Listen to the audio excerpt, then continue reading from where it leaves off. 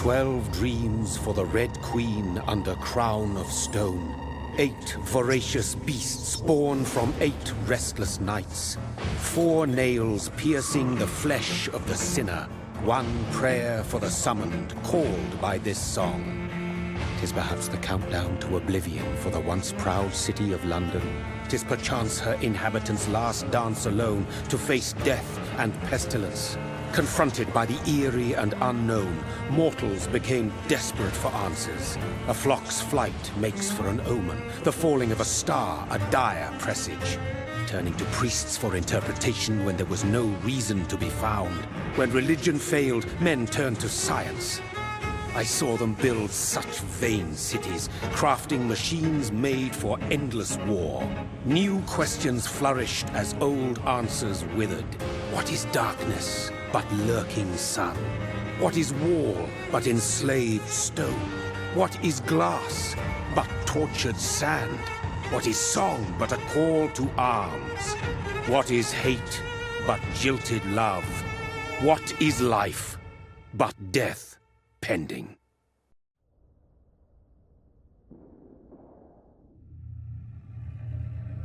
Death. Since the apple was plucked from the sacred tree, mortality was believed to be God's punishment, a righteous snare to keep mankind from ascending to the stars. They were all so wrong. Death is not a wicked thing, nor some holy retribution. A true punishment would be to never know its sweet kiss. Awaken from the harshness and be born once more.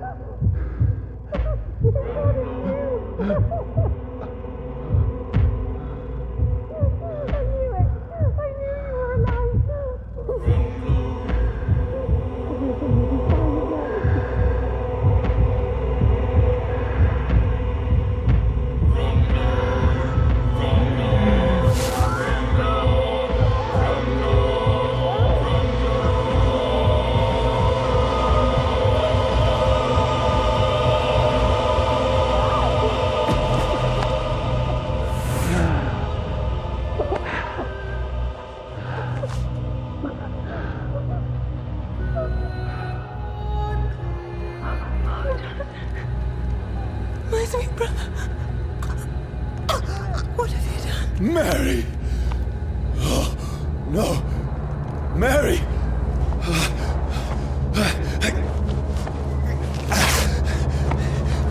Hold on! Please, hold on! Oh, God. Oh, no. Mary!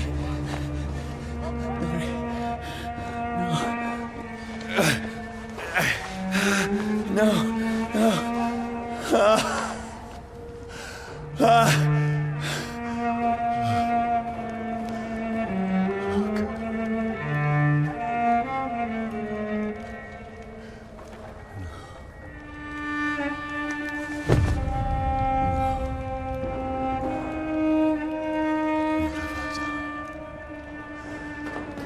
This horror. It's a nightmare.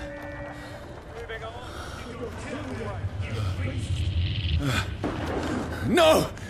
Please, a moment, let me explain!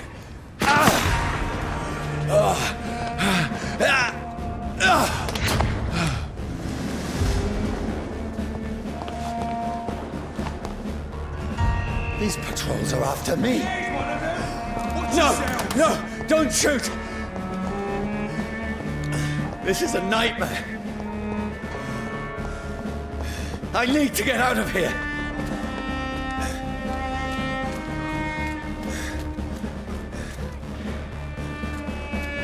This can't be happening. Over there! There's one of them! No, please, stop! I mean you no harm.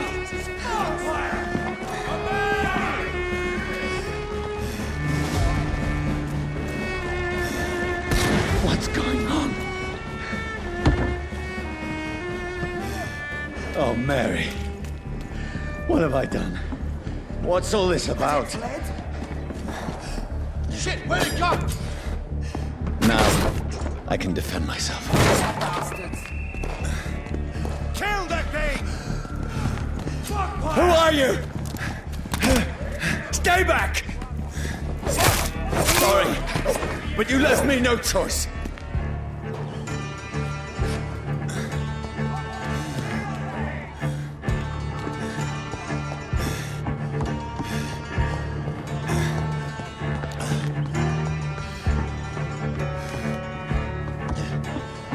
Who are you? Stupid beast! Sorry.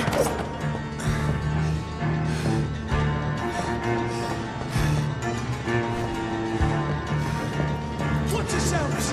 This one! No, please, stop! Let's see how it likes a bit of fire! Who are you? There's one of them! What do you want?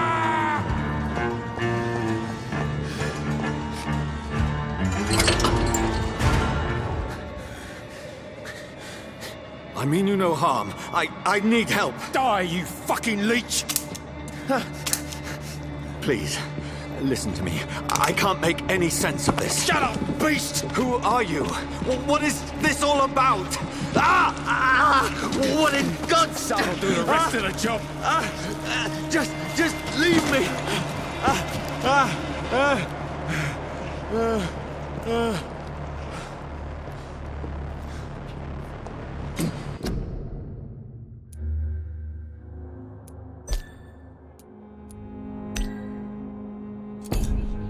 The sun. It feels like it's burning me to the bone.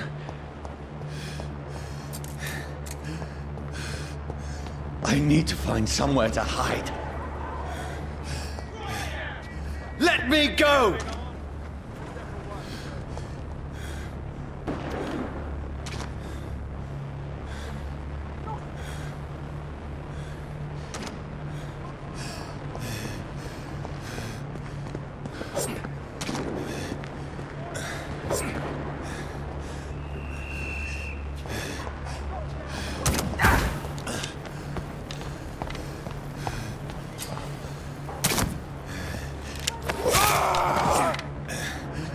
I need to find shelter.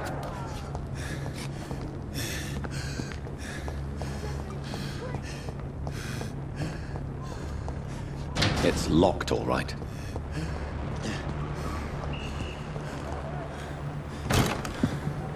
Is anybody there? What is this place?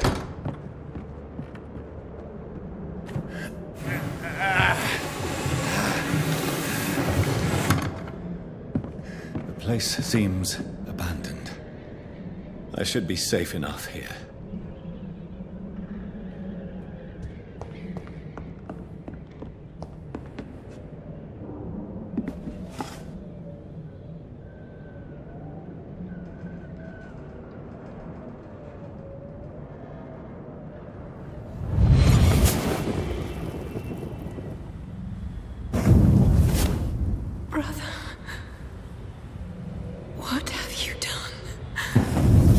Mary!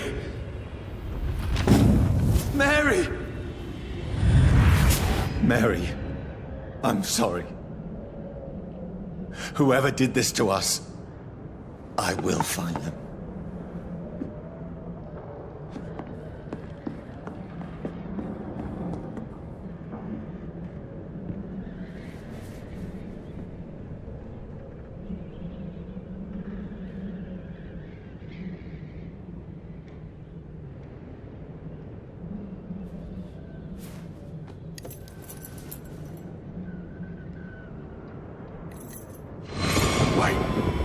This one's dressed up fancy. Let's run through his pockets. Picking the dead's pockets? Are you serious? I've still a rent to pay. He's got no more responsibilities. What's this? Gold watch. Beautiful it is. We fancy it and share the takings. I suppose we are undertakers. Now, give him an Eve.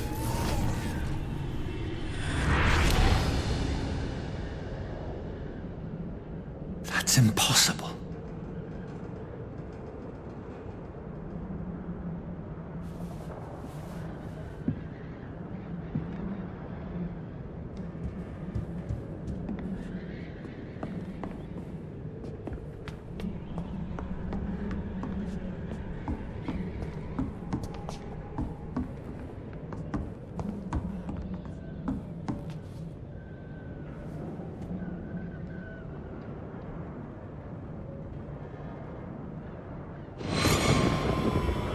Dreams for the Red Queen that sleeps under crown of stone, that she might linger longer, her eyes as white as wool. Who goes there?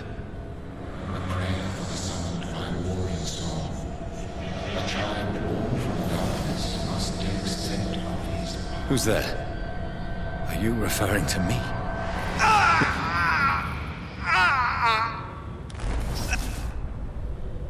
No! No! I still have so much to accomplish.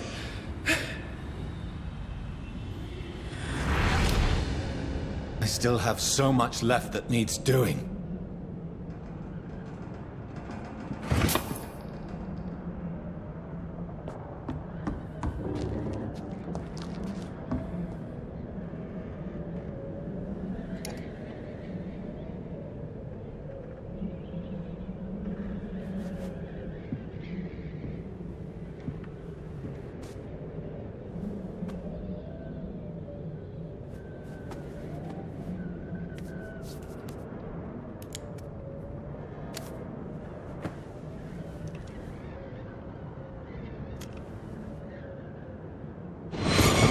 Johnny, this one's lost. We need to leave. And now! No! There's time. I can save him. That's the enemy coming! The orders are to evacuate the hospital! Done. He'll live. And now what? We fight. Killing is a hell of a lot easier than healing.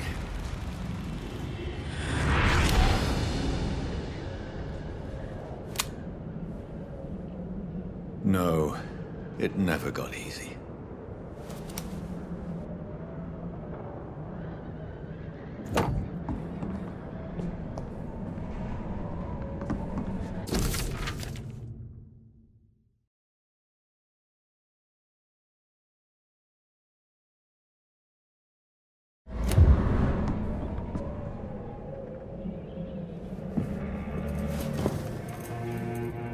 This makes no sense. None of it. No sense at all.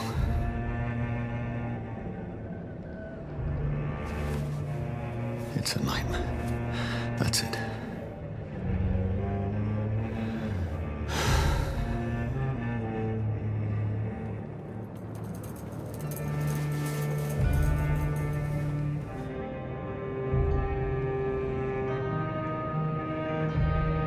So be it.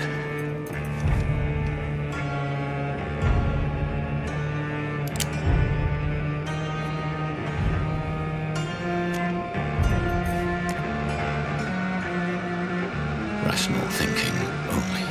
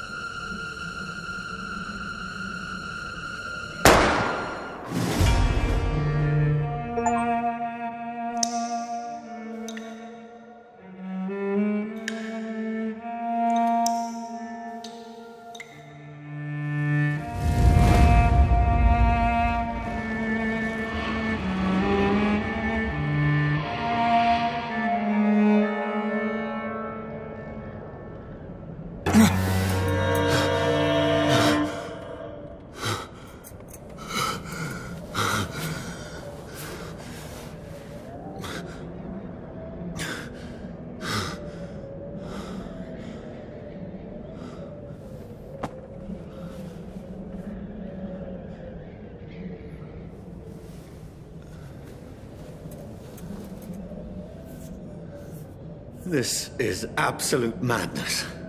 I've lost touch with the real. Madness it is, as mad as the moon, who tames blinding sunlight into a glowing reflection.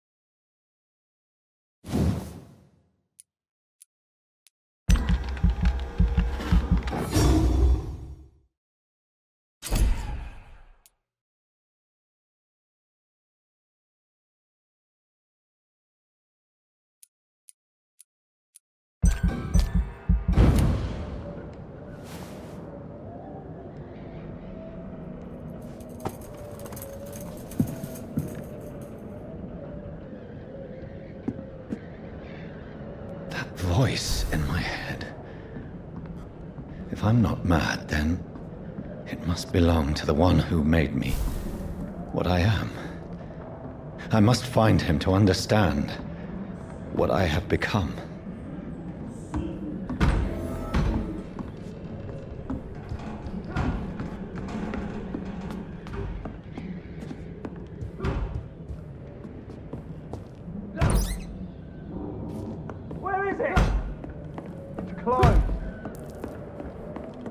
These people want me dead. I need to leave now.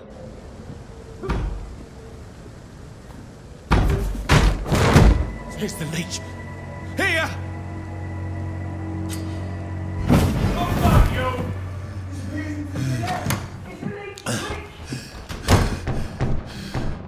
My head's spinning. Oi! Come out, you coward! Clever fucking bitch.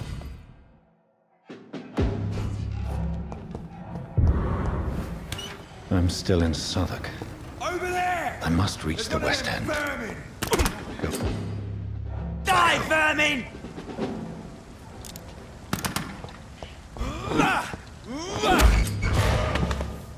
There's a strength I never knew I had. Stinks already.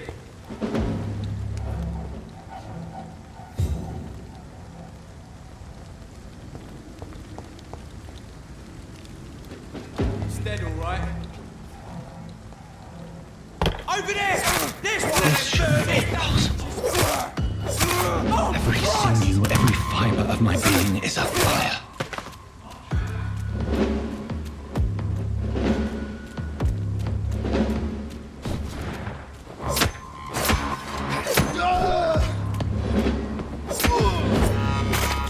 My strength, my reflexes. I'm not human anymore.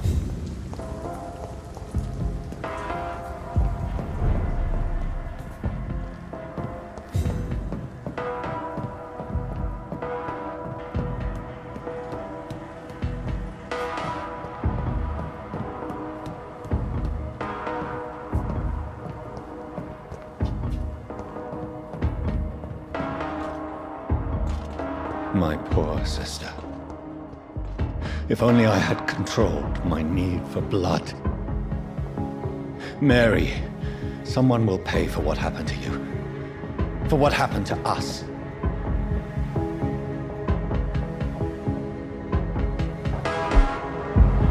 The dizziness from the jump. I can now control it.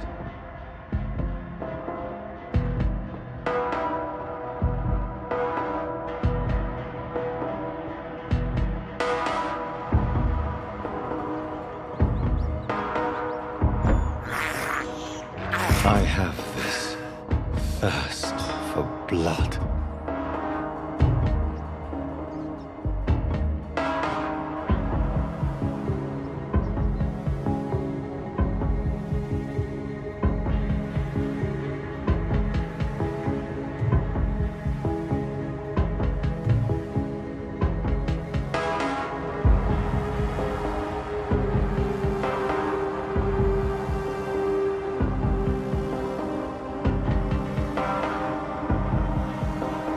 will London have to say to me?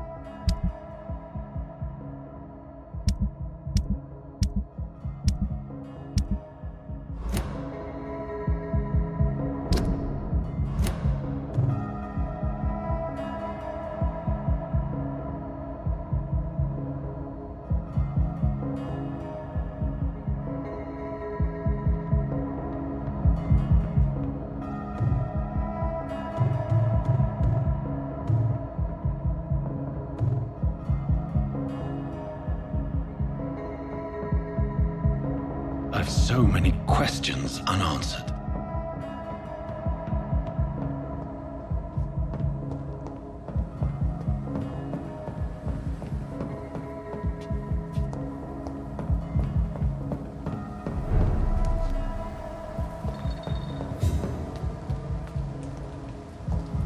Another corpse. Have the very streets of London become a mausoleum?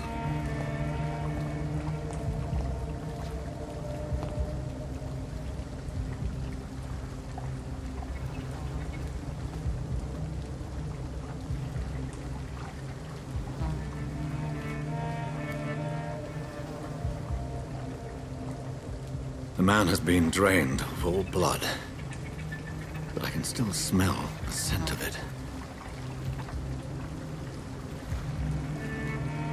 I follow the scent's trail. Perhaps it will lead me to my assailant.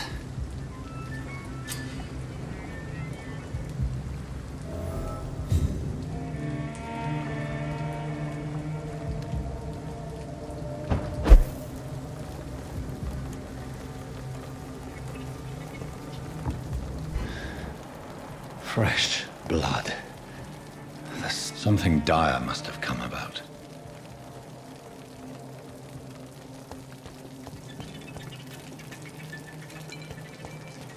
Where has everyone gone?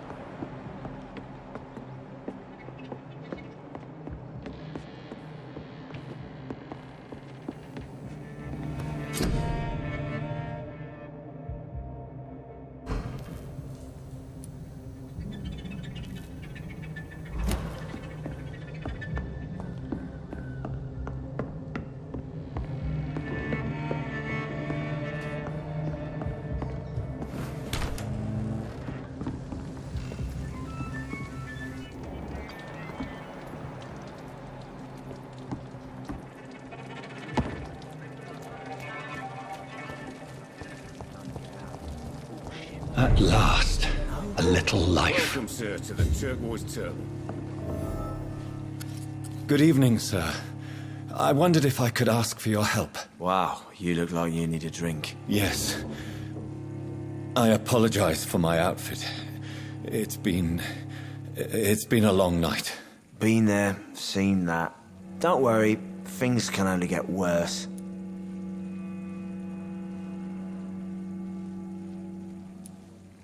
What's going on around here?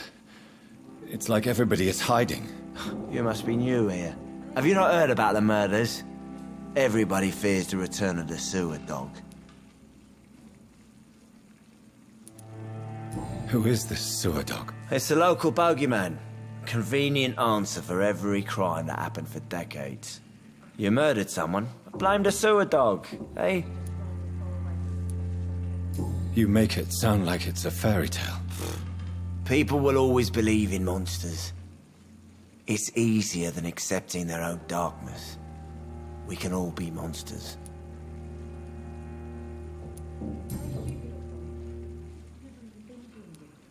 I'll leave you to your bottle then. My God, sir, you look like Jonah's whale just spat you out of hell. Can I get you a drink? No, thank you. I'm not thirsty. Well, grab a chair and get some rest. This is going to be another long night. I'm looking for someone who might have passed through here recently. Wondered if you might help. It's been quiet tonight. The only other person I've seen went straight up to his room. Thought it was kind of rude, actually. You mean he's still here? Well, yeah. He paid for the entire week. I need to meet this man. I have questions. Just climb the stairs and knock on the first door. I heard him open his window, so I guess he's still awake. And, Yes? no funny business. You hear me? This is a respectable establishment.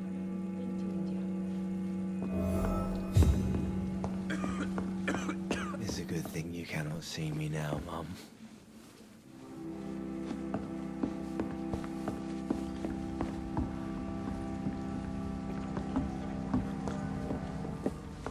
I think I'm losing my mind. I should just run as far away from this place as I can. Oh, this sort of mess would have given me a laugh.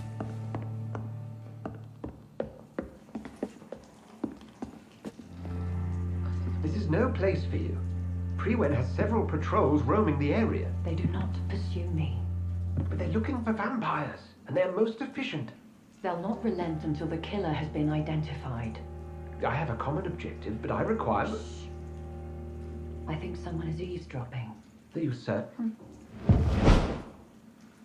You might as well come in, whoever you are. Slowly, vampire! Who are you? I mean you no harm. Saith the vampire. Present yourself! I need a word.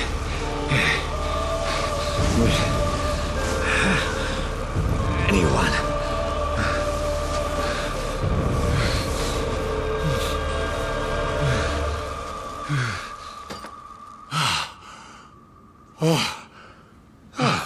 Well, that's something I can do for you.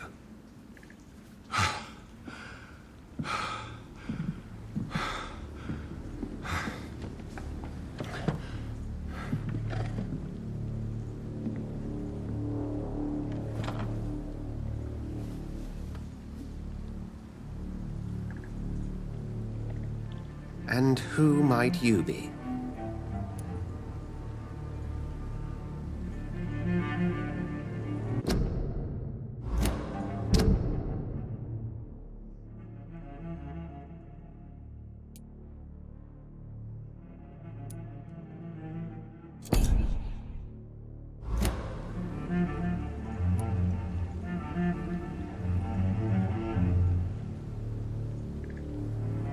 It's of no consequence who I am. But why you are here is certainly of consequence, don't you think? That's none of your concern. Sir, you have entered my room in the middle of the night, pale as a corpse and shaking like a tree. So please, Indulge me. Someone is molesting people. In fact, killing them. Biting them. The calling card of a vampire. Like you.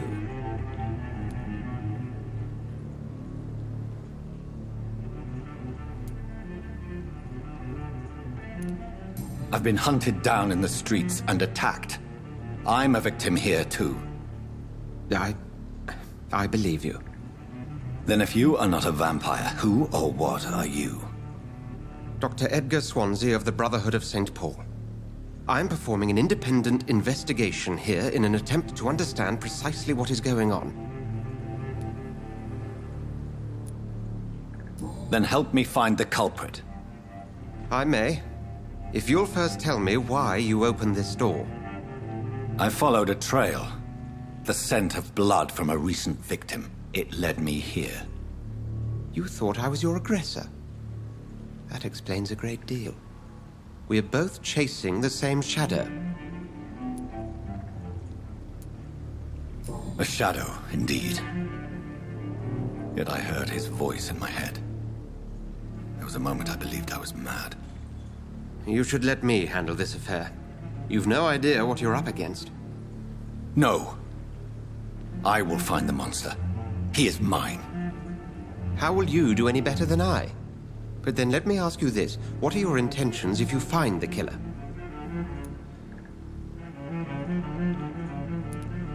I'll end him. Then I can only wish you good hunting. And pray we shall meet again.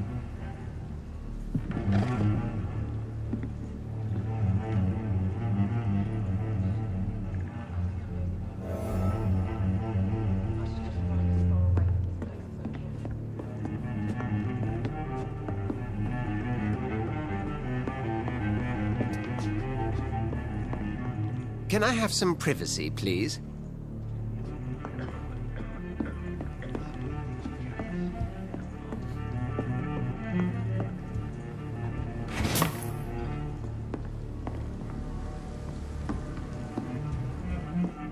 If Swansea is not my attacker, it means somebody else came here tonight. Damn it. Didn't deserve Someone must know something. Welcome back. Did you find what you were after? I can't say I have. Are you sure no one else came into your bar before I arrived? Hey, I told you, you were the only other stranger I've had. I think you're hiding something from me. I hide many things from many people, sir. That's what my job's about.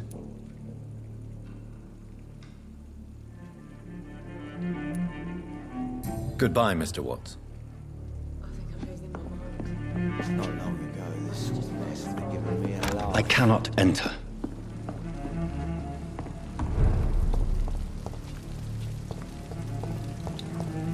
I will get to the bottom of this intrigue. What's been done to me, to this city. I think you cannot see me now, Mum. Evening, sir. Can I help you? I have a few questions for you. Well, if you must. I spoke to Dr. Swansea. He's not the man I'm looking for. Now, I want the truth. The truth? What do you mean? I suspect that someone else was here tonight, and I don't think Tom wants to tell me about it. I'm just the barmaid here, okay? If Tom says you're the only visitor we had, then you're the only visitor we had. I can feel your fear, madam. Please, tell me what's going on. It's Will. William Bishop. He came in here earlier tonight and he... Well, I thought he was going to clock someone. Tell me about this William Bishop. Will was a sailor who worked at the canning factory before he lost that job.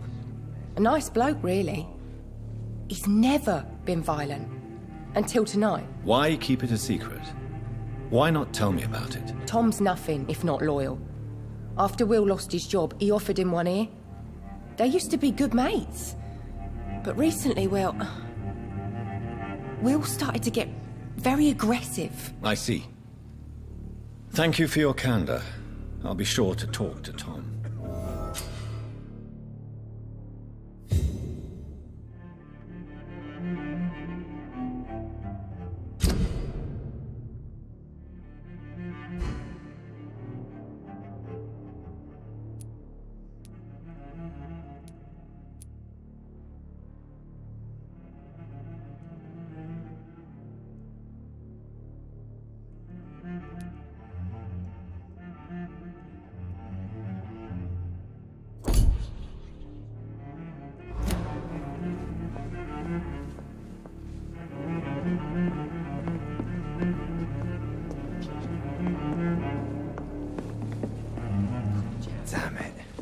think drink no longer stirs me.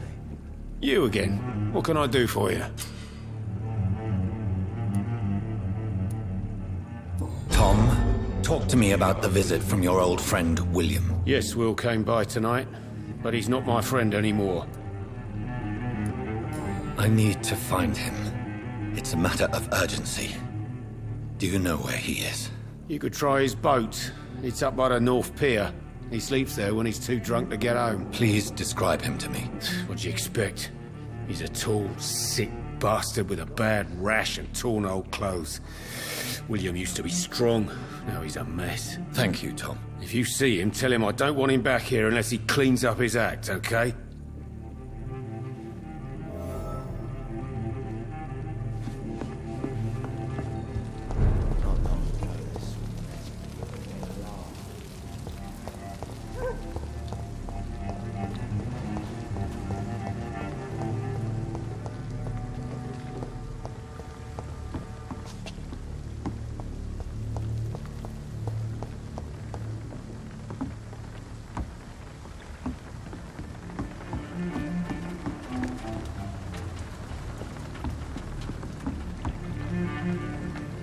The body is still warm. This man has just been drained of blood.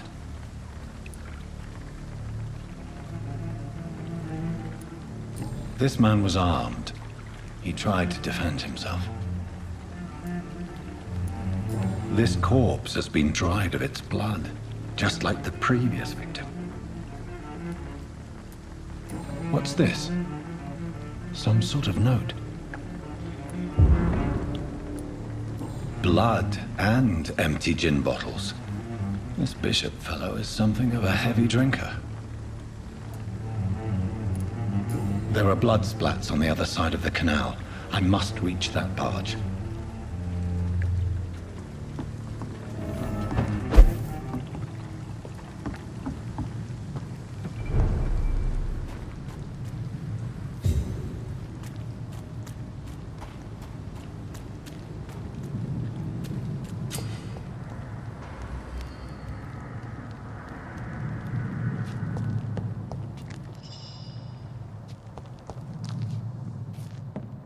Over there!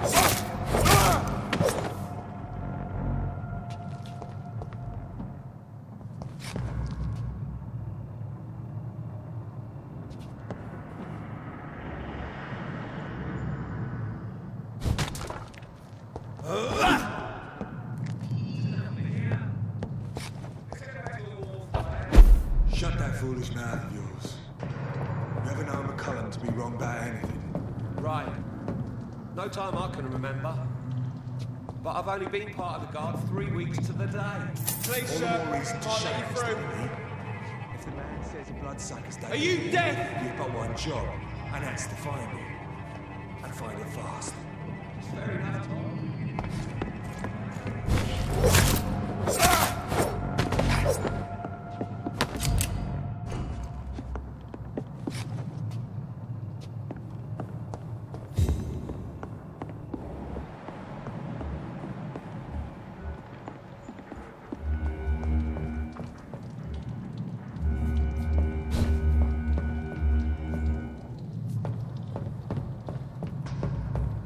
It's locked.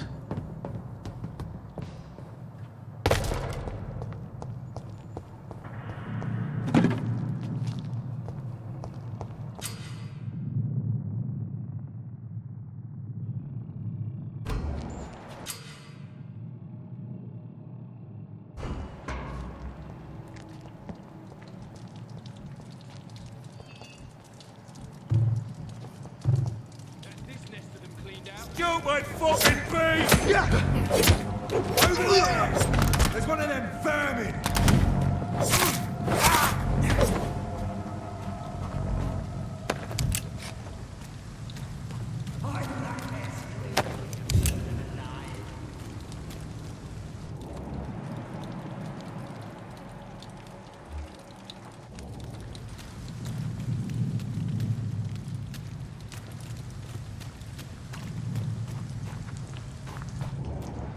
We won't see any of these bastards back here again. Stay away! Steady, boys!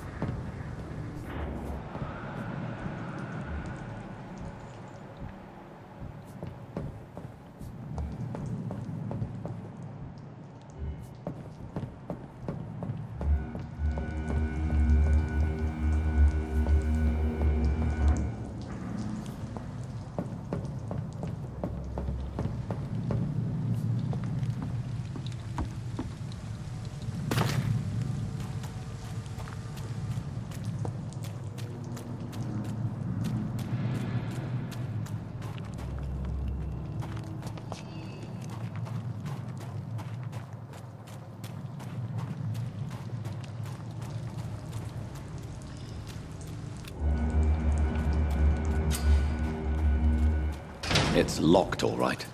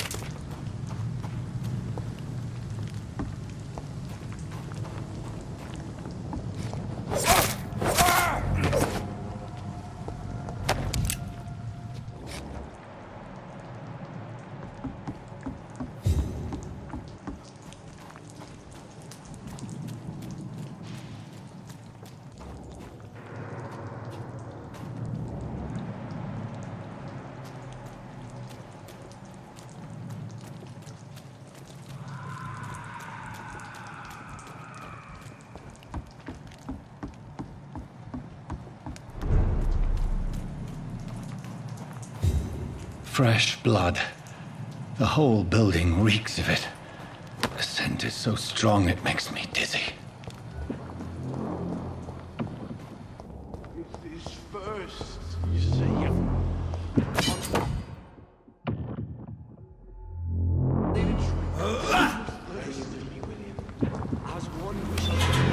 This place reeks of bloodshed. Outside tonight already, and it did not quench my thirst.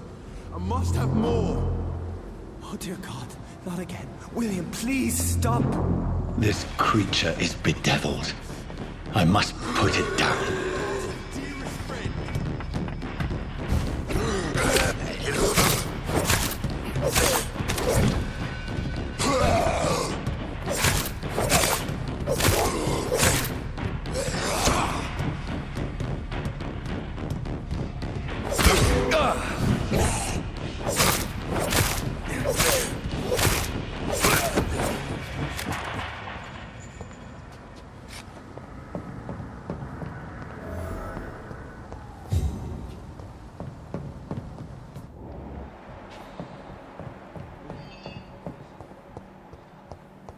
It's locked.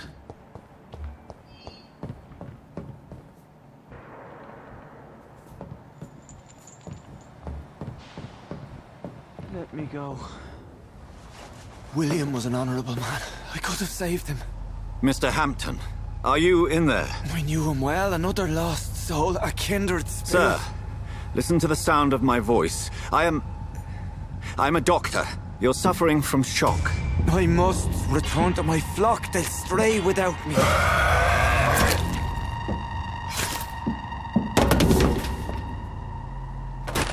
Remember, certain skulls are every bit as resistant as we are. Who are you? What do you mean by skull? You truly are a newborn. I should have realized. Wait. You are the woman from the bar. Are you... like me? Can you help me? I believe, sir, I already have.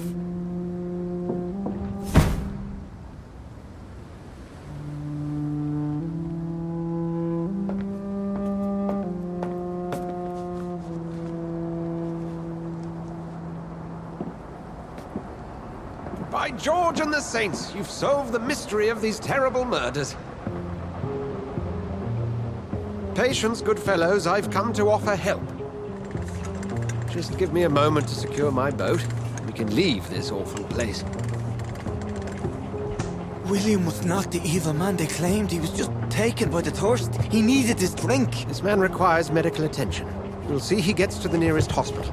No, please, I must tend to my fold. My flock needs me. There, sir. Go with the good Dr. Swansea. He's resourceful, and I'm sure he'll take good care of you. You'd best come as well. The sun is soon to rise, and you'll need a place to rest. I just need a moment. If I can learn something about what has happened to William, I'll be a step closer to understanding what happened to me.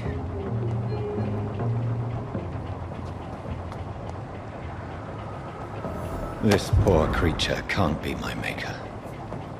Could it be some subspecies of vampire? I must find a place to analyze the blood.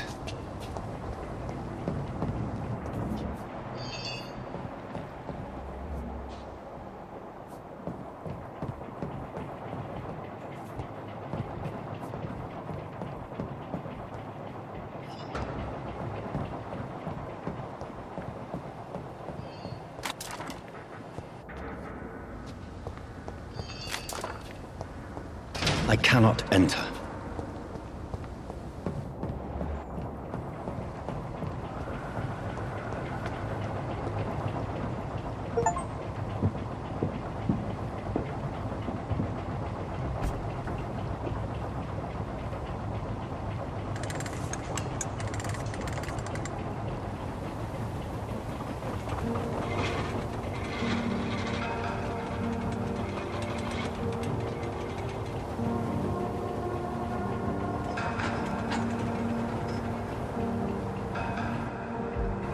Where are we headed? We're on our way to the Pembroke Hospital. It's just across the canal. They'll have a bed for poor Mr. Hampton. William was... what manner of creature was he? Predator, prey, villain, and victim. Who can say? The important thing is that he's been stopped. Duly noted. And the woman? What... who is she? What woman? Oh, don't play me for a fool. You used me to locate that skull. You must know who she is. And I thought you a gentleman. You shouldn't talk about a lady behind her back, but I will tell you she values her privacy. Were London as peaceful as she appears from the middle of the canal? If only that were the reality of the situation. To be honest, I've always tried to avoid this part of town. Pembroke Hospital is the last bastion between the rest of London and the epidemic. The flu has decimated the East End and the war still rages. Welcome to the front lines of a plague. This is where you work, Dr. Swansea? I am the administrator of Pembroke Hospital. I thought you were here in service of your mysterious order, the Brotherhood of... Of St. Paul's Stole, yes. But first and foremost, I'm a man of science. A physician, like yourself, Dr. Reid. How do you know who I am? No need for modesty. You are Dr. Jonathan Reid, a surgeon of some caliber and renown, if I'm not mistaken. You are correct, sir. I knew it. I had my suspicions. But when you took the blood sample from the corpse of poor William, I was certain. Dr. Reid. Marvelous. Have we met? I attended 3 of your seminars before the war. I have the utmost admiration for your research. And what a turn of fate. England's most esteemed blood specialist returns to London a vampire. That word again, from a so-called man of science. I understand. Traditionally, the role of science is to refute myth, but when myth walks among us, the Brotherhood of St. Paul has dedicated its purpose to their study. There's so much for you to learn. Of that, you are right. Well, then let me be blunt. Join my staff at Pembroke Hospital. As a physician. I suspect you'll not find a better post of employment to contemplate your predicament. This is sudden. I was returning home to see my sickly mother. But alas, that was before contracting this affliction. Dr. Reid, take a moment to consider. The post would be for the night shift, providing a good explanation for your absence during daylight hours. You'll be adequately reimbursed and have a place to hide. I even had the forethought to bring some clean clothes. So, what do you say? It seems I have little choice, but yours is a generous offer, so I thank you. Brilliant! Oh, Jonathan, this is one for the book, and the beginning of a beautiful friendship.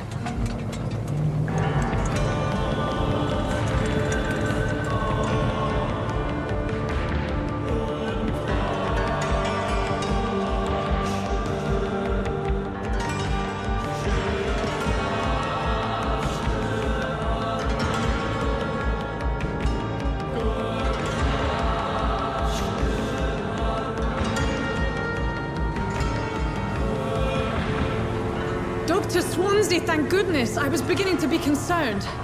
Worry no more, Nurse Crane, for I bring good news. Oh, Doctor, what a night. We lost 2 more patients. Nurse Scow said she couldn't take it anymore and resigned. Yes, well, I'll make a new rota in the morning. In the meantime, find a good bed for Mr. Hampton. Be sure to pay attention to his needs. Of course, Doctor. Oh, and Dorothy? Yes, Doctor? Dr. Reid here has just returned from the front. He served King and Country and will be joining us here at Pembroke. We're very lucky to have gained a surgeon of his talent, and one so experienced in blood transfusions. That is good news indeed, Doctor. Oh, yes.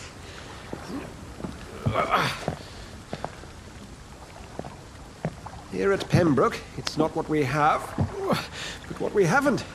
It's only thanks to Nurse Crane and the staff that our ship is in sync. If you have any questions, just ask her. Duly noted. Thank you. Your assistance is required, Dr. Swansea, immediately. Welcome aboard, Jonathan. We'll catch up after my rounds. Coming, Nurse Crane. I'm coming.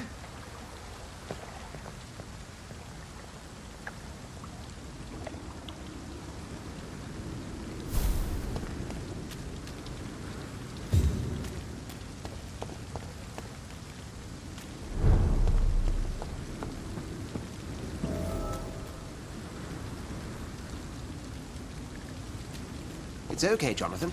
I'll see you later. Come on, you bastard! You can do better than that! Nah, it's my turn!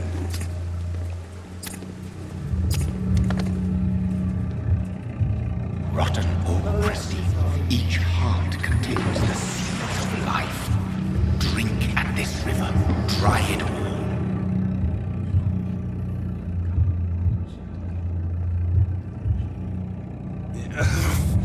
Oh, come on, you bastard! I won't bite! Sir, please. You've lost too much blood. Calm yourself. You think I didn't notice? Stop your staring and get me to an hospital, you arse!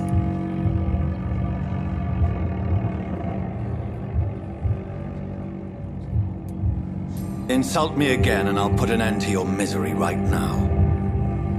Alright, sorry. I am in pain here. Me guts are spilling out onto the street and you're yabbering on. Yes.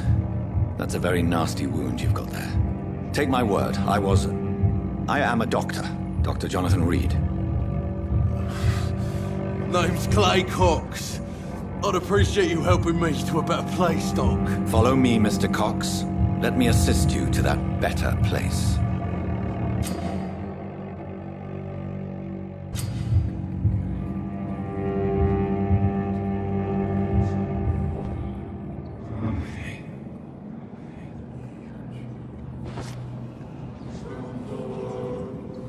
Bring this fading light into the shadows.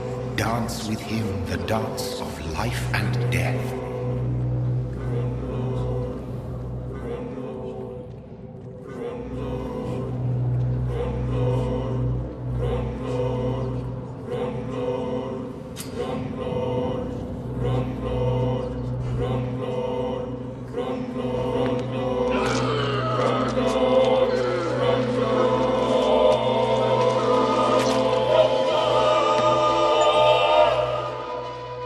In the back, you bastard!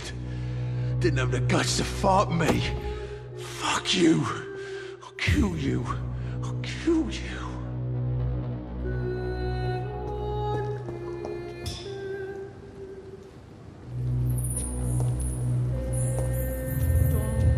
To taste a life, to embrace its most intimate secrets. Such a burden, such a divine sin.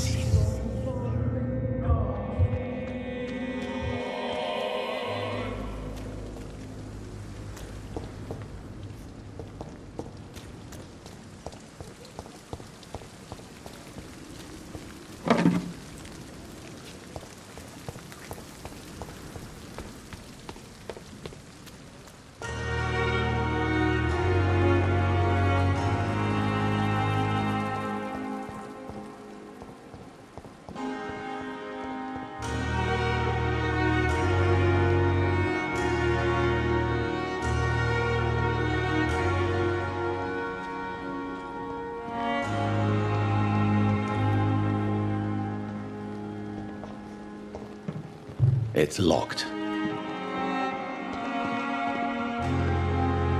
It's locked.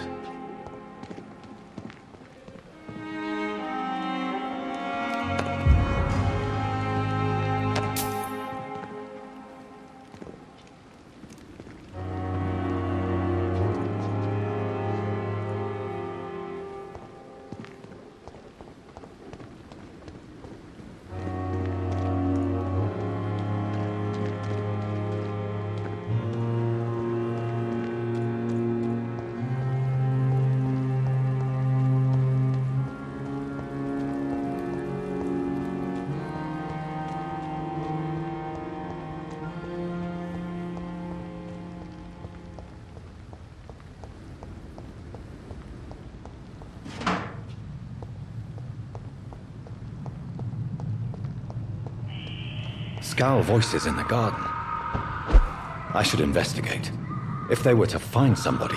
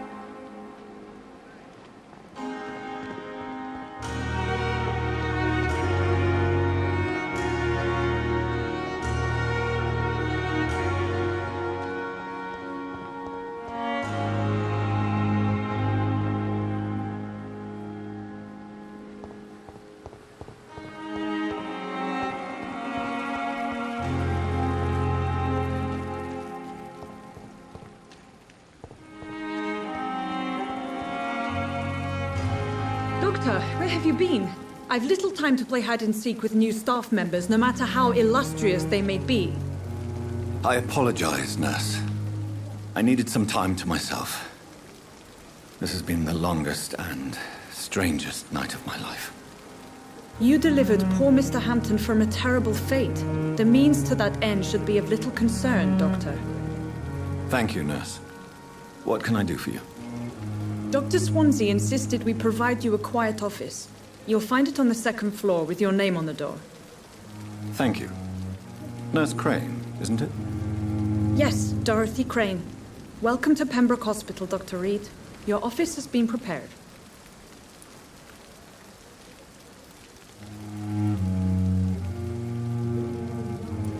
I would like to ask a few questions first.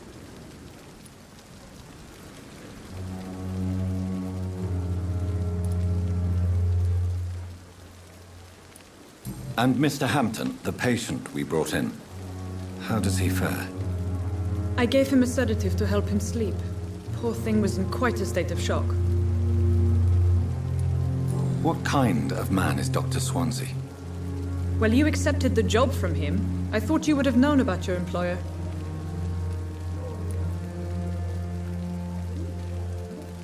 Apologies, I've only just met him the once. This is sudden. I've only just returned to England. Dr. Swansea is a brilliant surgeon and the most compassionate physician. It's right to assume Dr. Swansea knows far more about me than I do about him. You'll get to know him soon enough, and better than me. The administrator has better things to do than mix with us. If you could point me in the direction of my room again, nurse. Second floor of the hospital, left after the stairs. It's the last vacant office at the end of the corridor. Thank you, Nurse Crane.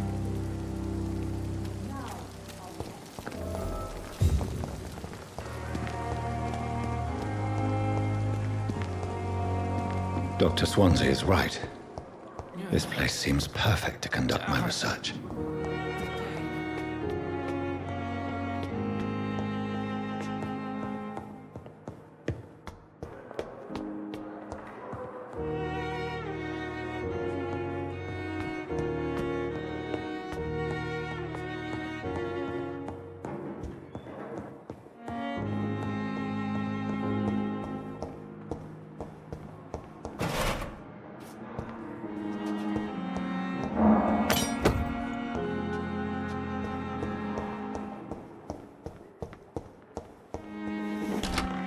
This must be the place.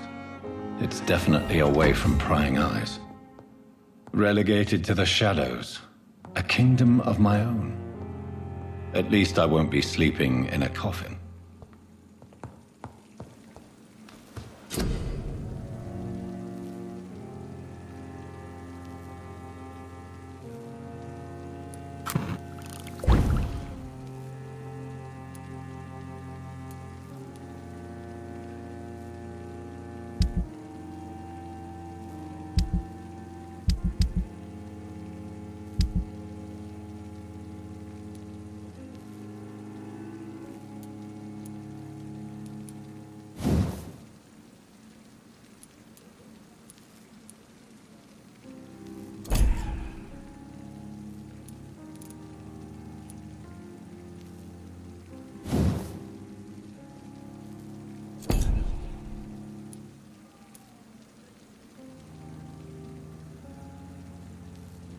William Bishop's blood is much more unstable than human blood and shows extent. The sun is about to rise.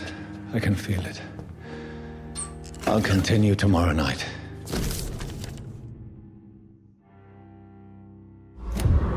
I have so much time now.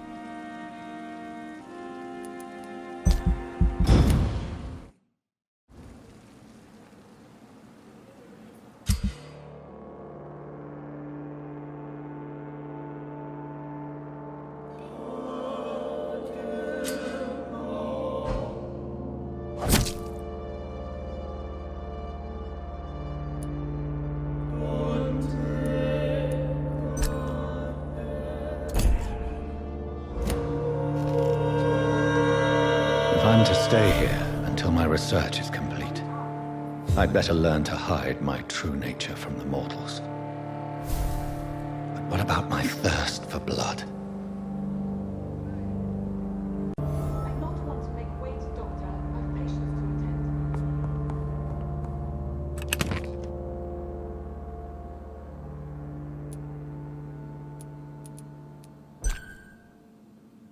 Hurry now, Doctor. It's freezing here.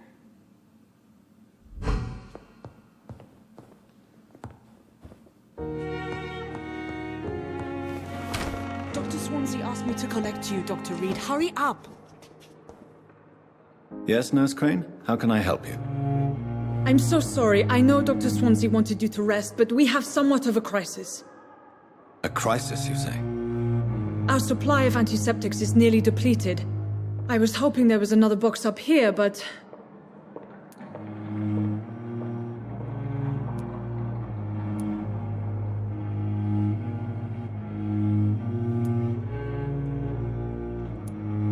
What type of hospital are you running? No antiseptics? You have been away too long, Doctor. With the war and now this epidemic, supplies have been running scarce for months now. I may have a solution. In France, during the war, drugs shortage was a daily problem, and we had to use our wits to overcome the shortages. However do you mean? If combined correctly, certain household chemical products can be used in a pinch instead. Now, where's the hospital storeroom? The storeroom? Fat chance. This is the Pembroke, and space is luxury we don't have. Everything used to be stored in the old morgue. Perhaps I should look there first. Where is this morgue? It's the large building behind the hospital. You'll need to go in the back door because it's been sealed off for sanitary reasons. Take this key. It opens a small back entrance at the end of a narrow street. The abandoned morgue behind the hospital. A small door at the end of a narrow street. On my way then. Thank you, nurse.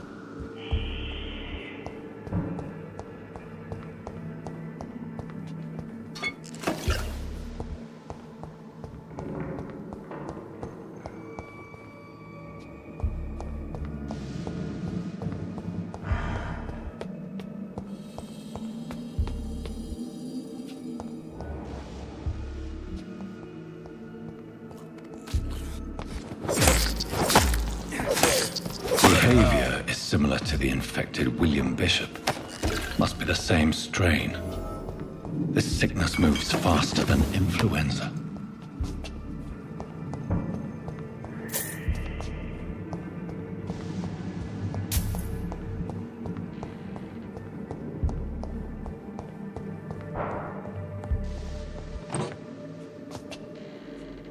This key will surely grant me access to the basement.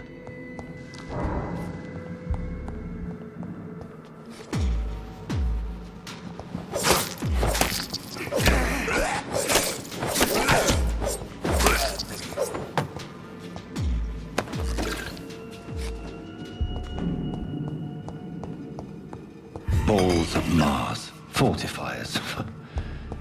As popular as they are ineffective. But they do contain iron tartrate, and that might prove itself useful.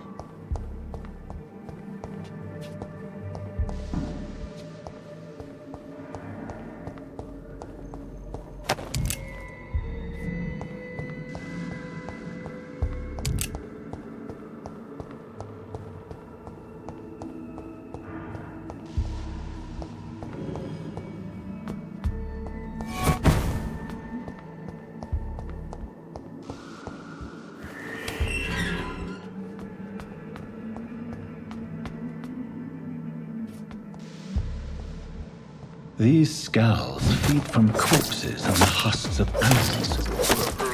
They're not after blood.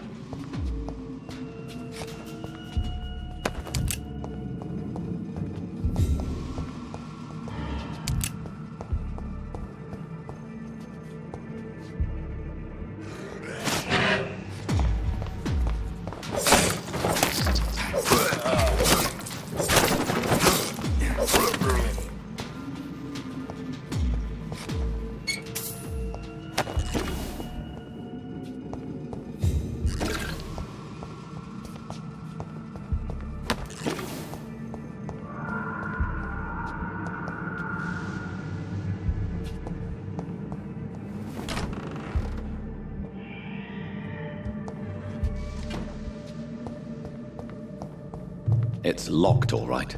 It's locked, all right. It's locked.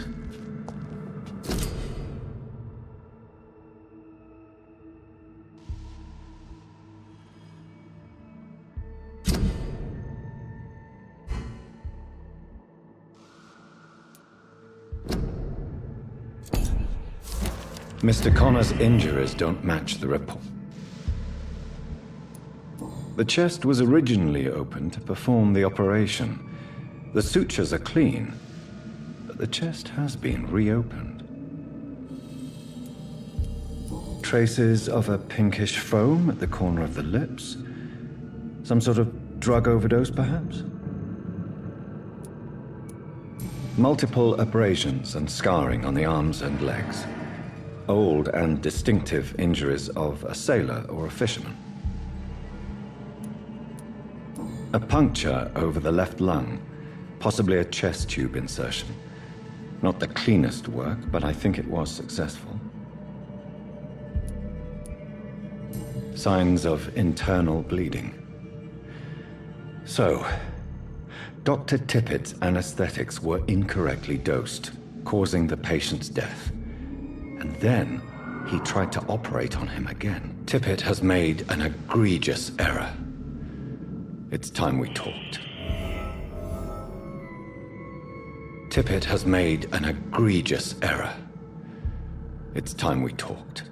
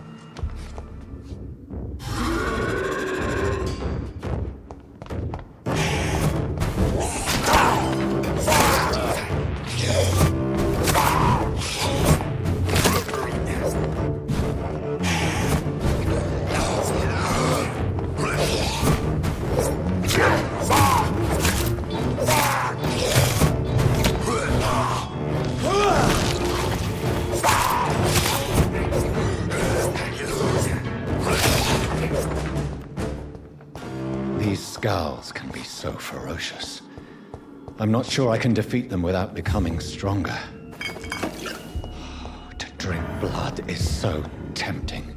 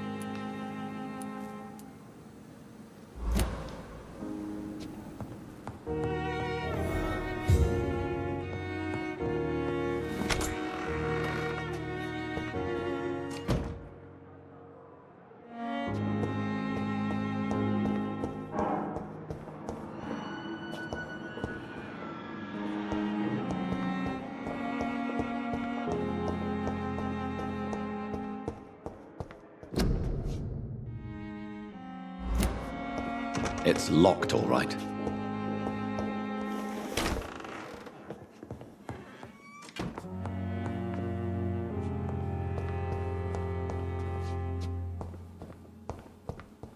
The flower's dying.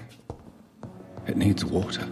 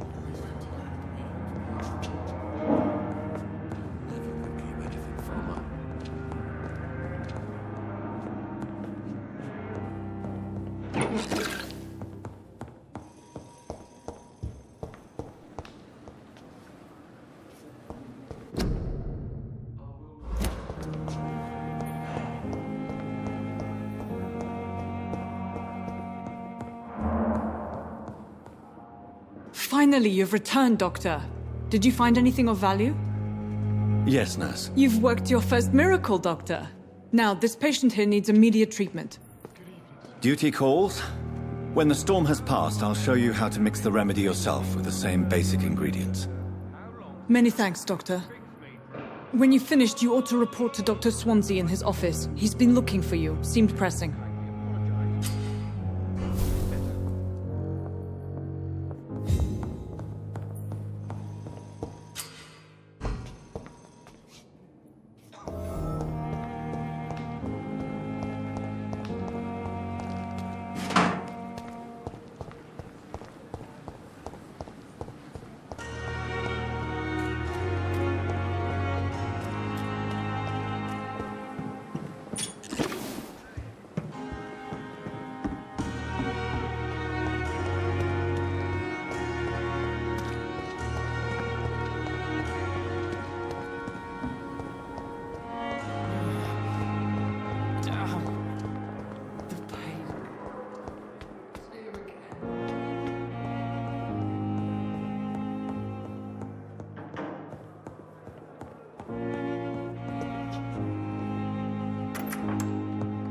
Please, Jonathan, come in. Fascinating, is it not? In the last decade, so many mysteries have been brought to light with our microscopes. The human body, biology's penultimate frontier. The more we explore its boundaries, the less we're able to trace a clear line between life and death. You, my friend, have a foot in both countries. The view must be vertiginous. It's at least as vertiginous as chatting about vampires with you, I would say. This must be all so new to you. This area of town, the hospital, a brand new life.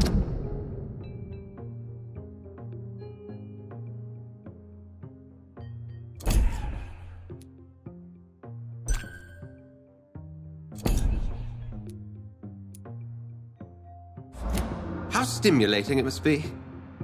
I wish I could share your enthusiasm, Dr. Swansea, but my condition defies scientific categorization. Undead? Unalive? Immortality defies logic. I cannot express my thrill at this serendipitous turn of events. The world's most eminent specialist in blood transfusions, a vampire. One might say a gift from heaven.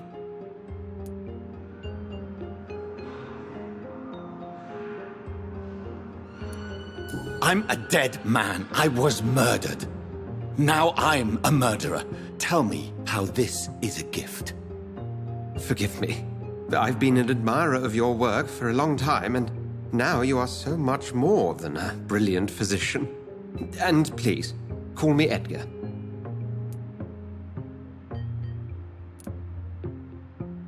There is no need to apologize, Edgar. You offered me sanctuary when I had none. Very well. I have a task for you, Jonathan. Something that will require all your newfound skills. Please, go on. The Pembroke only survives through the generosity of our benefactors. Unfortunately, our main donor has found herself in a bit of a bind. Now, if you could help her out... A spokesman or politician is what you need. That's not my calling. And until I come to understand what has happened to me, I require discretion. Discretion is in order, Jonathan. Lady Ashbury has recently received rather indelicate correspondence that, if revealed, would jeopardize her position. And you would like me to eradicate this threat? By the stole, of course not. I would just like you to pay her a visit. Her ladyship is certainly near the tents outside, tending the sick. You can't miss her. Look for someone impossibly delicate. Accepted. I'll see what kind of trouble Lady Ashbury is in.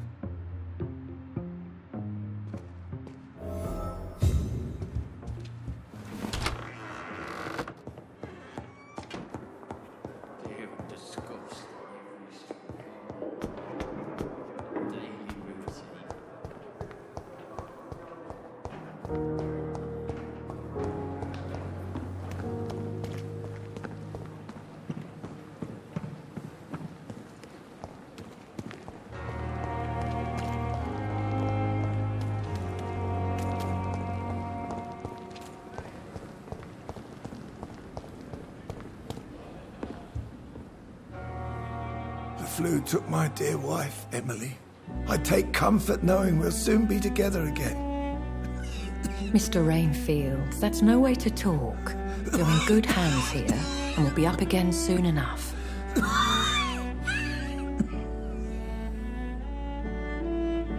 Now do me a kindness and get some sleep.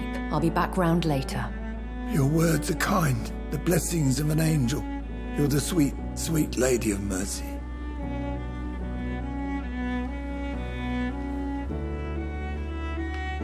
Good evening, Dr. Reid. It's a pleasure to see you again. You seem surprised. Dr. Swansea has brought me up to speed concerning your recent appointment to Pembroke Hospital. You're a the lady who saved me that night, before vanishing into thin air. I remember you from the pub with Dr. Swansea. Indeed. Allow me to introduce myself formally this time. My name is Lady Ashbury. I remember you well, in spite of the brevity of our encounter.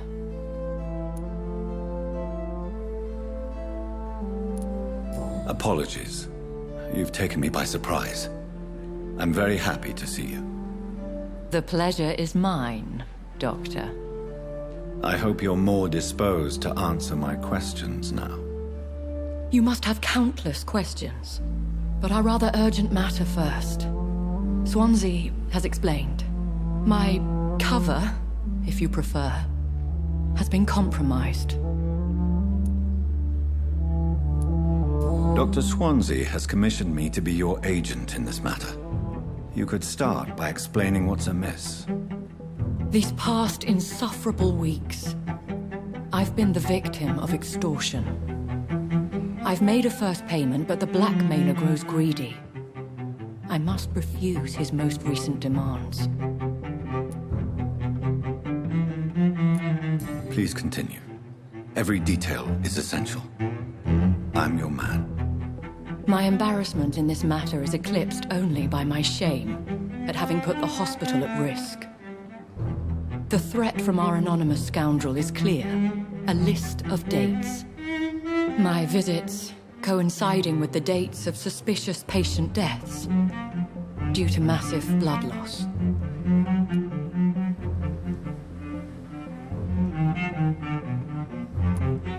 I'll take care of it. Do you know where I should start? If that was the case, I'd settle the matter myself. You could talk to our local gossip, Harriet Jones. Not a pin drops here without her hearing about it. I'll meet that woman now. My life as others know, is in your hands, Dr. Reid. I'm sure of your discretion, but I do fear your powers of persuasion will be put to the test. When this is resolved, I'll be your obligé. I'll answer all questions in regards of your condition.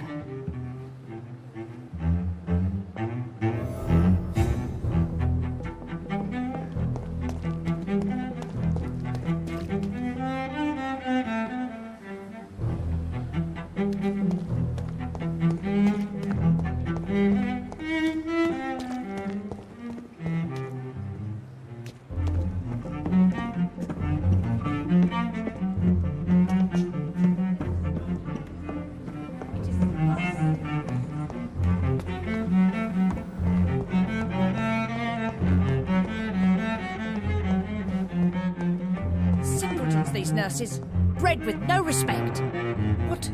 What is this? Who are you? Get out of my room. There's no need for alarm, madam. I'm Dr. Reid, the new surgeon. Preposterous. Dr. Reid, you say? I don't want some bumbling intern. Where's Dr. Swansea?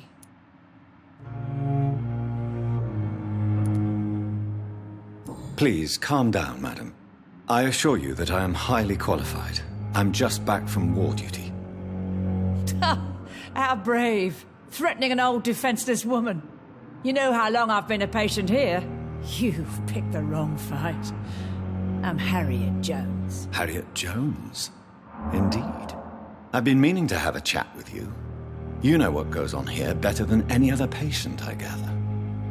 Oh, better than any patient, nurse or doctor. I've seen so many vile undertakings. I heard there have been some despicable goings-on. Was there a case of blackmail? Blackmail? Wait. You're investigating something. This isn't a social call. One of those incompetent cunts slit a poor sod's vein.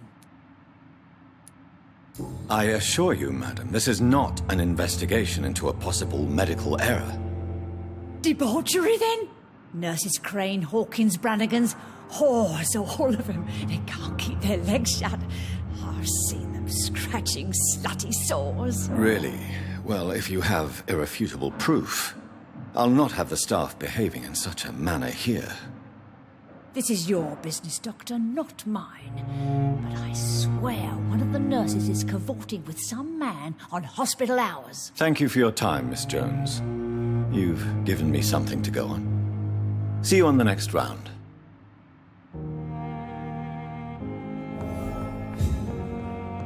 The patients and staff might know something. I'll start my investigation with them.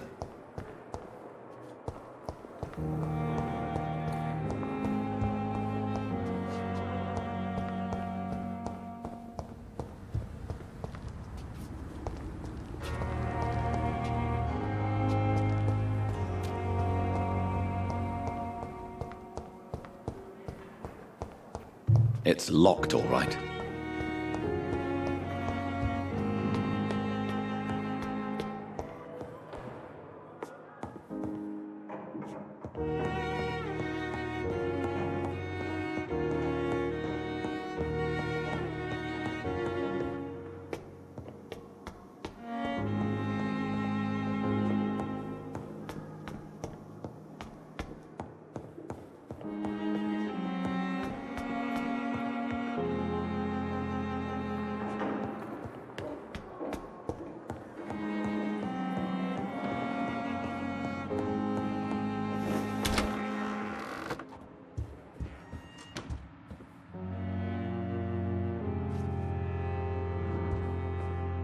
Do you need something, Jonathan?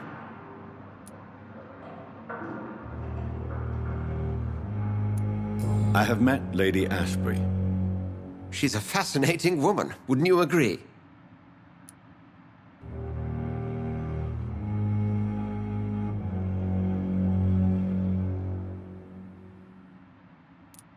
She told me you've been doing all in your power to cure her addiction for blood.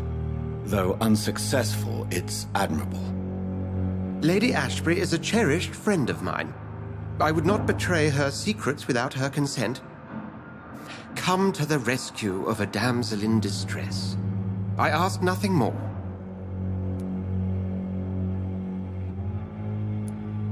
The matter of Lady Ashbury's blackmailer. Oh, I know too much about this matter already. I'm confident in trusting the interests and reputation of both the hospital and Our Lady into your able hands. I have just a few questions. Then ask away. I'm at your service, Doctor.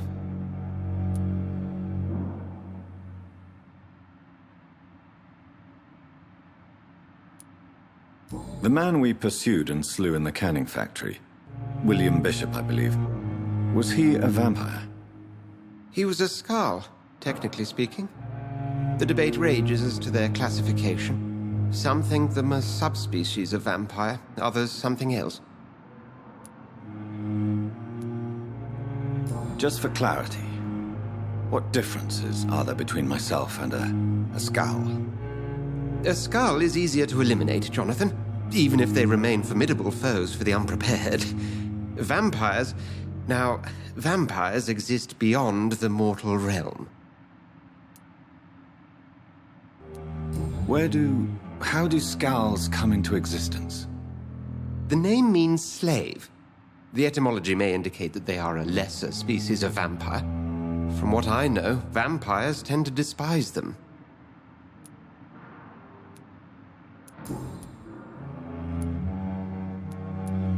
Since I'm the one working for you, what should I know about Pembroke Hospital? Well, for many years, we have been the only medical facility in this part of town that people can rely on. We support the community here, as well as provide health care.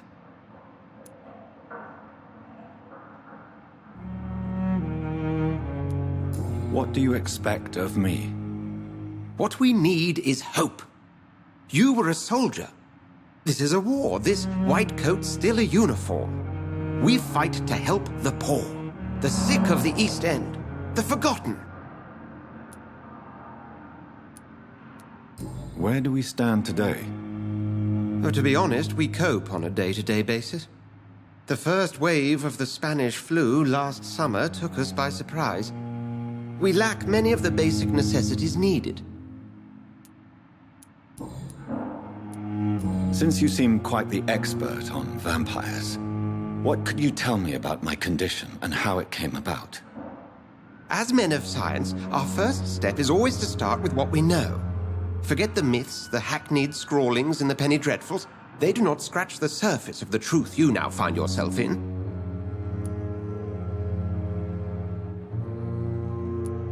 The sun. The morning following my transformation. Its rays burned me. There was pain, smoke, and my skin blackened. You will find there is very little that can kill a vampire, my friend. You have been offered relative immortality. The sun will most certainly hurt you, leaving you weakened and damaged, but it will not destroy you. Must I take a life to live?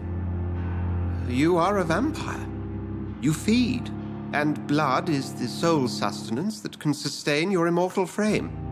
And only a living creature contains the nourishment you require. You mentioned something about a secret society. A brotherhood, if I recall. Could you elaborate? Certainly.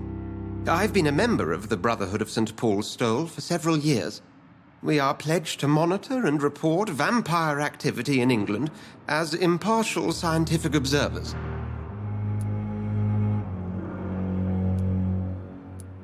That explains your nightly wanderings about the docks and the questions you ask. I feel it wasn't mere coincidence that led us to that part of town. There was something as yet unseen that set those chain of events in motion. Yet you don't fear me. And still, you know the monster that lurks beneath the civilized surface. The Brotherhood has studied your kind for centuries. We believe you are as supernatural as a lion is to a gazelle. We'll see each other again soon, Edgar.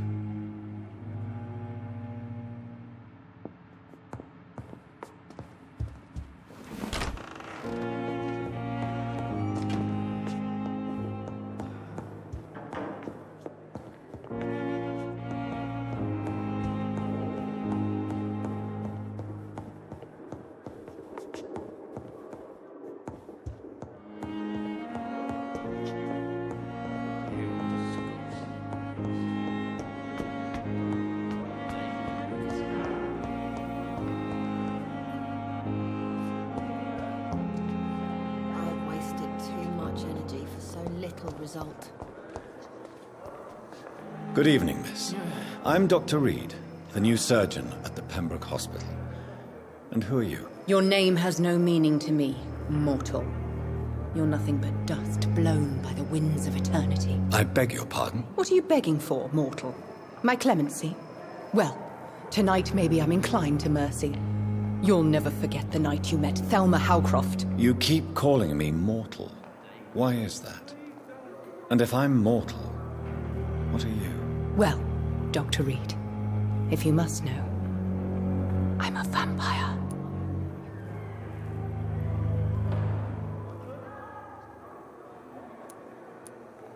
Have you heard of any blackmailing going on within these walls? I have no time for mortal games. My secrets are beyond their comprehension, Dr. Reid. Who are you really, Miss Howcroft? I mean, apart from being a vampire. Is that not enough for you, puny mortal? What do you require? Proof of my powers? I'm curious to know who you were before becoming a vampire. No, it's such a long time ago, I don't remember. Centuries of unholy life can have strange effects on one's minds, you see? I'll leave you, Mistress of the Dark, to your nocturnal activities. Good evening, Miss Howcroft. How are you tonight? I need blood, Doctor. Warm, rich, vibrant blood. And why do you believe you're a vampire? I don't need to believe anything. It is what I am.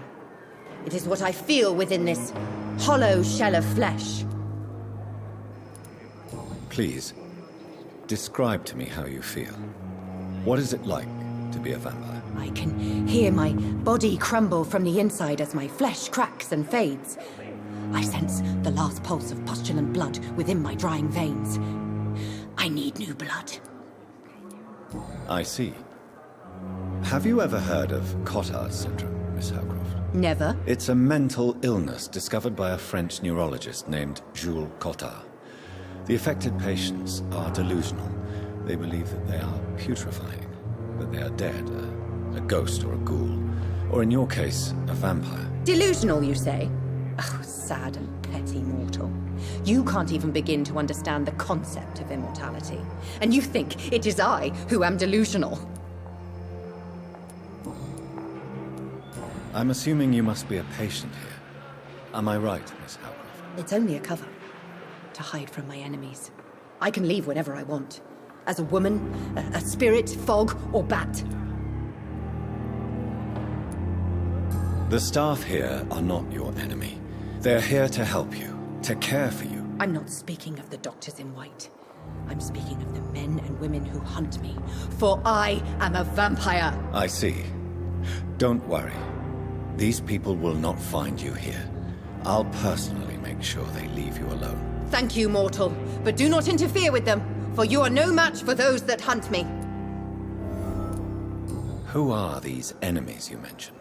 Can you describe them? I cannot say for sure. But I sense their eyes on me from nearby. I feel them watching me every... I'll leave you, Mistress of the Dark, to your nocturnal activities.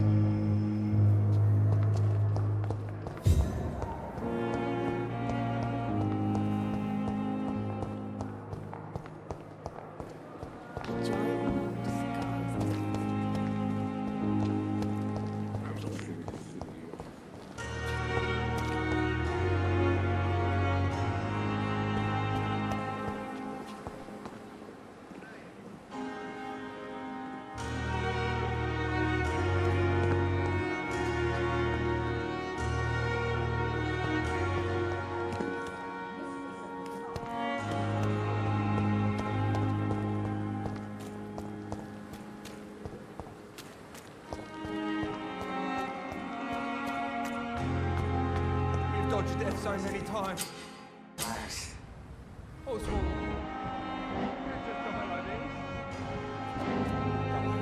We're safe.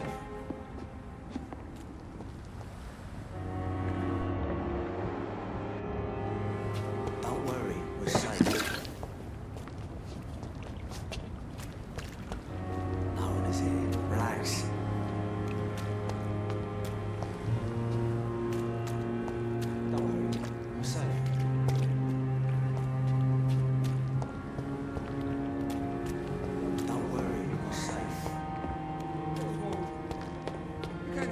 know this?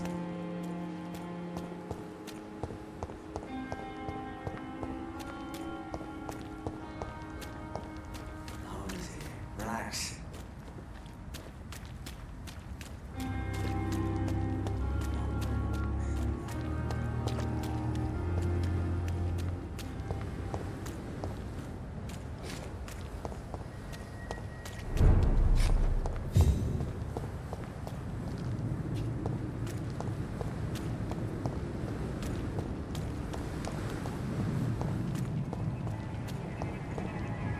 This one's mine! She's done for! It's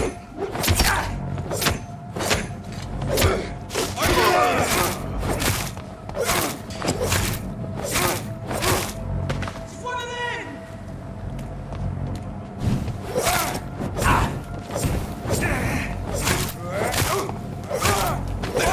I'll take his head!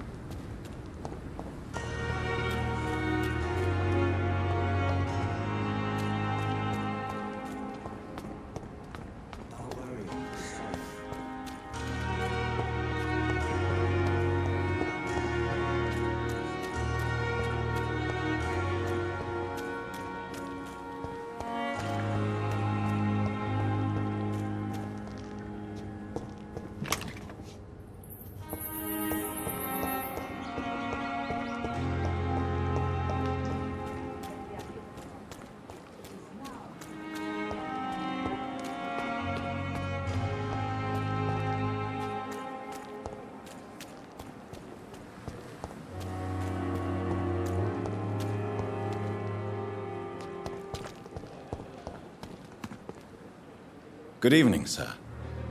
I'm Dr. Jonathan Reid. I'm new here. I've already heard about you, Dr. Reid. I'm Milton Hooks, the ambulance driver for this shithole of a hospital. That's quite a blunt introduction, Mr. Hooks. You can call me Milton. I like to speak my mind, Dr. Reid. Perk of the job. Don't judge me, and I won't judge you. I'm not sure I understand what you're talking about. Well, I'm no doctor, but I'm pretty sure a gun can't be used as a surgical instrument. You have a keen eye. I learned to shoot during the war, and have carried one ever since. Old habits die hard. No need to explain, Dr. Reid. And if you ever need a better gun, remember, I may have something for you.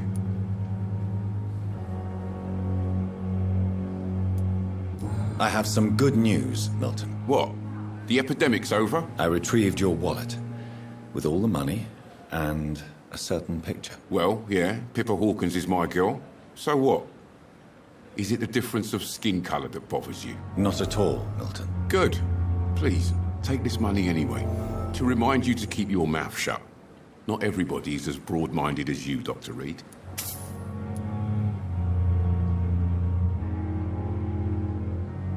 I'd like to see your goods. Wise choice, Dr. Reid. A reliable gun is what everybody needs these days.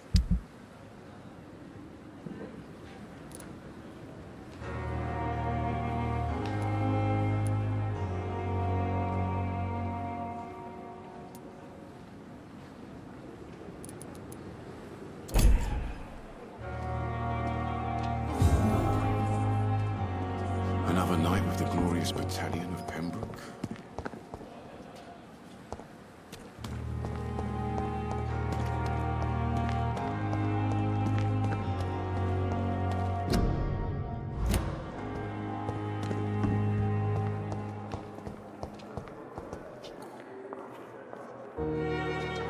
This effect on me. But the suffering continues. The pain. It's there again.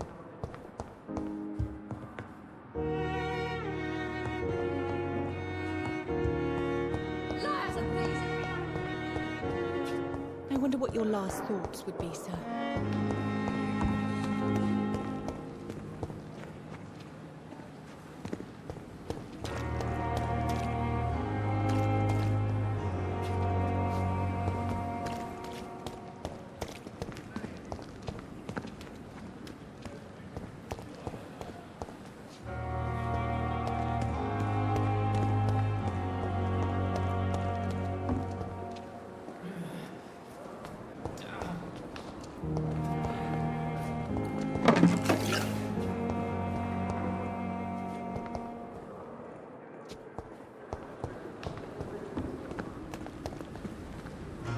Good evening, nurse. Good evening, Doctor. I don't think we've been introduced yet. My name is Pippa Hawkins. And I'm Dr. Jonathan Reid. Dr. Swansea has recently offered me a position in this hospital. Well, it's a euphemism that your help will be appreciated, Doctor. What can you tell me about the strange man visiting one of the nurses during her shift? Let me guess. You spoke with that old shrew, Harriet Jones. Do not pay attention to her, Doctor. She's full of fanciful tales.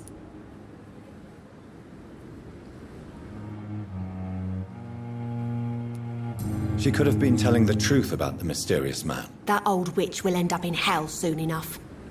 Who cares if a nurse finds some happiness where she can? No matter how you feel about her, Miss Jones deserves our help. Who says I don't care for her? Hate is what keeps that old crone alive. What can you tell me about the strange man visiting one of the nurses during her shift? Let me guess. You spoke with that old shrew, Harriet Jones. Do not pay attention to her, Doctor.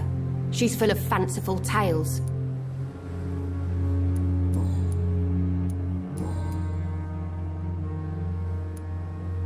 Pippa, I know you're very close to Milton Hooks. Yes? Milton Hooks is my man. If you want to report me for that, just feel free, Doctor. I have no intention of reporting you, Nurse Hawkins. But are you aware of the risks? The rules say I won't be allowed to work as a nurse anymore. But here at the Pembroke, we break rules all the time. Is he worth the risk? Hey, I'm no perfect woman, and Milton is not the finest bloke. But we do our best to get by. That's all any of us can hope for nowadays.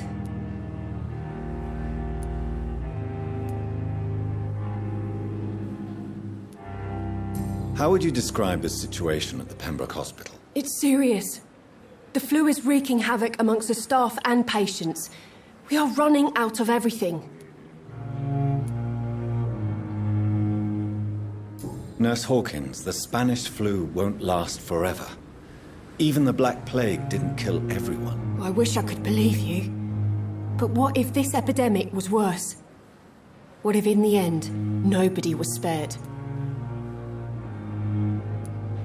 You must get a hold of yourself, nurse.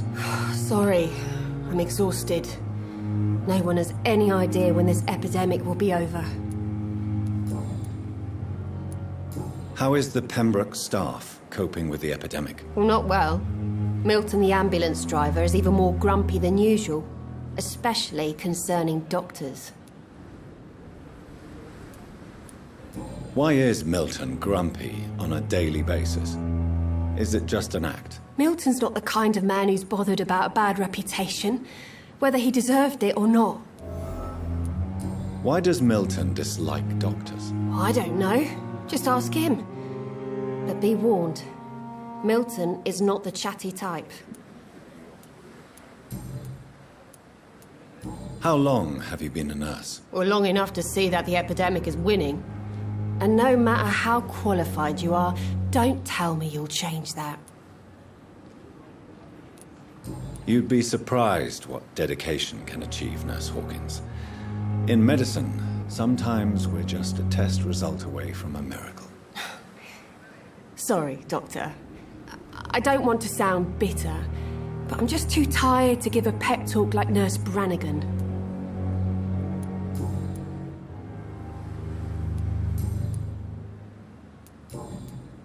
Goodbye, Nurse Hawkins.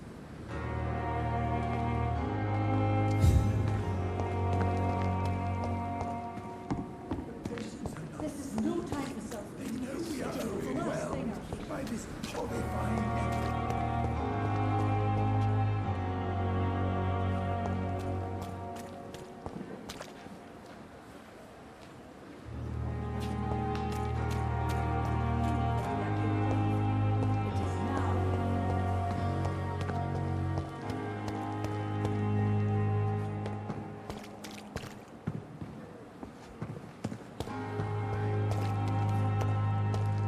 Another night in the glorious battalion of Pembroke.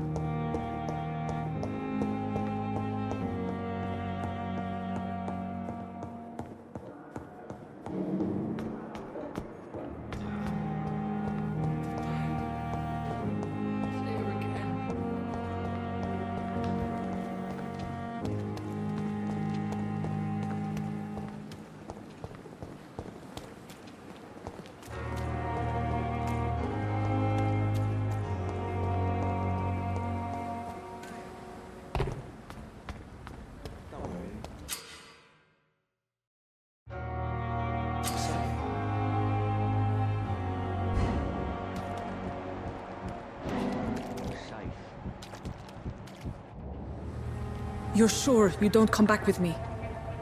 Nah, I have to see someone at the hospital. Be careful. You look so bad they may keep you as a patient. Fuck 'em. I don't like hospitals or doctors. Well then, when you go back to Whitechapel, you may find this useful. What is it? A pass for a free medical exam by the best nurse available. Just read it. I don't read well, but thank you, I guess.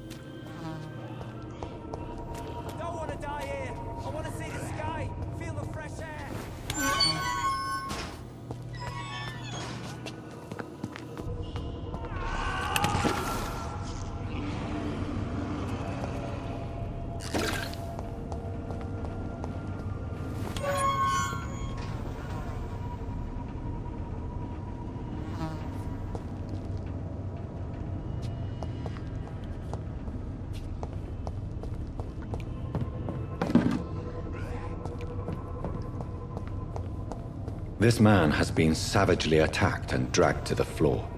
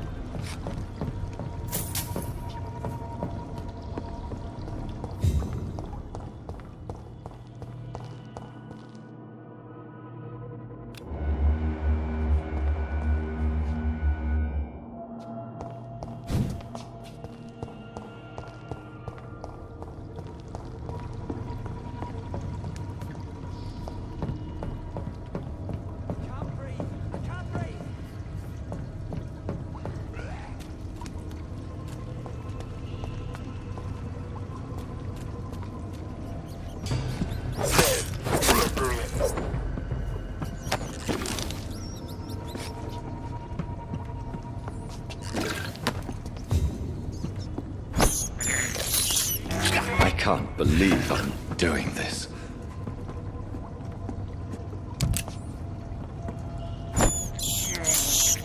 I have this thirst for blood.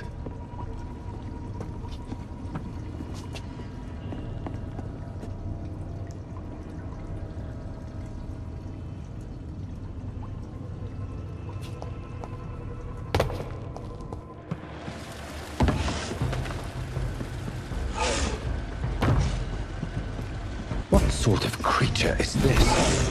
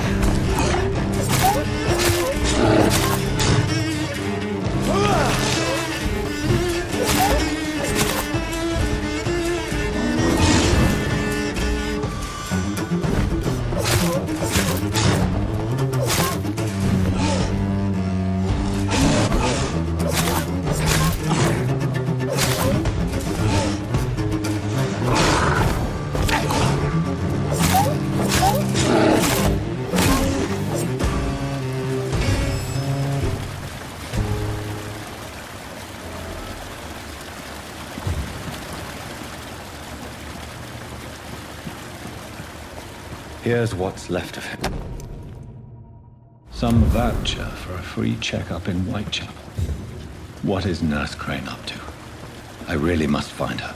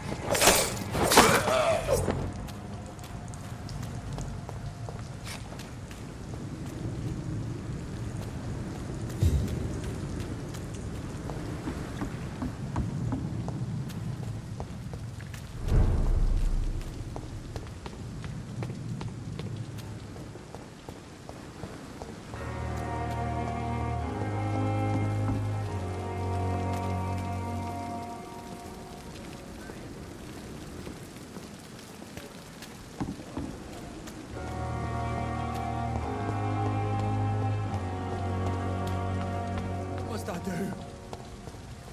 What must I do?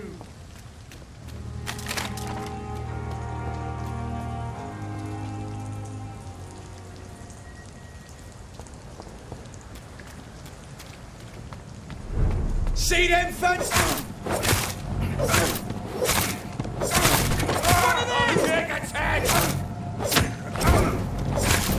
Bloody monster!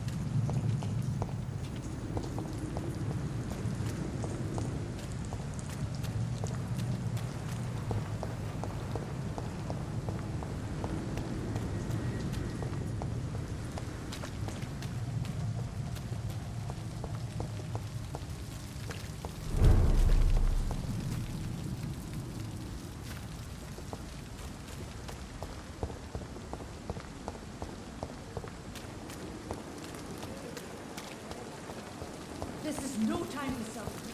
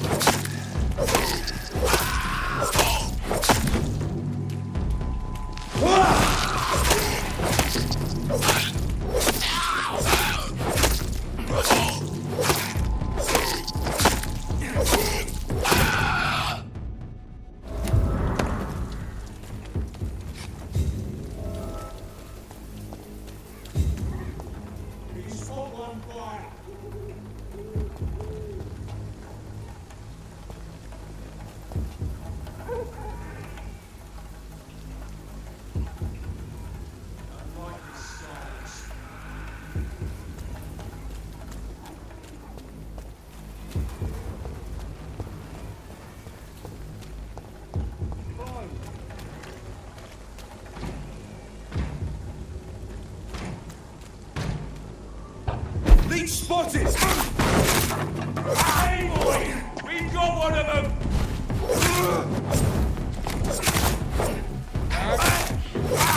Get big fucking beast!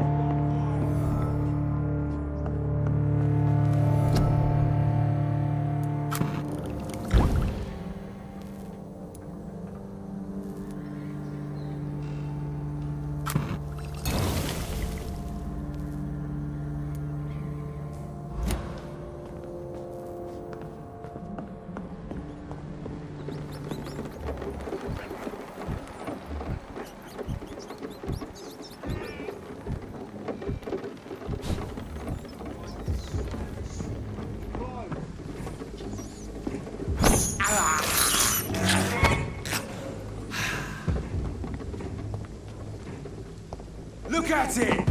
Vicious bugger! Take its head!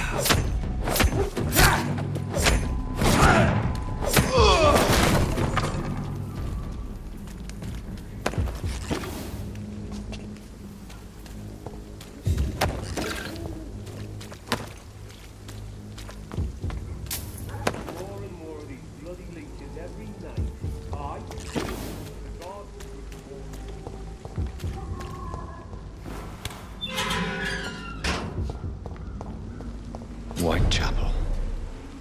This neighborhood is linked somehow to the kind Lady Ashbury's blackmail.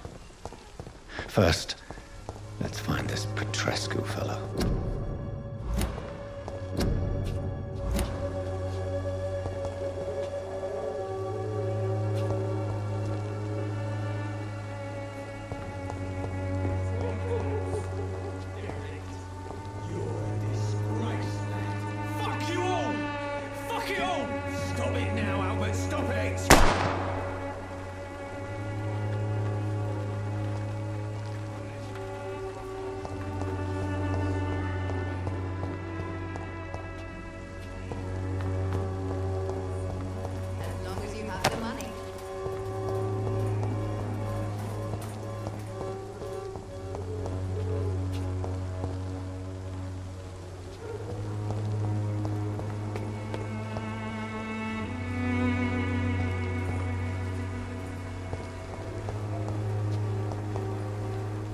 Good evening, miss. Good evening, sir.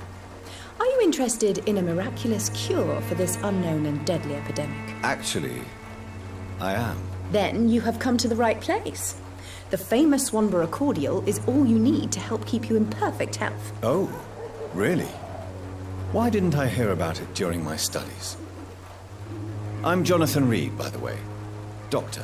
Jonathan Reid. Ah, my brother has spoken of your research, sir. I'm Loretta Swanborough, and it's always a pleasure to meet a fellow healer.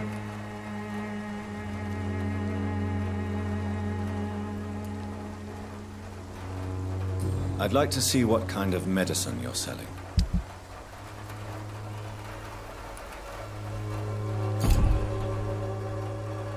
Its effectiveness has been proven by many. Even the flu is no match for the Swanborough cordial. I have spent my life fighting oppression.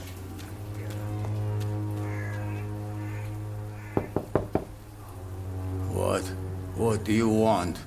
Leave me alone. Good evening, sir. I'm Dr. Reid. I'm looking for Nurse Dorothy Crane. There is no Dorothy Crane here. Now, goodbye. I'm afraid this medical leaflet says the opposite, sir. Really? Well, I'm afraid I'm going to close this door right now. Go bother someone else, Mr. Doctor. To enter that house, I must discover who this man really is. Maybe I could start by observing what he's up to.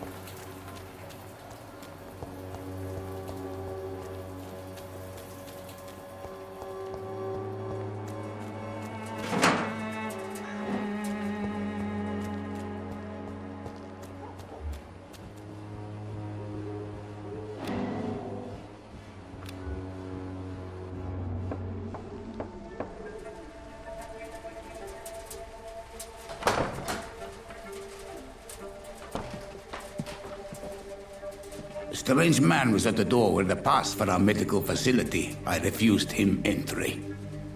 Darius, how could you know he didn't need our help?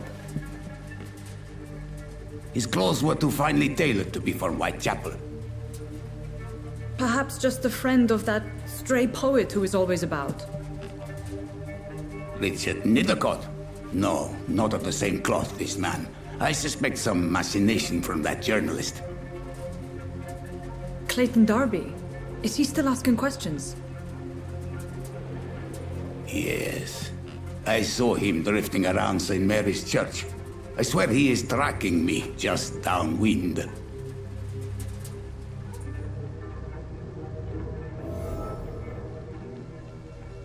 I must talk to that journalist or the poet. They must know about Darius. Nearby the church they just mentioned.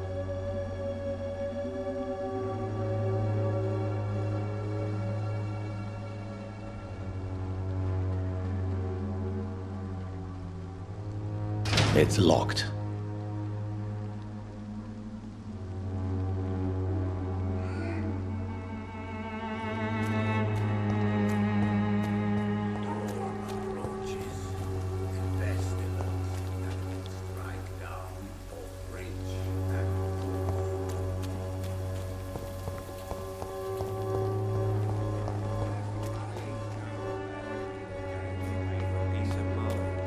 Can't you just look the other way this week, Joe? Come on, we can sort it out, right? It's not my call, Barrett. You pay one way or another. Please, Joe. How long have we known each other? Excuse me, sir. I have a few questions for you. Another journalist?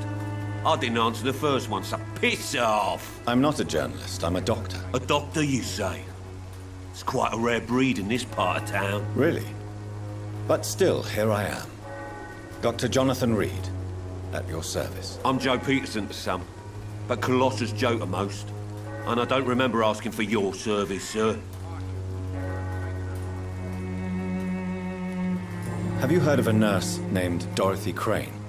She's a colleague of mine, and is supposed to live around here. Dorothy Crane? Yeah, I know her. One of the few good souls who dare to help the sick around here. Could you please tell me more about her? She's a nice girl. Tries to help the migrants. I offered to give her a hand, but she said my reputation would attract too much attention. Goodbye, Mr. Peterson.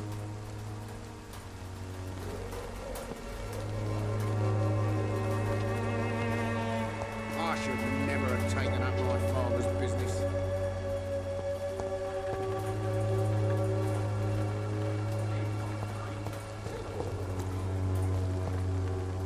Welcome, sir. Please, take a browse of my wares. I am Dr. Reid. I would like to ask you a few questions, if you don't mind. Doctor? Interesting. I'm Barrett Lewis. Usually I don't have time to waste with talk, but at this hour of the night I can hardly refuse. Goodbye for now, Mr. Lewis.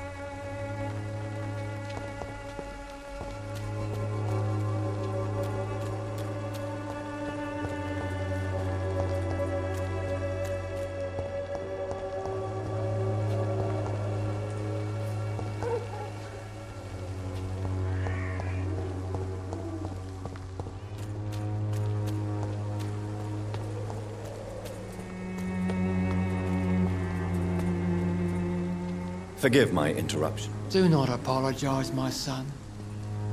Father Tobias Whitaker is always happy to teach mortals about the incoming Armageddon. I am Dr. Jonathan Reid, and I just have a few questions. A scientist? You are much more lost than I thought, my son. Do you know Nurse Dorothy Crane from the Pembroke Hospital? I'd like to know more about her. I don't like the liberal ideas of nurses, but I especially abhor that Nurse Crane you mentioned. Why do you hate Nurse Crane more than other nurses? Before coming to London, she was a member of the communist resistance in her country. That's what happens when you let a woman get involved in politics. So you're not exactly a fan of Florence Nightingale's work. But nurses are essential for modern healthcare. Nuns should be the only women allowed to take care of male patients. It's obvious only they have the necessary moral fibre.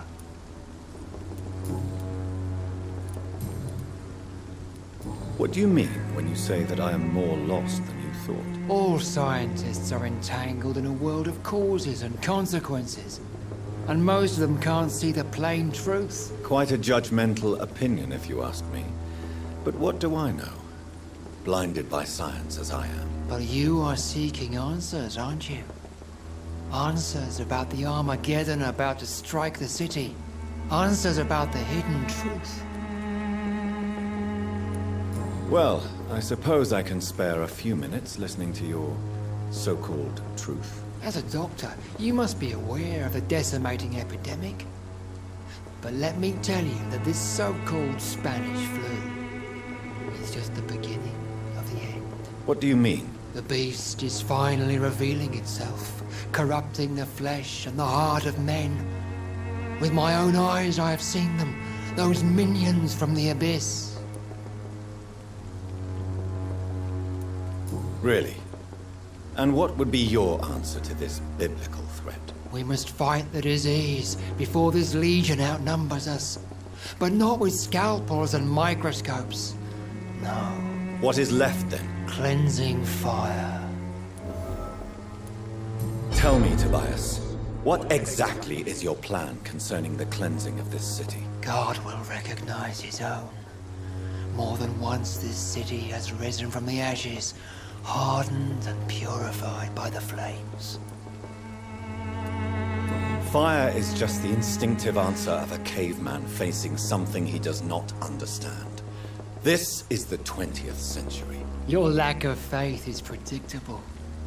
But my task is to convince rational minds like yours to see the light. This is God's will. You're mad and dangerous. You're nothing but a soulless butcher. A small-time Torquemada. The Savonarola of Whitechapel. My son, if you think salvation is a free gift, go listen to the lies of that pompous fool, Joseph. Joseph, a fool? Vicar Larrabee of St. Mary's Church. While he continues preaching his fraudulent redemption, more and more people die in the streets. I have heard enough for tonight. Goodbye.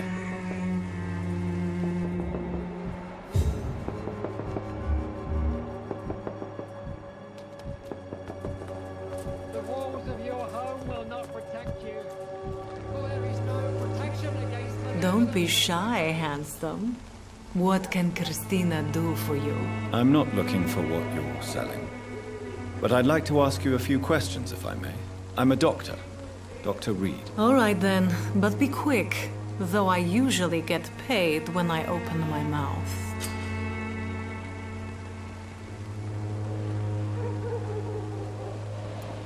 Goodbye, miss. Take care of yourself as best you can.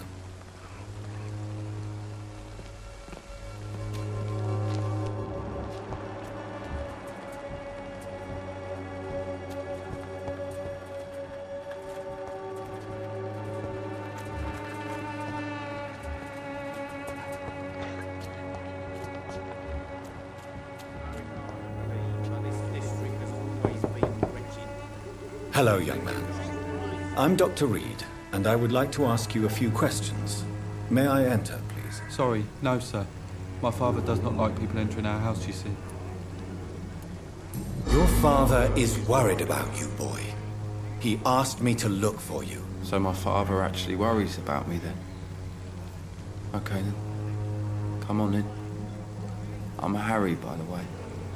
Even my dreams are soaked with gloom.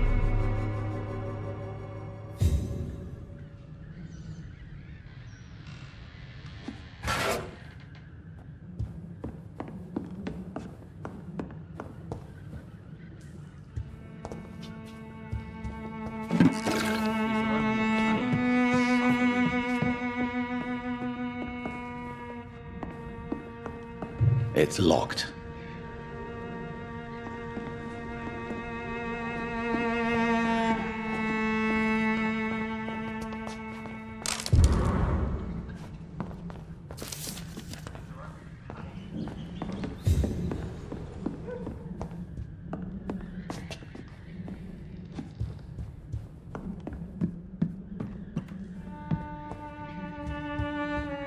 Even my dreams are soaked with gloom.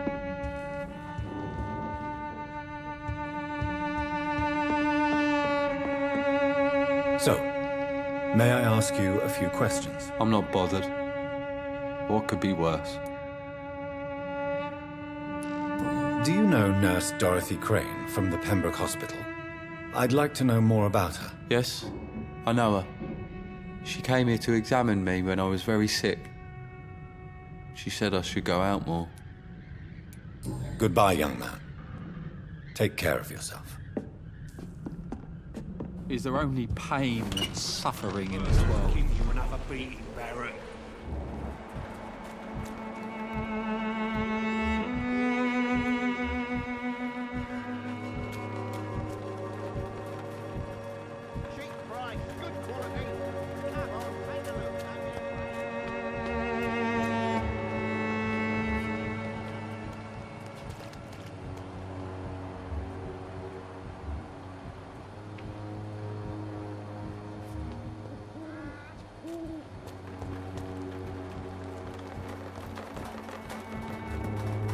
Excuse me, sir. Are you familiar with this part of town? Name's Clayton Darby, reporter. Sorry, I'm new to Whitechapel. But perhaps you could help me since you're a journalist. My name is Jonathan Reid. Dr. Reid, the famous surgeon. I'll gladly help if I'm able, sir.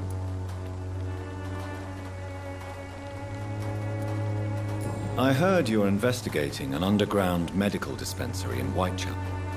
What do you know about it? Not much, I'm afraid. They are wary of strangers, and I'm not really an acquaintance of theirs. Why do you care? I'm a doctor, Mr. Darby. I care about everything involving public health and this epidemic. Are you sure you're not just concerned about the repercussions that a scandal involving a certain Nurse Crane from the Pembroke Hospital would bring? Without a doubt, you are a damn fine journalist, Mr. Darby. What do you know of her accomplice, a man named Darius? I don't know much about the man. He's very cautious, never goes out, doesn't seem to have any friends or family. He never goes out? No. A few days ago, he unexpectedly did. I followed him, but it was just a ruse to keep me away from his house. Really? How do you know? He went to the nearest mailbox, but just before posting his letter, he ripped it up and threw it away. He has no relatives at all? No. Except for that strange man, a poet named Richard Nethercott, who sometimes comes by. Darius would never let him in. Where can I find this Mr. Nethercott? He spends most of his time lurking around Whitechapel, talking to himself or declaring verses. These days, you can usually find him behind the church.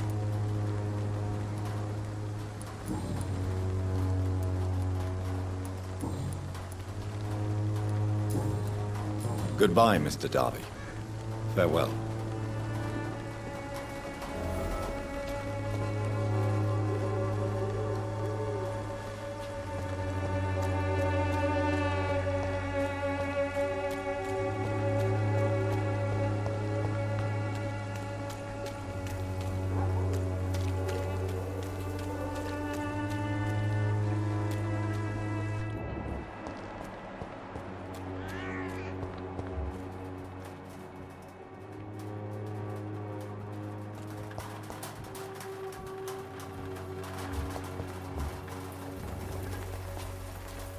Good evening, miss. I'm Dr. Reid. I'd like to ask you a few questions. I know what you're thinking. A tall stranger who meets a girl in the street at night. It reeks of the penny dreadfuls. But I mean you no harm, truly. Very well. Goodbye, then.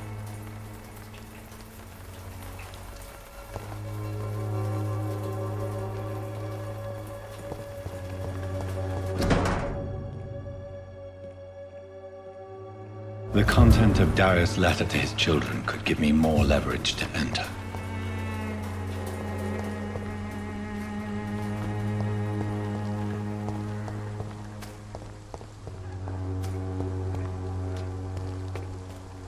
I cannot enter.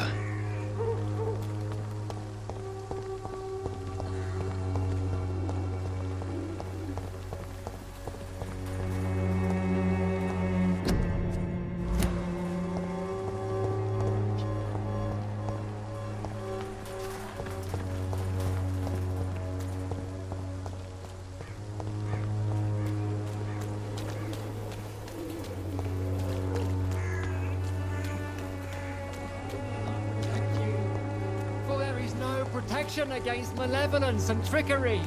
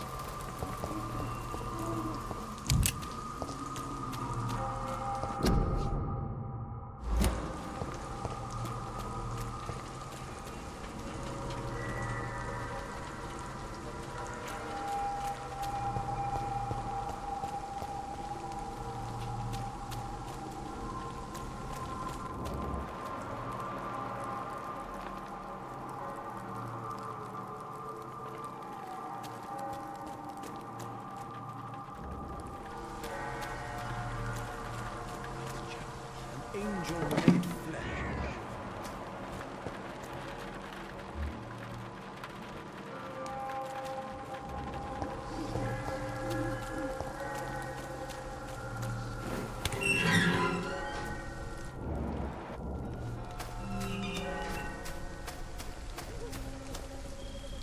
Good evening, sir. I'm Dr. Reid. I would like to ask you a few questions. Please be my guest. Although I may not be the best informant regarding this part of town, my words speak about that which the eyes cannot see. Really? Are you an artist of some kind? I'm a poet, sir. Richard Nethercott, at your service. May I ask you a few questions about the district? Extraordinary part of town, is it not? I'll be glad to help you, if I can. What can you tell me about an old man called Darius? Darius Petrescu? Yes, I know him. At first, I thought he was only a small publisher. I invited him to publish my work, but his reaction was pretty clear. Not interested in your talent? Darius is an old political activist who takes delight in printing tracts and lampoons. Those communist activities only require mediocre writing skills. I'm looking for Dorothy Crane, a nurse who lives in this vicinity. Dorothy Crane. Oh, I love the name. The Crane of Whitechapel. Sounds very mysterious. But, sorry, no, never heard of her. I'll leave you alone, sir. Darius is a bit less of a mystery now. It should not be that difficult to incite him to let me in.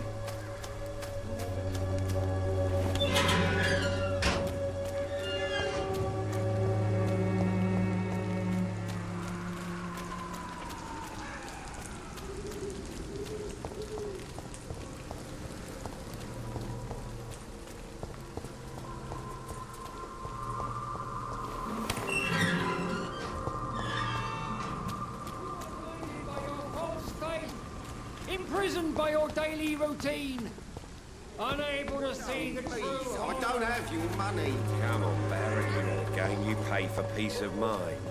Can't you just look the other way this week, Joe? Come on, we can sort it out.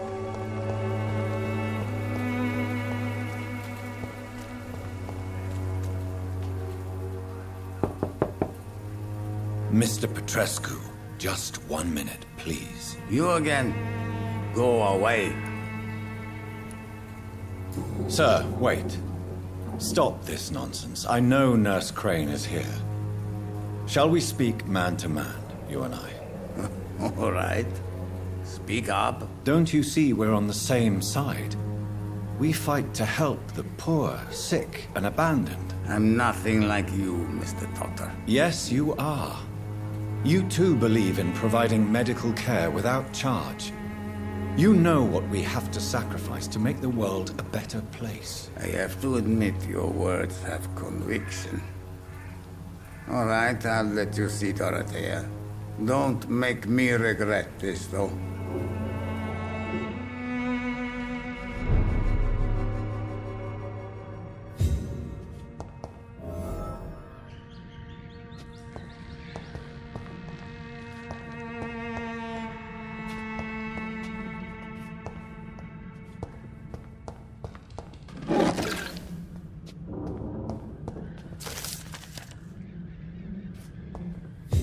It's locked, all right.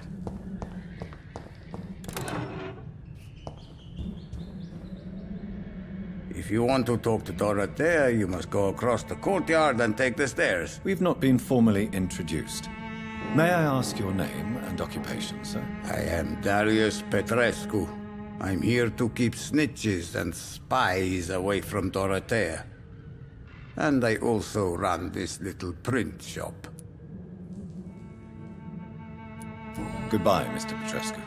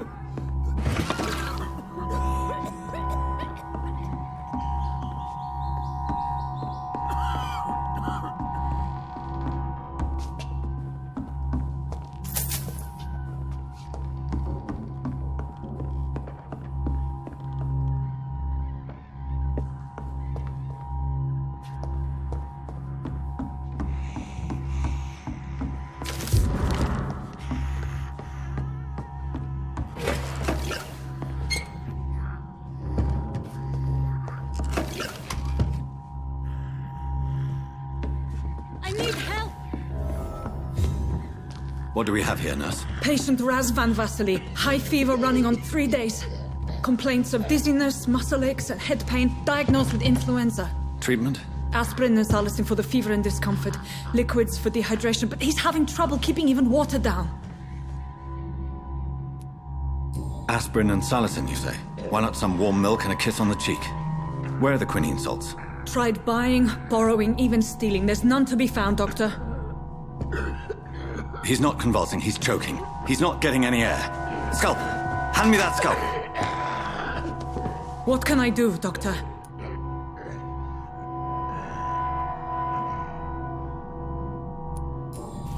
It's too dangerous to operate with these convulsions. Sedative, nurse. Do we have any anesthetics? I'm sorry, Doctor. None at all.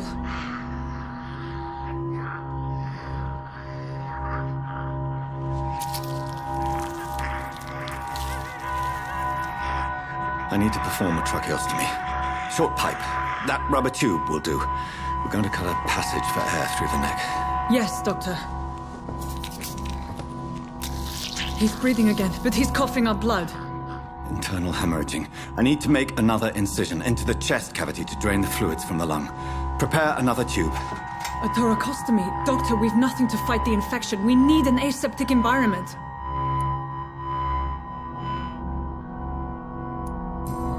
Don't question me, nurse. I need a drain. Now. Yes, Doctor.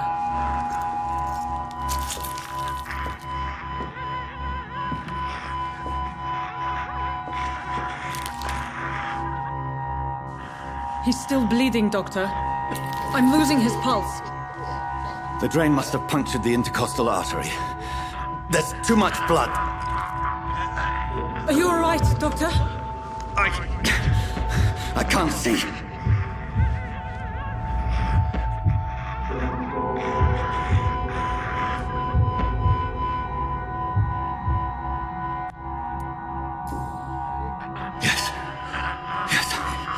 I have this, nurse. Allow me to finish the procedure alone. I need the room. I'd prefer to stay and see this through. This is my patient, Doctor. I have needle and thread for stitching the wound.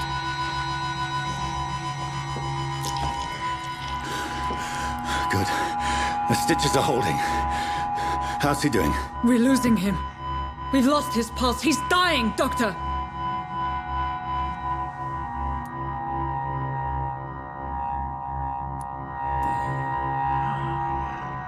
A dose of epinephrine, now. Yes, Doctor.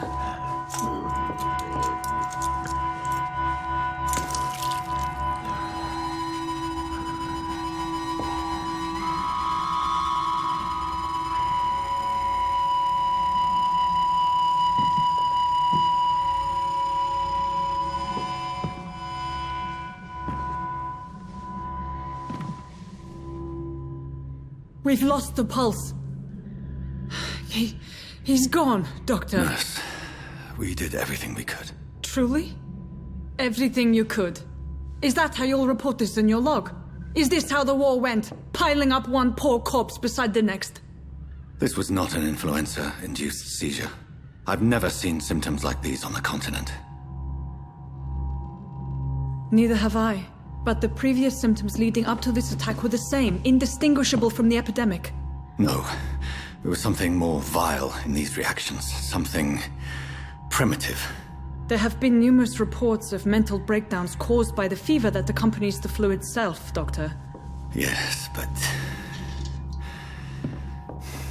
I'd best take some samples of the blood for analysis.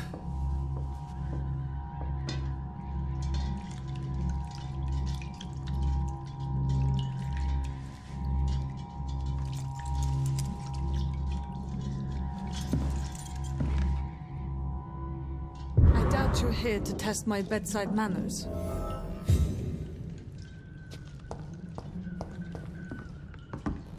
It's locked. To what do I owe this courtesy? I suspect it was more than intuition alone that led you to us. So, how might I be of service, Dr. Reid?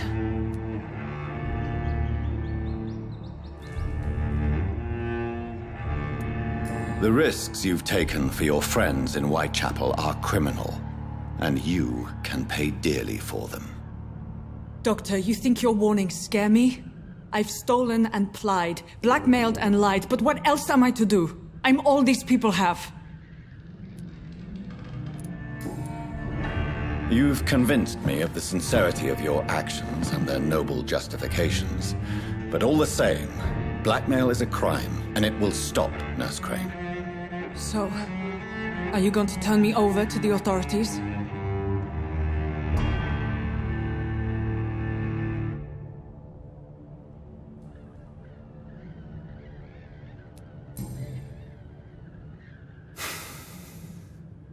No. Your place is here. Jailing you would be an even greater crime. So, here is my proposition. I'll look the other way on your little enterprise.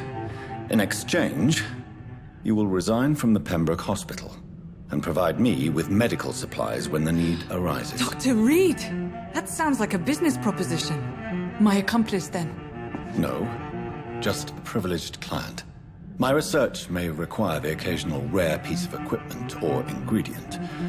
I'll pay good coin in exchange, fair and honest, to help finance your noble endeavors.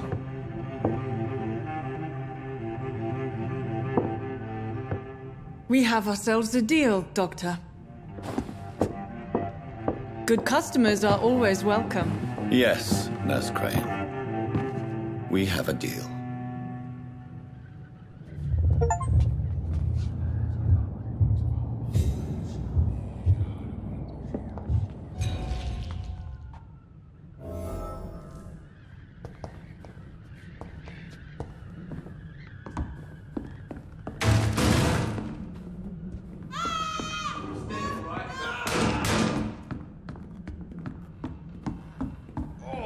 This one stinks already.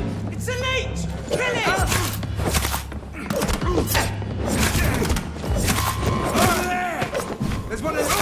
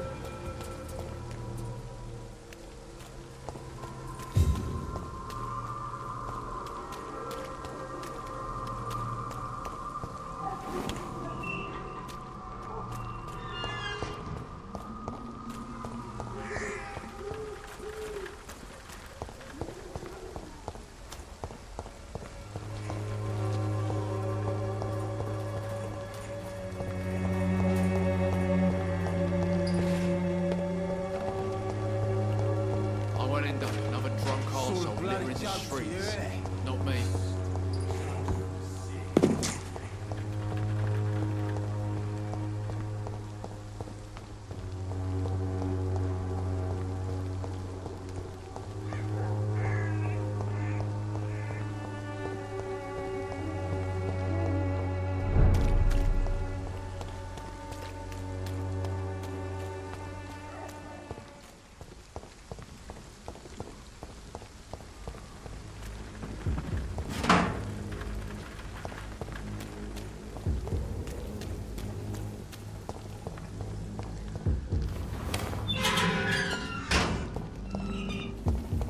Human blood. Whoever left these marks did so deliberately. Kill it, boy! Burn it, boy!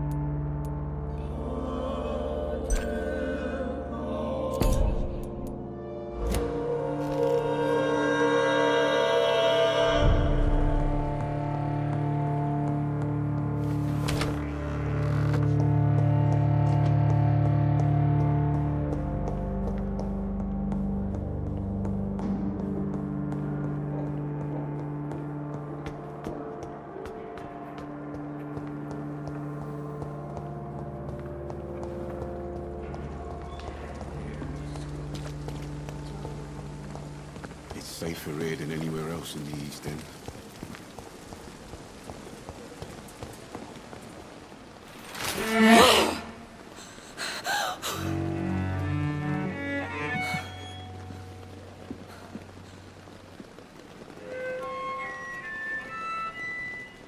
I would ask you to avert your eyes, sir. Or did you not know it was rude to stare? I knew it. Speak up, Dr. Reid. I like a man who speaks his mind.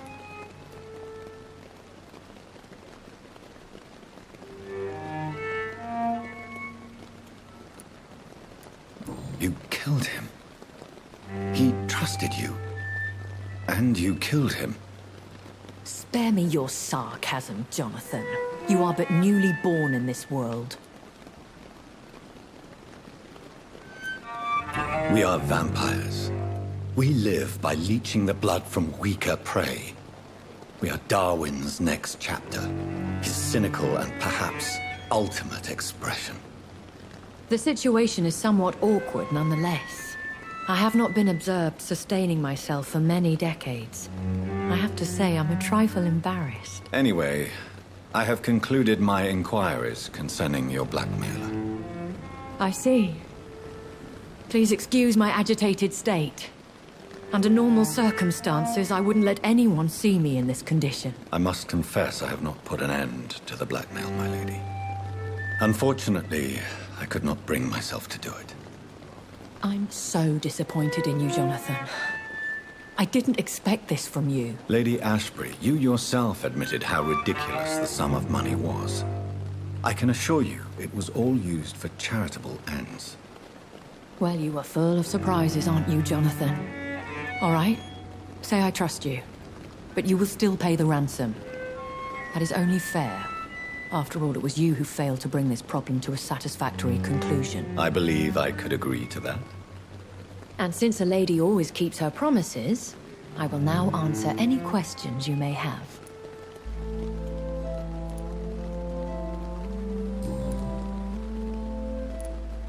Why does Dr. Swansea allow you to feed on the patients of the hospital? Dr. Swansea is a good and compassionate man. He is trying to find a solution for our hunger. Until that happens, he is clever enough to understand that I only feed upon the dying. What do you know about this Brotherhood of St. Paul's Stole? The Brotherhood is well known amongst London vampire society. As long as our kind is discreet, and as long as they do not interfere, we have come to a mutual understanding. And no one suspected you of the murders? As you well know, suspicion has recently fallen on me of killing for pleasure. But you have my word, Jonathan. I take no pleasure in taking a life. I know this is beyond the pale, but may I inquire your age? Really? And I thought you were gentlemen. If you must know, I'm 27. I've been 27 for a long time now, and 27 I shall remain. And who bestowed upon you this eternal youth?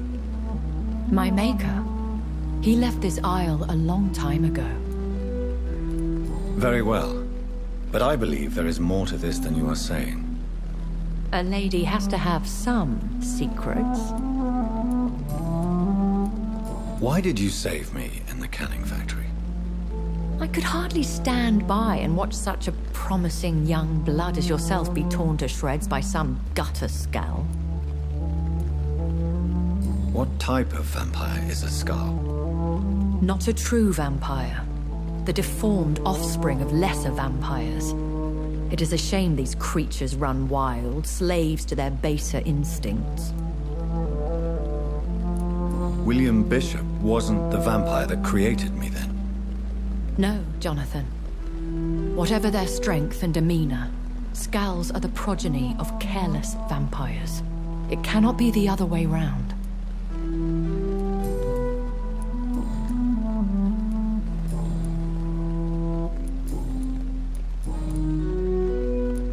I've been hearing a voice talking in my head. Is Is this some kind of insanity? It feels like the voice of the vampire that created me. Hush. Tell no one this. It would be unwise to talk of such things amongst British immortals. Speak no more of your maker. Excuse my forwardness, but... are you my maker? Me? Goodness, no. Only a foolish immortal would create a progeny without taking precaution, and I'm no fool. How could this cause offense? Only the powerful immortals can mentally call to their progeny. No vampire or hunter will sleep easy, knowing that an unidentified elder is stalking the streets of London. I don't understand. Why was I created and then left for dead? That is a question only the one who made you can answer. It's not normal practice. I doubt even if you find him, he will answer you, considering how cruelly he treated you.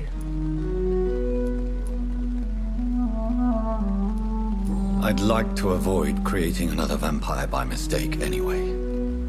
Tell me, how is it done? The process is dangerous. It could even kill your potential progeny.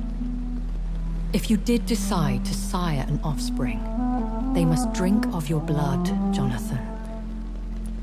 So me being a vampire could have been a mistake? I very much doubt it, Jonathan. Contrary to the legends, it is not as simple to make another vampire by just biting someone. A vampire? Is that what I am? What we are?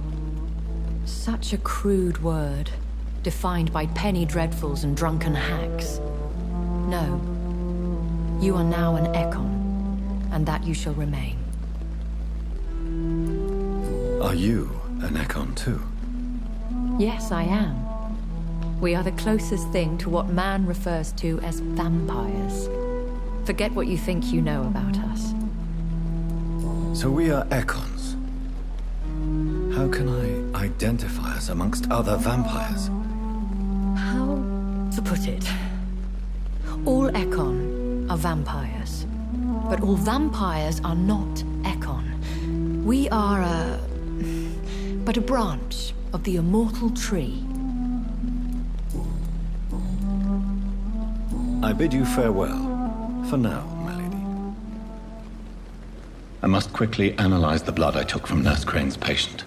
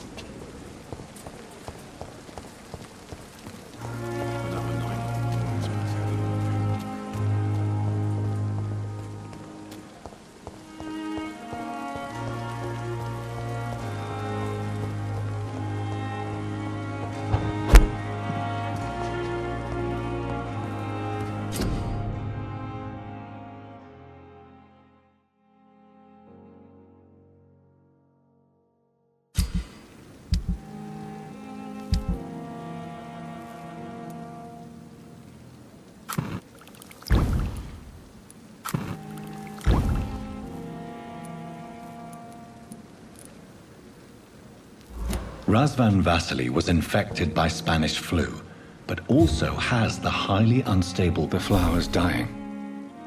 It needs water.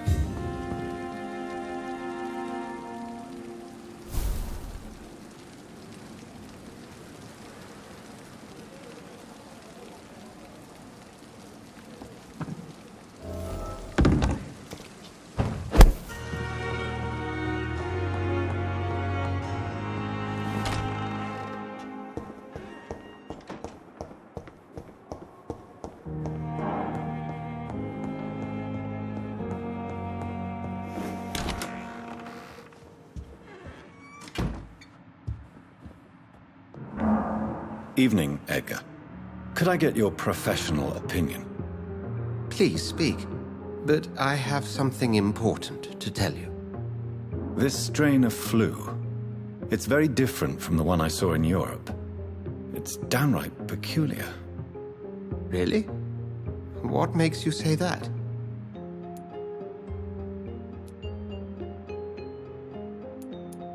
I never saw symptoms like this when I was in France. Not at all. I see. Do you have anything more to go on? This disease spreads and looks like the Spanish flu, but its effects differ greatly. The London strain is different from the continental one. This is very interesting. Did you find something else?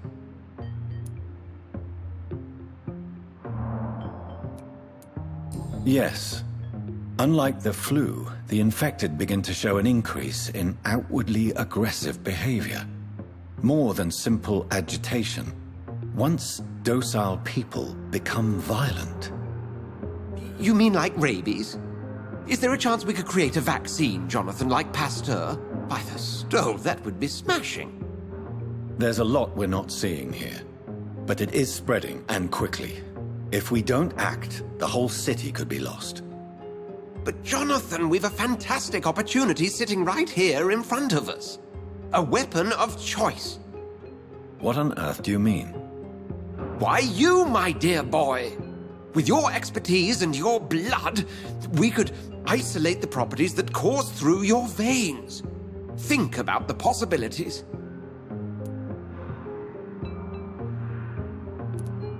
But the risk of infection using vampire blood could compound the situation. I know, but your blood now carries remarkable regenerative properties. With our minds and your blood, there's nothing we couldn't cure. We'll discuss this more later. Thank you for your time. No, thank you, Jonathan. But as I said, I needed to talk to you. I have some rather bad news.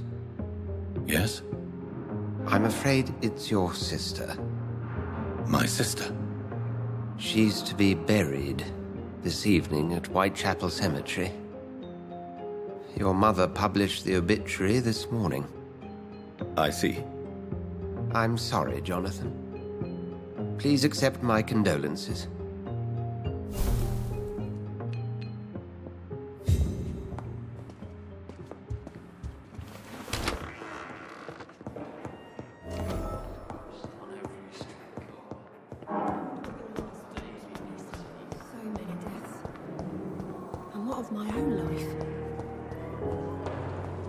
I never thought I would have to attend my murdered sister's funeral.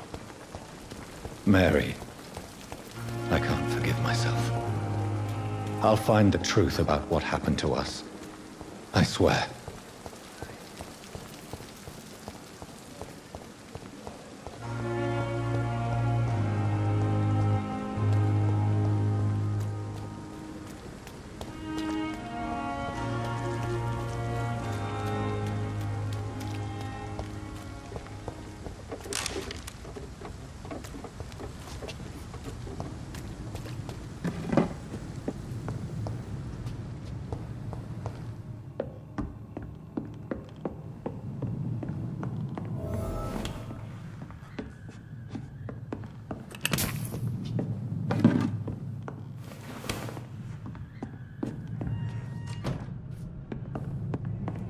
It's a leech!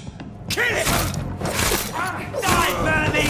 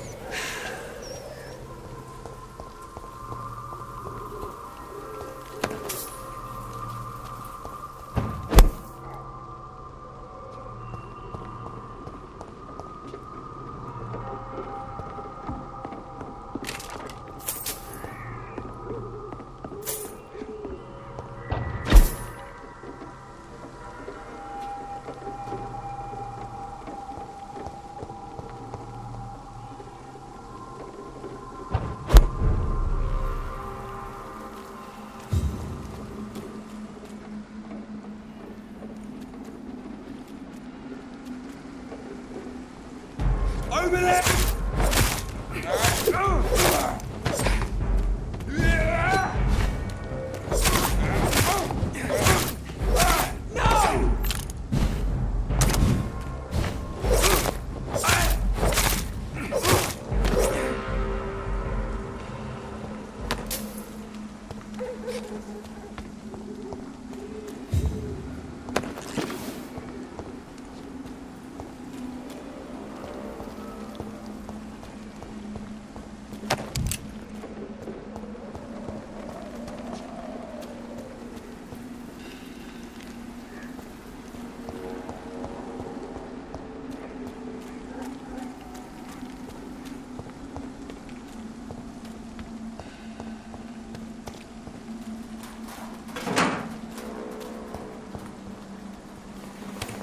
Dear sister, I don't know if I have the strength.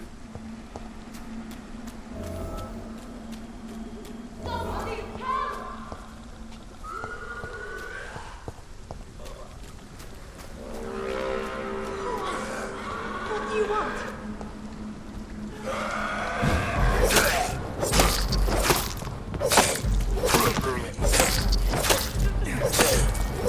Somebody help!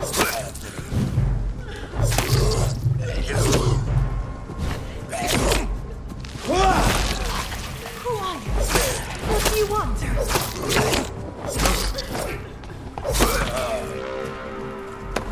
Somebody help!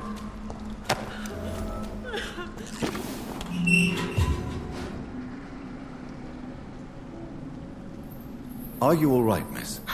I don't know. Who were those people? They wanted to kill me. Why? They've lost their minds in the epidemic. They won't come back for now. You seem to know a lot about them, sir. I'm Dr. Jonathan Reid. I'm investigating this disease. I am Xiaoxun. Thank you so much for helping me, Mr. Reid. I must go to the cemetery now. Goodbye.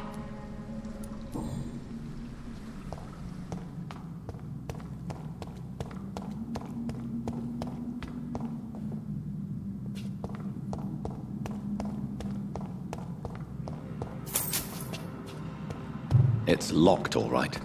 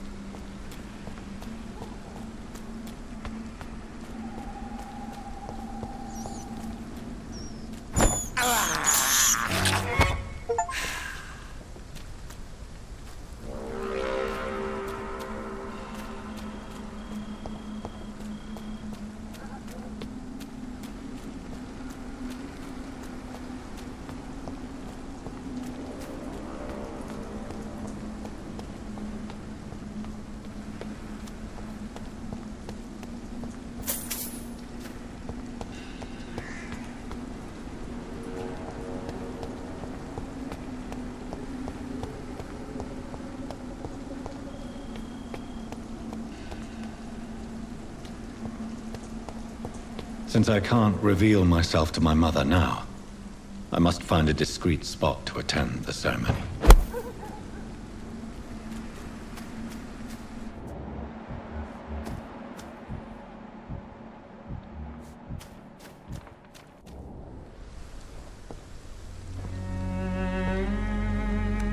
I am the resurrection and the life. He that believeth in me, though he were dead, yet shall he live. And whosoever liveth and believeth in me shall never die. We commend unto thy hands of mercy, most merciful Father, the soul of our sister departed, and we commit her body to the ground. Earth to earth, ashes to ashes, dust to dust.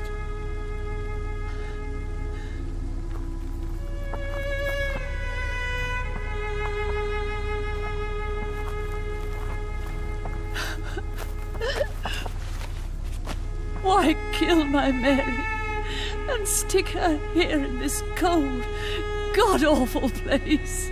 These are the legal requirements for the epidemic, madam. Oh, Avery, I feel so tired. Please take me home. Yes, madam.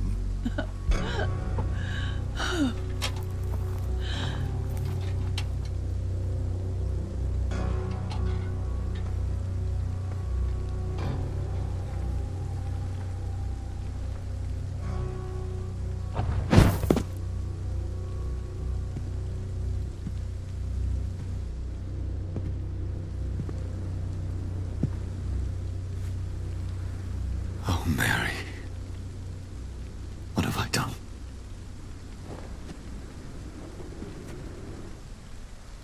If I could only change one thing. One thing. This is a nightmare. Jonathan, there is nothing you can do but accept it.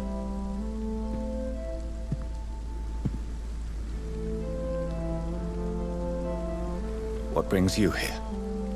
I thought you could use the company.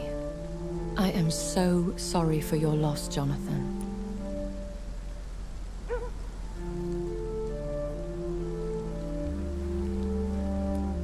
I wish the tears would come. But I'm empty. And I feel a hypocrite. Let your pain run free, Jonathan.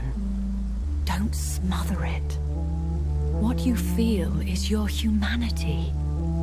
Don't be so quick to lose it. She had been scouring the most dangerous parts of London in search of me. And it led to her death. Jonathan, don't. I still hear her last thoughts. They echo in my head. Her mind shattered, and it haunts me. Jonathan, stop. Listen carefully. You must come to terms with this. You must learn to live with what happened.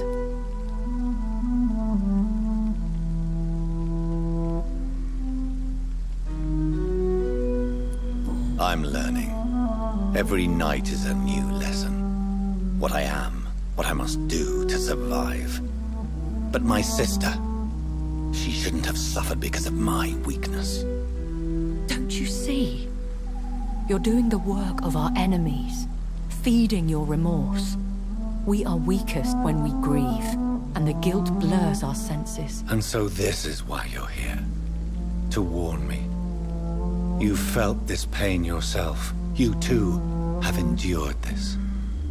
I don't want to lose you, Jonathan. I've lost so many friends.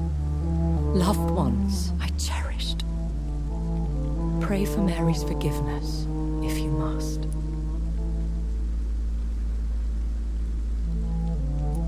Thank you, my lady. I will. Good.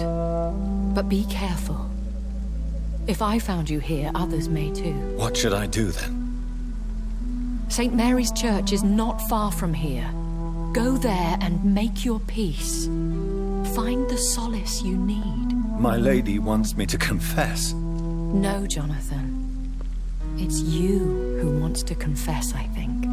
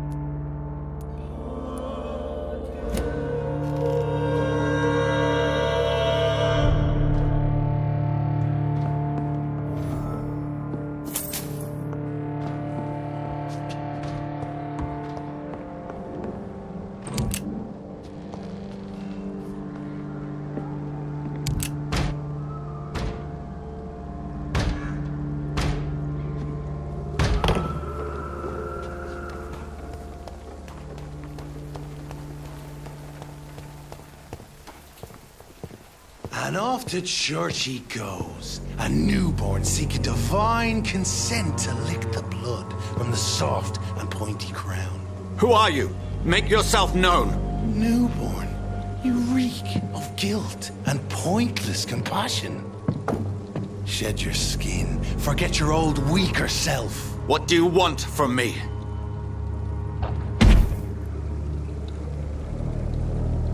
Ascalon does not approve of lone wolves who bring unwanted eyes to our pastures. So your name is Ascalon? Ascalon's will is vampire law. Learn them, abide by them, or I shall return as your judge and jury.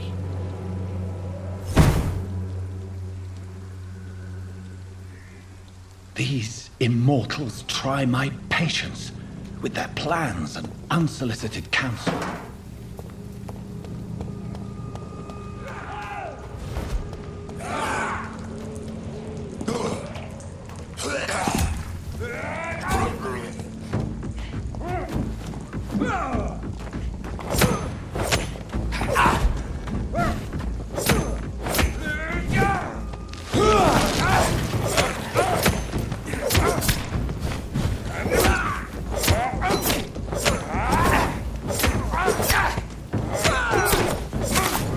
This man stung me with his faith, his crucifix. This is not good news.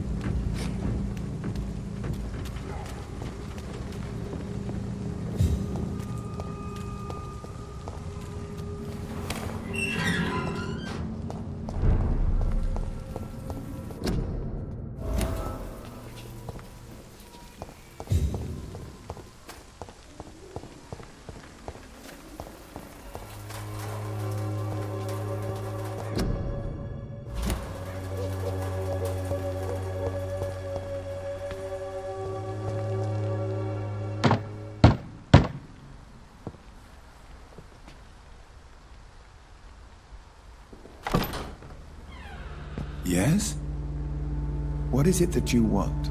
I'm sorry to disturb you at such a late hour. No worries, my son. I'm still quite awake, having just returned from a funeral. Yes, I know. I've forgotten what I wanted. I don't know.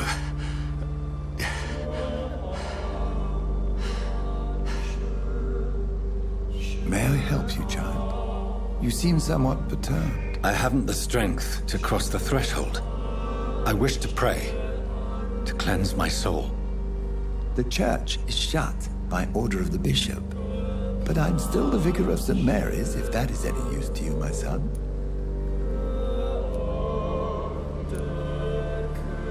You seem to me a good soul, Vicar. But this is a personal matter. There are no secrets from God, my son. If your heart needs comfort, consider me your chapel. For I can be as silent as stone. I've words for one departed. They're not for living ears to hear. Your eyes burn with rage, yet I see the pain that lies beyond. I am here to lighten the burden of all God's creatures. Whatever you tell me is between us and the Lord. Very well, priest, as you seem quite adamant. Open your heart, my son. Tell me what burdens you. With whom do you wish to speak?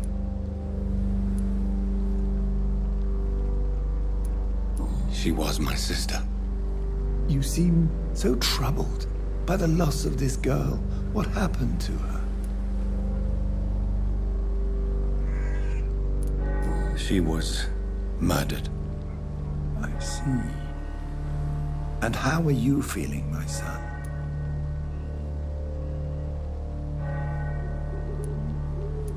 I feel responsible. The pain is consuming me. I have a final question for you, my son. This is of the utmost importance. Ask your question, Vicar. What words would you like to say to your poor sister?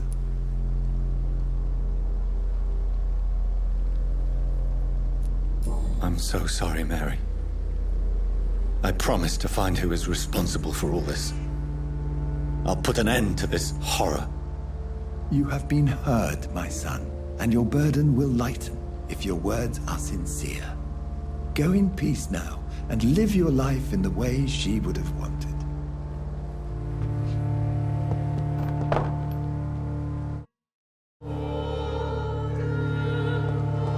There.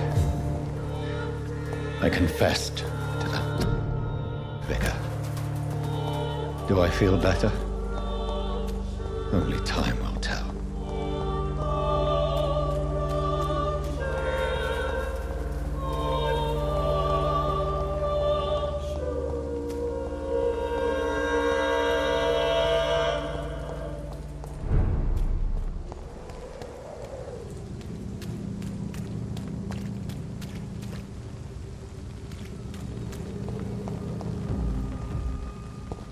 He's mine! I'll take it!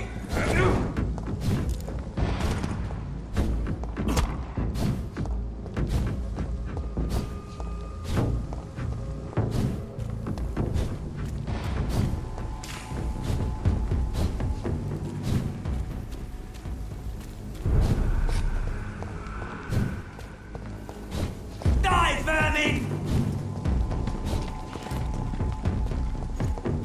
Over there! There's one of them vermin!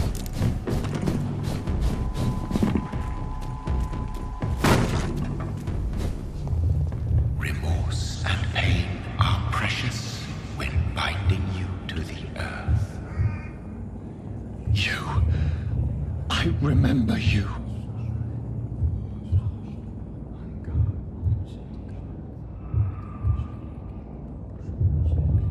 Fear be gone. I would harm no child of my making. This is your doing. You made me. Made me this creature. What are you? I am the land. You are our champion.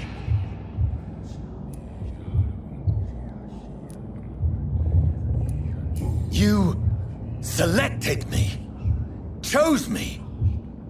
As shall my children yet to come. What is it you seek? This age is sickly. An ancient poison, an older rage, brewed in a cauldron newly forged. This has something to do with the epidemic. Seek truth, my champion. Defeat the serpent of knowing with iron spur.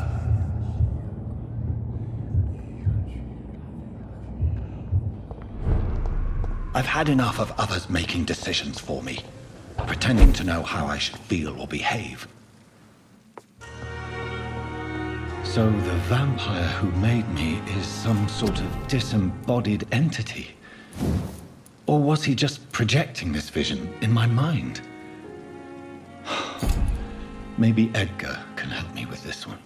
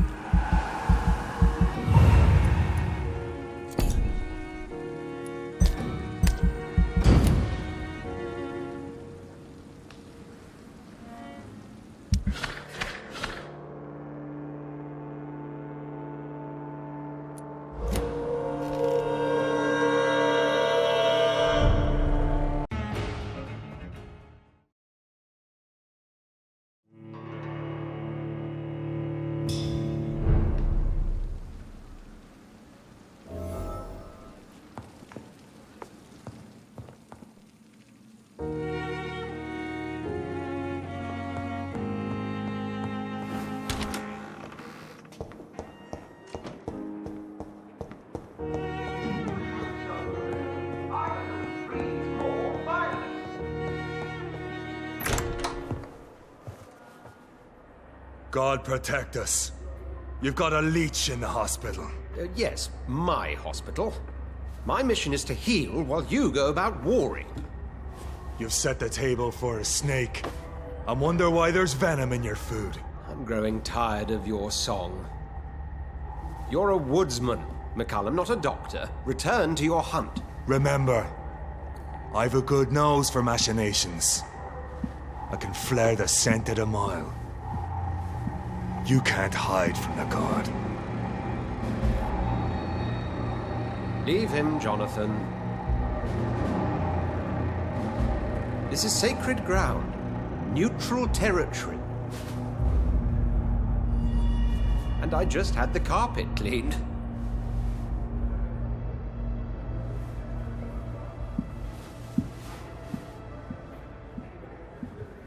By the sacred stole, this is very bad news. Bad news indeed. What happened? The hospital has been attacked. We have injured patients, at least one dead and several missing. This has spiraled out of control. Even the most infirm are asking to be allowed to return home.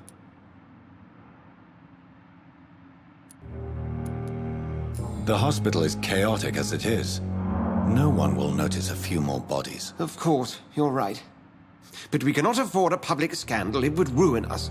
We must restore order, and quickly. You mentioned a dead patient. Who is he? She, Jonathan. She was Miss Harriet Jones. I found her room like a slaughterhouse. Blood everywhere. The duty nurse is taking care of the mess.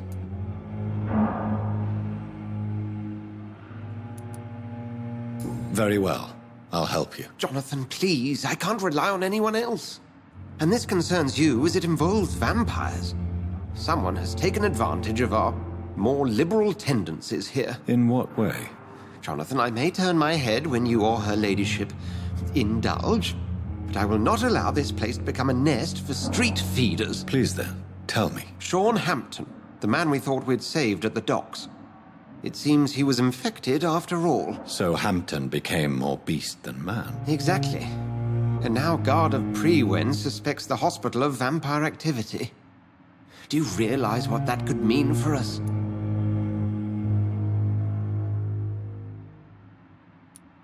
Rest assured, I will protect you and your staff. McCullum is a fanatic. The Guard will stop at nothing. You don't know what they're capable of, Jonathan. Very well. Since I brought Mr. Hampton here, I will put an end to this.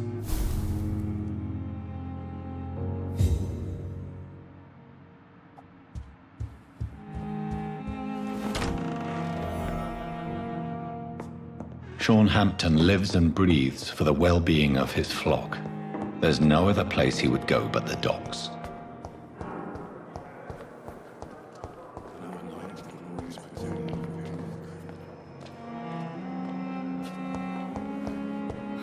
So many deaths. What on earth happened here?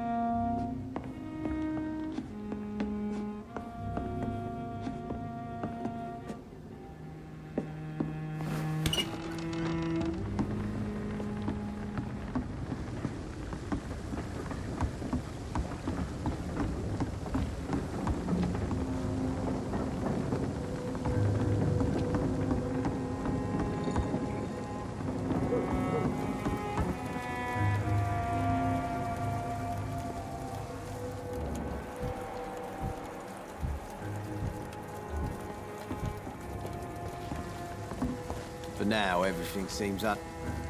Good evening, sir. Who the fuck are you? Don't you see I'm busy here? Dr. Jonathan Reid, that's who I am. And who are you? Ah, some fancy gentleman we've got here. Clear off. We don't want strangers on our streets. So you won't tell me your name, then? The name is Booth Digby. Maybe I'll ask my boys to break one or two of your bones, just so you remember it.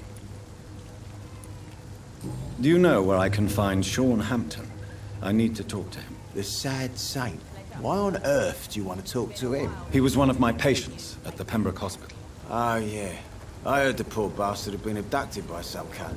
You better ask Tom Watts. He knows Sean Hampton well. Goodbye, Mr. Digby.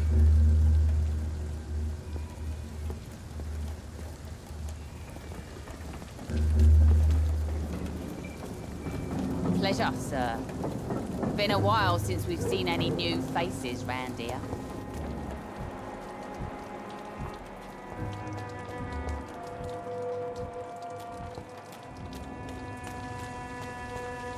Mark my words, miss. Not a drop of blood left in his body. This is the work of a vampire. I'm a tracker of these creatures. A vampire hunter. You best be off to your hunting then. For if the sewer dog is back and hunting all these poor folk, he needs a catching. A sewer dog? It's an old story. A monster with daggers for teeth and icy claws. He comes of a sudden, nighttime, claiming innocence, then vanishes. Teeth, claws, murders by night. Good evening, sir. Whatever. Don't you recognize me? We met a few nights ago. Don't take it personally. I spent a lot of energy forgetting what I did the night before. Yes, you had definitely drunk too much then as well. I'm Dr. Jonathan Reid. I'm Dyson Delaney. I'll try to remember you. This time. Goodbye, Mr. Delaney. Perhaps I should shut the turquoise for a time. Are they stupid or something? I've never even been to Good evening, sir. Have you witnessed any suspicious activity or strange events recently? And what do you define as a strange event? More to the point, who are you? My name is Ichabod Throgmorton, vampire hunter extraordinaire and warden of the East End. A vampire hunter? Really? I know what you're thinking. I'm just another lunatic howling at the moon, but I'm not. The bloodsuckers exist, and they're close. Mr. Throgmorton, I'm Dr. Jonathan Reid. I'd like to hear more about these vampires you're hunting. A man of science? Well, I'll be glad to enlighten you. I'm looking for Sean Hampton. Can you help me, Mr. Throgmorton? The sad saint? He should be at his night asylum at this hour, but I cannot tell you how to find it, sorry. Really? Why is that? It's nothing personal, Doctor. I'm sure your intentions are good, but people who sleep there, they have plenty of reasons to hide. Maybe at least you can tell me who could help me find him. Tell you what, go and chat with Tom Watts. He's a bartender and good judge of character. If he talks to you, then it's fine by me. I could make you tell me, but I respect your refusal. You really believe Sean is a saint, don't you? All I will say is this. Gossip has it that when he was a child, he was molested. By a priest of all people. Funny thing is, though, it only strengthened his faith. Goodbye, and good hunting, Mr. Throgmorton.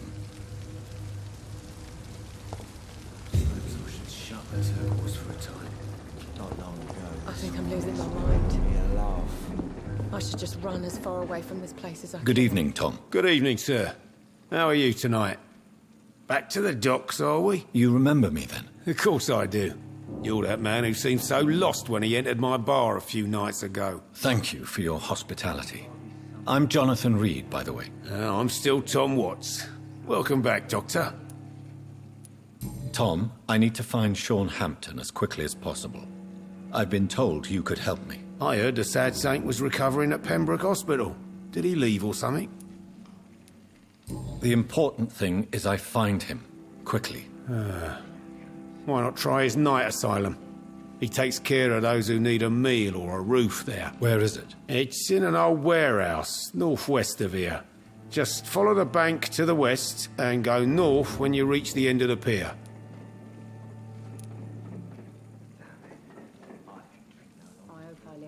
I believe he returned to his flock. Can you confirm that? Oh, I bet you're right. Sean can't help but worry about the poor and sick. I guess it has something to do with what happened to him as a baby. Please, tell me. Well, I don't like to gossip, but I heard that the sad saint was abandoned as a baby in front of a Catholic orphanage in Dublin. That would explain his faith and need to help everyone. Goodbye, Mr. Watts. I should just run as far away from this place as I can. So few clients. Not with the epidemic, no one dares go outside.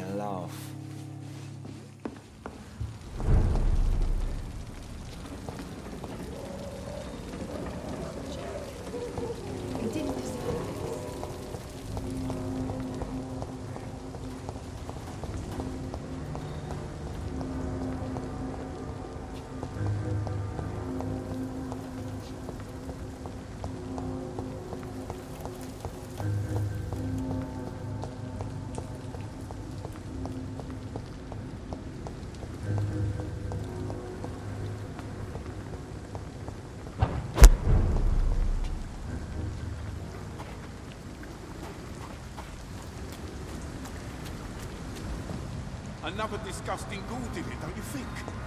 I don't think so. The wounds are clean, but it's pathetic. A freaking vampire, then.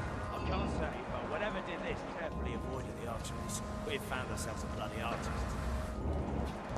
Seems like the guard of This one's a top!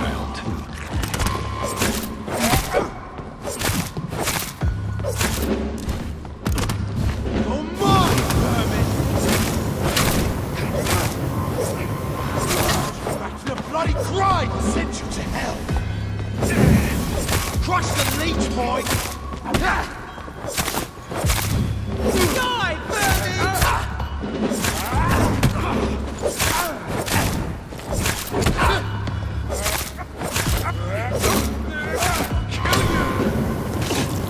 Die, vermin!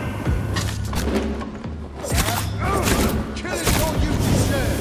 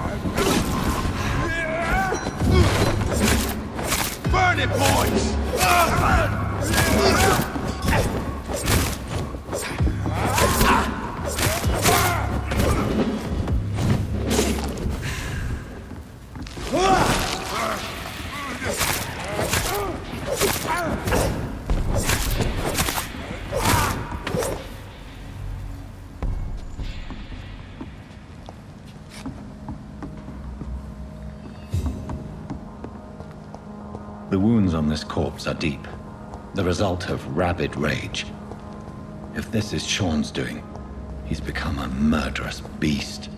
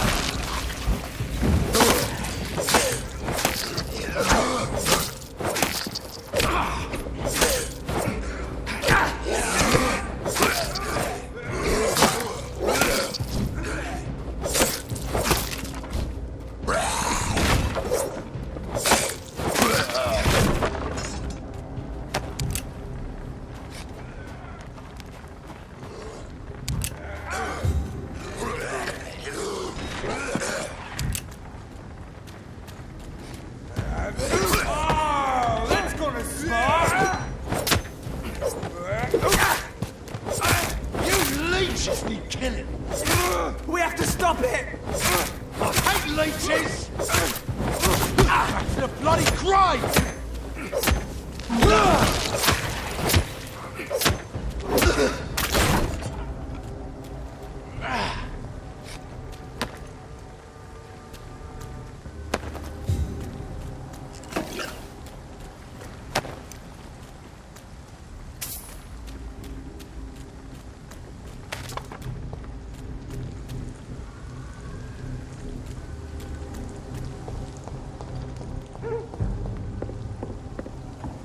This is not the place for you, sir.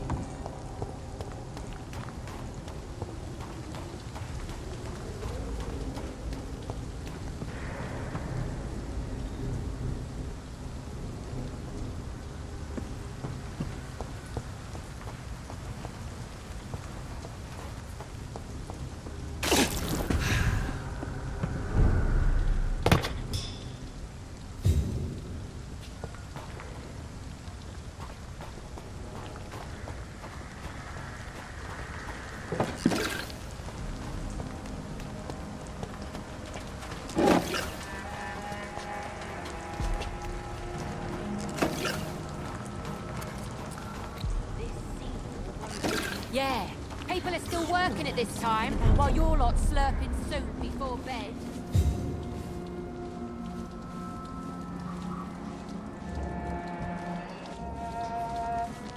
Good evening, miss. I'm Dr. Jonathan Reid. Can I help you? A fancy doctor lurking at night by the docks? Not fishy at all. And what about you? Working outside at night in this dangerous part of town? You want to know my secret? I'm trying to earn money. And I'm Lottie Paxton, by the way. I'm looking for Sean Hampton. Can you help me? Mr. Hampton must be in his office at the night asylum he manages, I suppose. Why do you want to see him? He was a patient of mine at the Pembroke Hospital, but he left abruptly. I see. Well, Mr. Hampton is a discreet and dedicated man. I'm sure you'll find him soon enough. Goodbye, Miss Paxton. I know I promised you I'd make everything right, Mum. Or are you just out of your mind?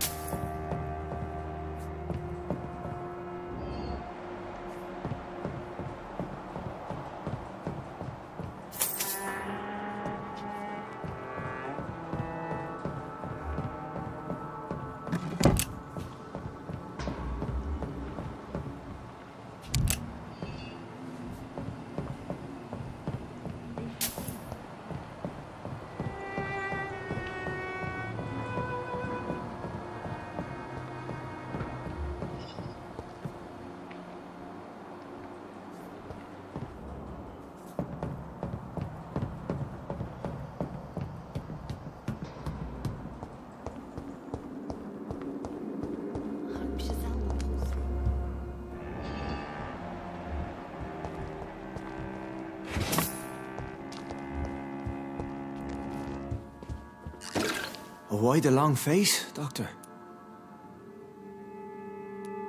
It looks like we both have changed a lot. I must confess, it saddens me, Sean. Put your faith in the Lord, Doctor. He has a plan for all of us. We may not always see it, but he does. Since you left Pembroke, the amount of blood that has been shed, it's hard to believe you, Sean. Ask what you will. As the Lord is my shepherd, I will not speak a lie to you. Why did you kill Miss Jones at the Pembroke Hospital? Killed old Harriet? You must be mad, Doctor. Why would I do such a thing? People have been murdered. I've seen the blood. I don't believe you can be trusted. Have a little faith, Doctor. If you will follow, I will guide you to the light. How do you plan to do that? Take this key of the old sewers. The entrance is by the riverbank, south from here. There you'll find all the proof you need.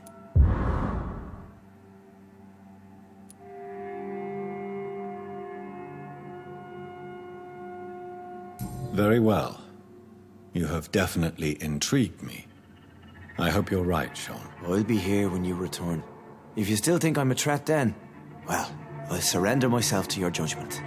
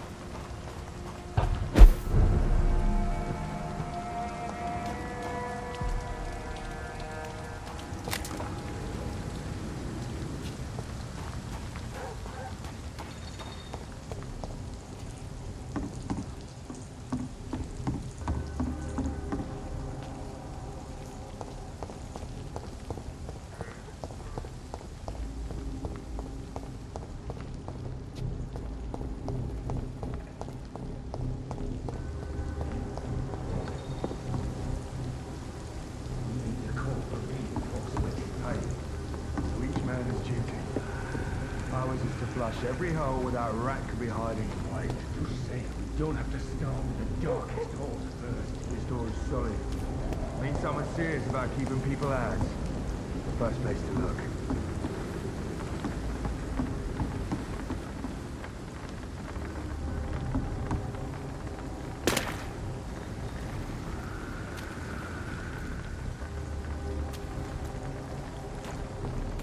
Cross the lead, boys!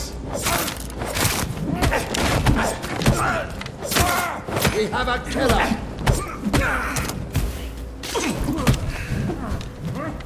We'll crush this beast! Away with you!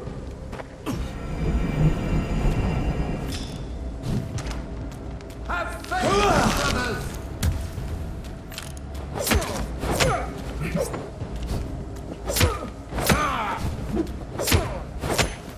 The beast! Murderous bastard!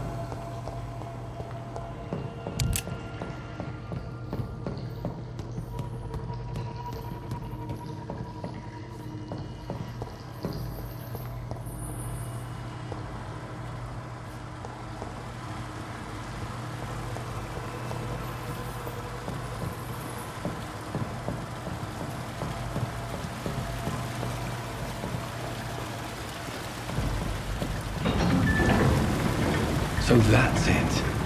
These wheels control the water level.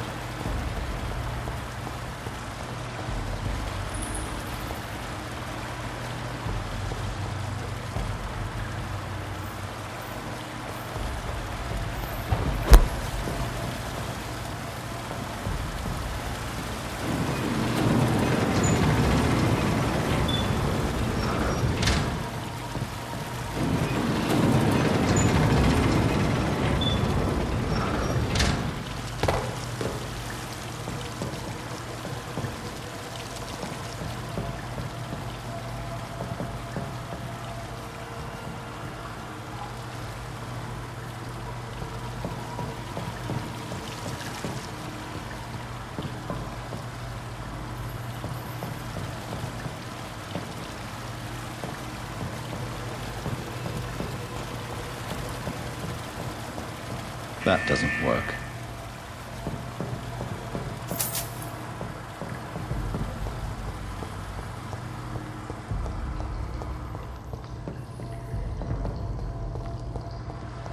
I cannot enter.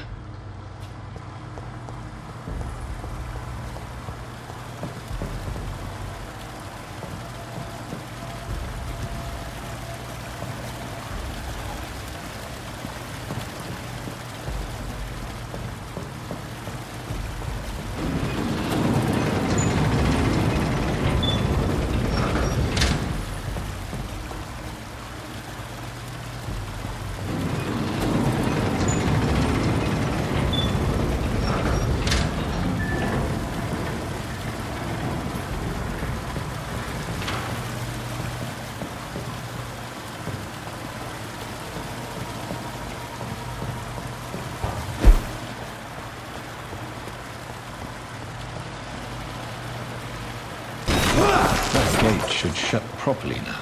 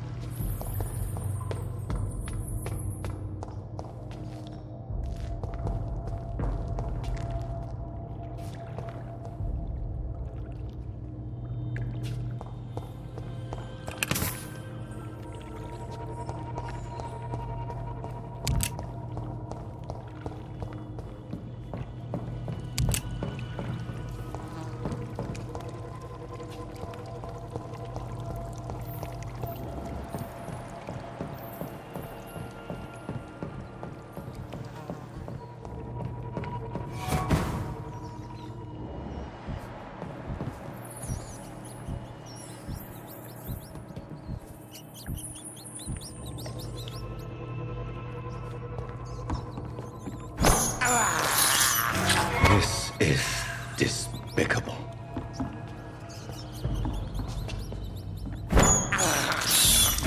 I can't believe I'm doing this.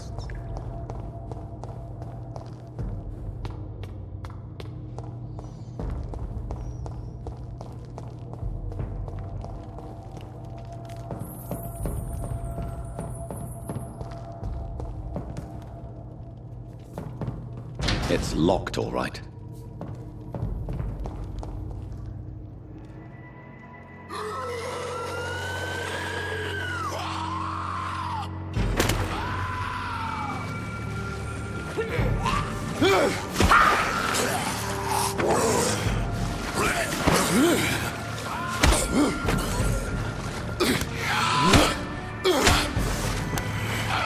These maggots have escaped the wrath of Ascalon for too long. It is time to purge the sewers of their filth. You again! The one they call the sewer dog. Hold your tongue, newborn, or I'll crush you like a maggot.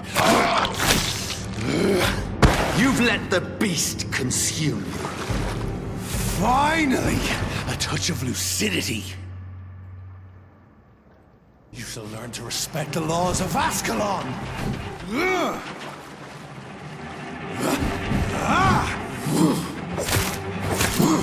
dare challenge the dictates of Ascalon?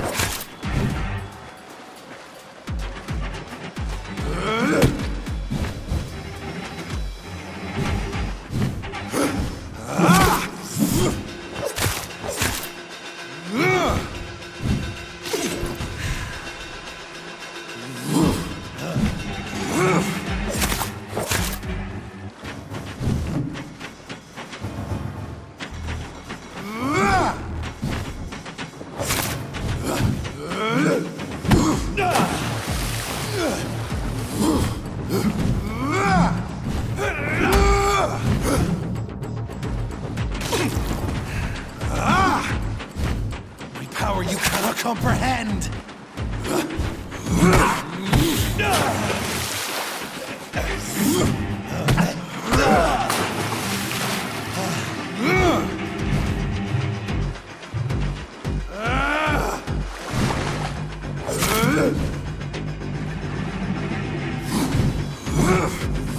I am Purple Banshee, the hand that crushes all!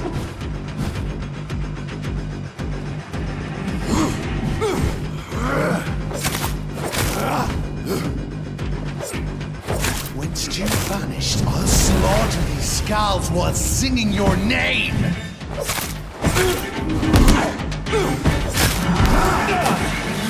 You should snap like a hare's brittle bones, newborn!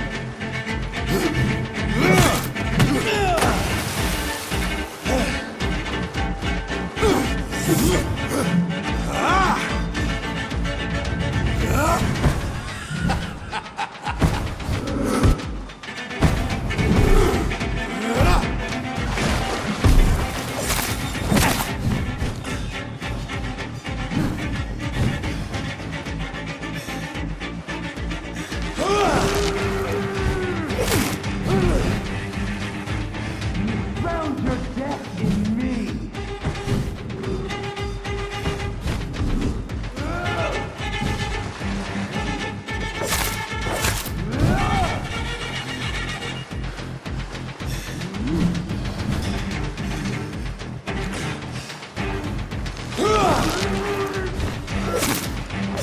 Slow as a snail!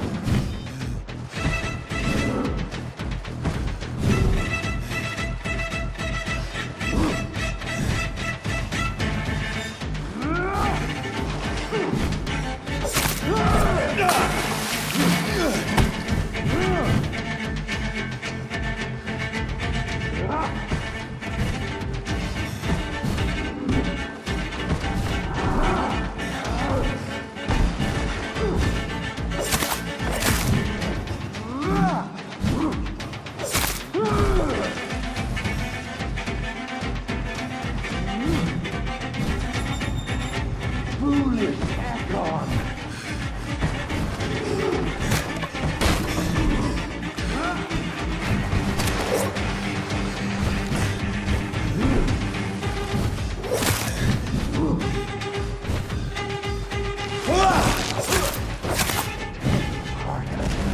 Blood to the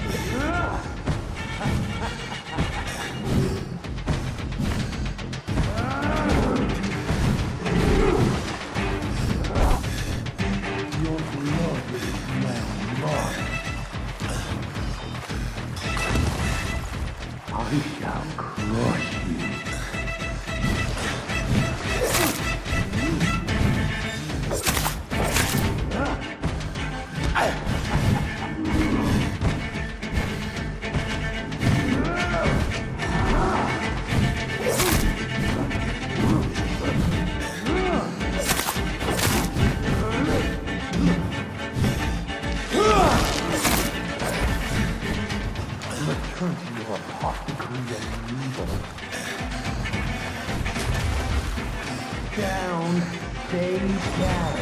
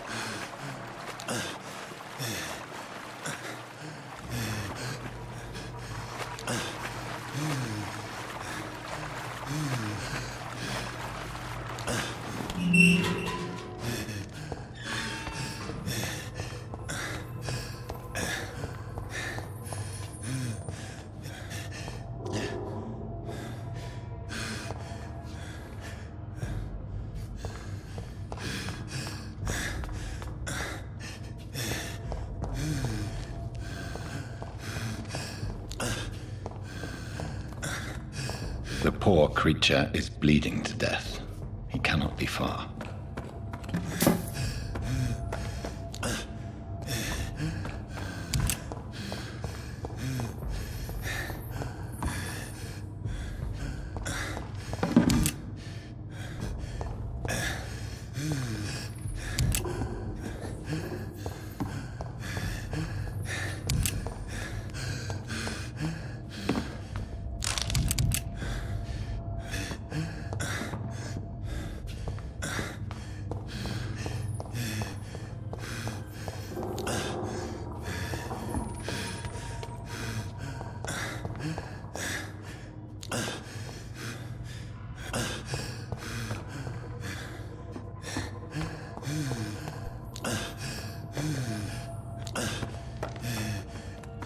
How could he have made it this far?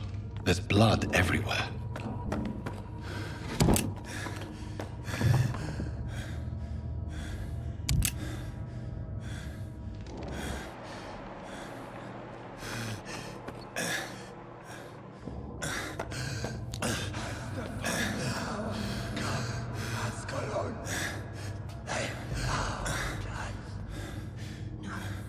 Safe we are, still. Drink now. It's you, Bridget. This isn't the blood of a vampire, but it will quench your thirst.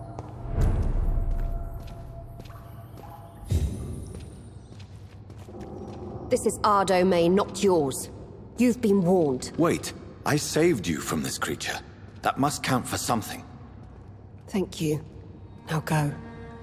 Go back to the streets and houses. There is no love lost between us, vampire. But thank you.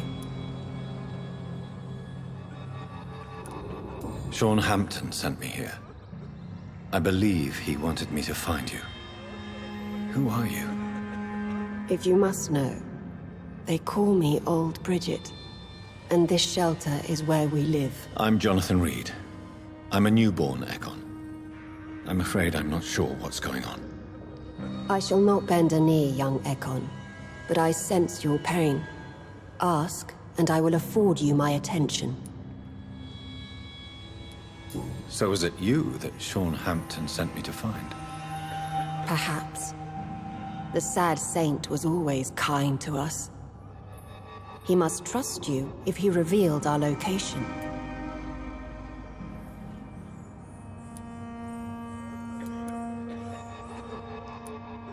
Sean is a Skal. All those I've encountered have been violent, crazed creatures. How can he be any different? Maybe because he is the sad saint. Or perhaps because I am old Bridget of the Sewer Skulls. Sean killed a patient of mine. And that's just one of the murders he's being hunted for. If you refer to Harriet, she is now among us and under our protection. Harriet Jones is alive. That's it. That's the proof Sean wanted me to find. I must talk to her. No. Harriet is not alive. But you can speak to her.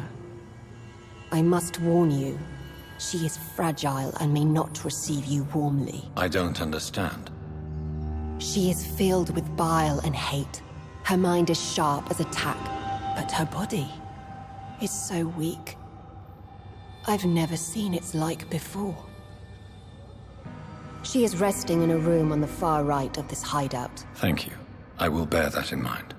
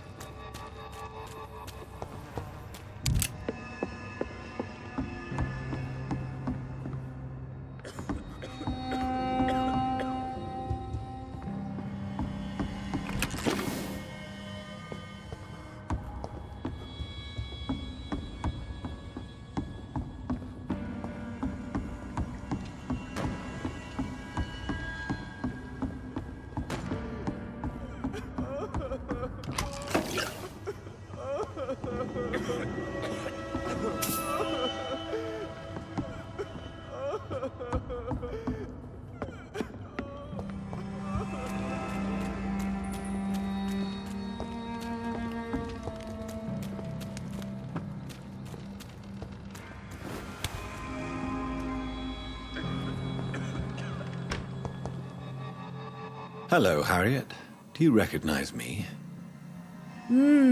Yes, you were from the Pembroke Hospital. The young doctor. So full of secrets. I've so many questions I need to ask you, Harriet. If you would. I love questions. As for the answers, you may not like them. I have a question of the utmost importance to ask. Will you answer? Questions, questions, questions. The good doctor, always searching for answers. Do you remember what you did after leaving the hospital?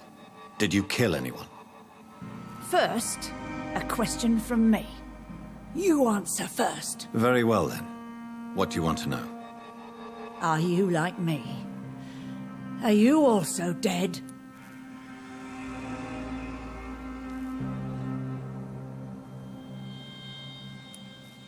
We are not dead, Harriet. Death no longer pertains to us. We are different. I like what I am. I truly do. I relish the pain that courses through me. I know you fled the hospital with Sean Hampton. Did you or Sean kill anyone in your flight? Anyone? Try and remember. I will not lie. I wanted blood, and I wanted revenge, and Sean pulled me from it, brought me here instead. But the shadows heard my prayers. The shadows killed that bastard. Shadows? Tell me what you saw. The shadows, they heard me and answered. Something in the deep darkness, quick, deadly. It asked me if I wanted revenge. I answered, yes. And these shadows, this presence, do you still hear it? Was it a vampire? Did Sean see it? It spoke only to me, and now it is silent, but it is born of hatred. And it will kill again. And it hates you, Doctor. Oh, it hates you. What makes you say that? It whispered your name, Dr. Reid. It wanted to know who you were and where you went. Questions about me? What did you say? Nothing, Doctor. I said nothing. There was nothing it didn't already know. Oh, I'm tired now. Let me rest.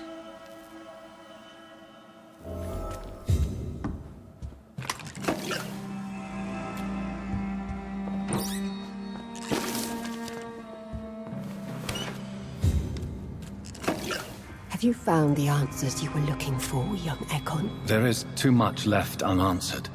So many questions. Get to know us. Spend time with us. And I may be willing to answer more questions. What manner of creature is Harriet? She is different from everyone else. I really don't know. I'm not even certain she is a skull. I've no idea as to what blood made her. What is a skull, in fact, in your honest opinion? The progeny of a vampire, disavowed by her maker. Perhaps a fruitless branch of a noble tree. A word used to enslave us. I cannot say. You mentioned that vampire blood has tremendous potency. You believe it to be stronger than your own? The vampire's sweet blood. That rich, dark wine that we crave. For it made us, and it can sustain us. I thank you for your time, madam. I must go back to Hampton now. Your kindness has been ample payment, Egon. To protect us, I'll close the access to our hideout, but you can use our shortcut to reach Mr. Hampton's shelter. Just follow the arrows. Thank you, old Bridget. I hope we'll meet again.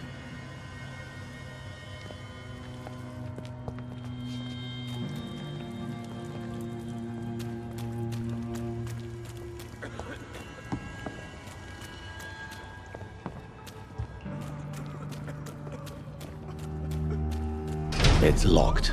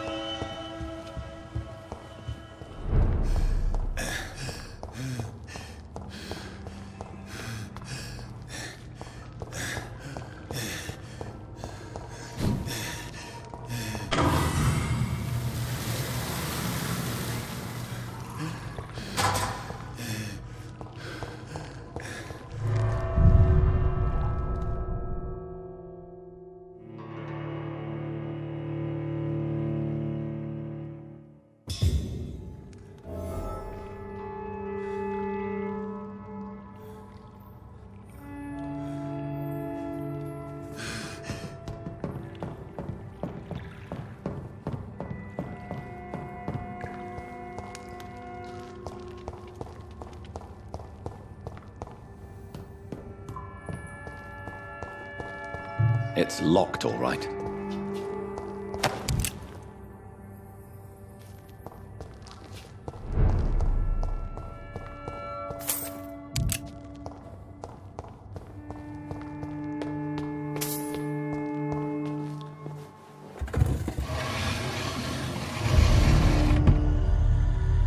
Welcome back, Dr. Reid. Would you like to take communion with me now?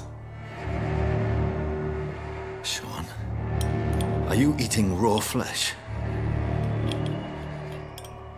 It is the sacred flesh of the mortal lamb. Our Lord's bountiful transmutation for the sustenance of his believers.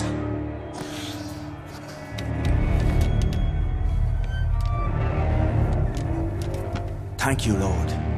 I am your most humble servant. So, true to your word, you waited for my return. I told you, Dr. Reid, I was a man to be trusted. Did you have words with the poor Harriet?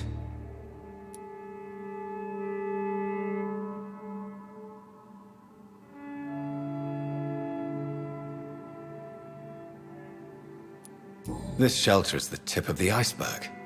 You hide your game well, I'll give you that. We are God's children, Dr. Reid, one and all, and he's determined to save us. Harriet, Miss Jones, has been behaving in a most violent manner. She's going to need special attention. That's precisely the reason I brought her here. To meet old Bridget. She's the guide Harriet requires. Harriet is possessed by her hatred. You cannot let her roam free. She's dangerous. She has joined her own kind, Doctor. Old Bridget is a saint to the younger Scals, guiding them to salvation and peaceful existence. I believe I've learned all I need to know. I'm certain you've killed no one, but one day I believe you'll cross the line. Logic is a false prophet. Faith is the only path to salvation. What do you mean? We have been blessed with God's eternity. We are the instruments of his divine will. We shall feed the hungry forever and ever. Amen.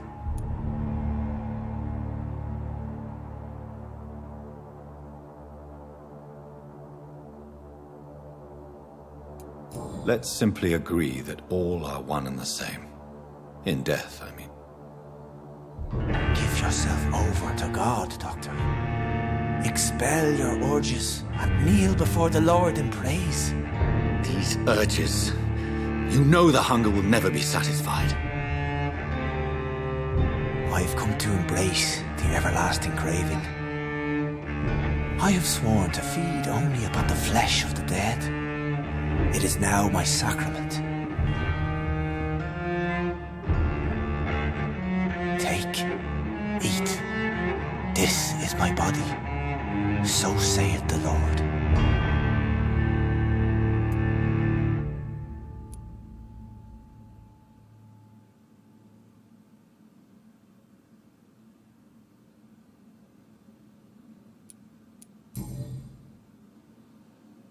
I believe you, Sean. In fact, I envy the peace you found and will remember it. There is love and compassion in your heart. You only need to give it wings. Thank you for your kind words, Sean. Continue your noble efforts. You are a good man in bad times.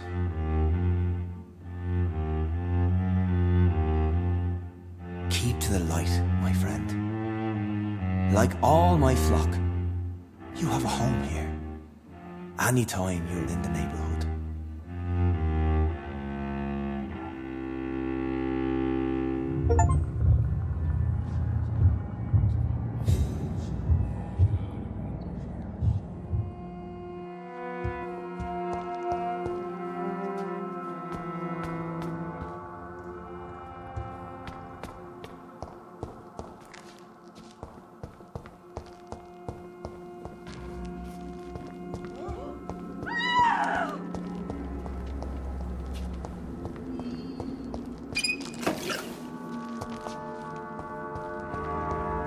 Another corpse thrown in the streets.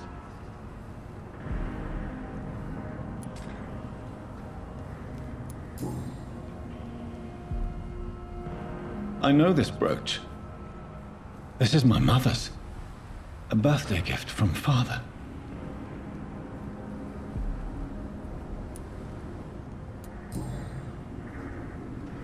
"29 Pretty Orchard Street. That's near Poplar's district. Why would this man carry off my mother's brooch? I must go there.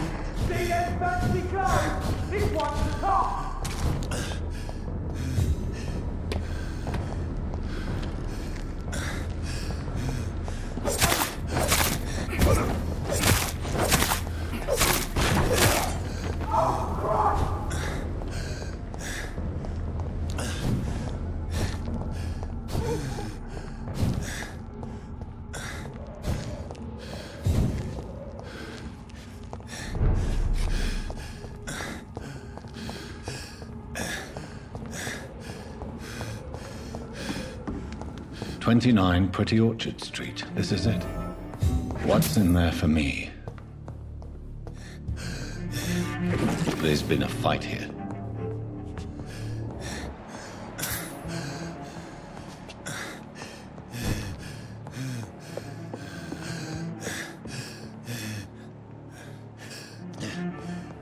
This window was shattered with violent force. Someone's been pulled through it and dragged through the street. Who could have done that?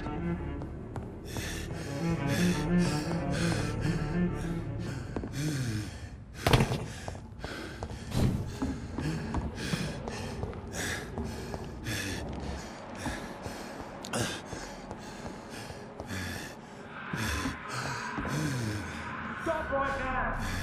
Look at me! Big fucker!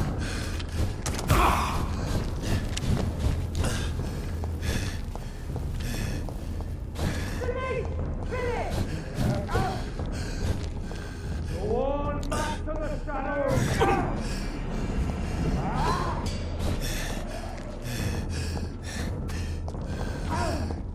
Keep going! Watch out!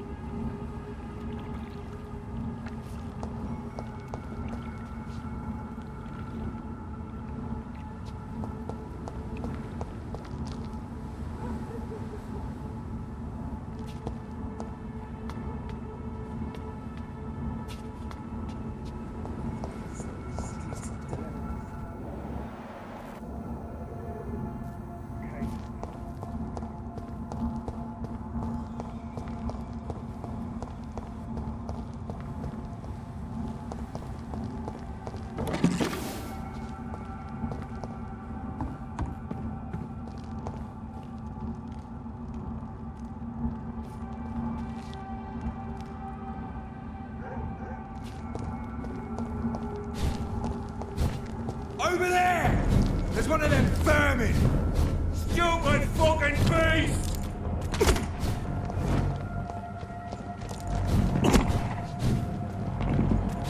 Easy does it, boys! Deal with this vermin. Siege! Kill it!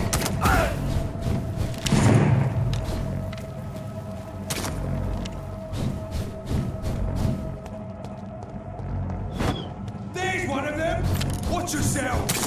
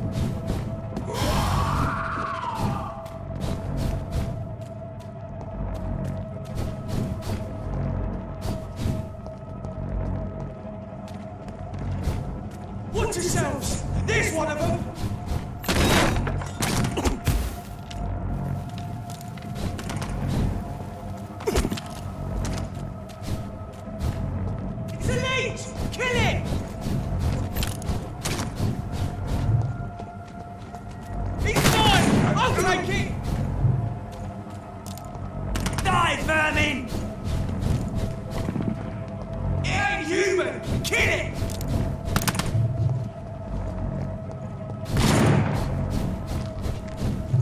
Stop it, Reid!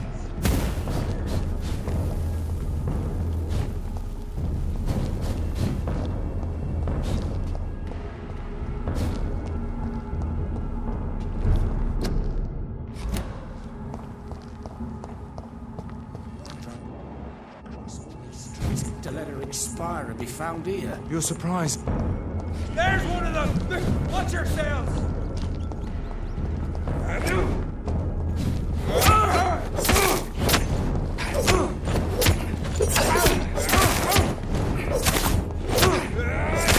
It's one of them! We have to stop it! Die, vermin!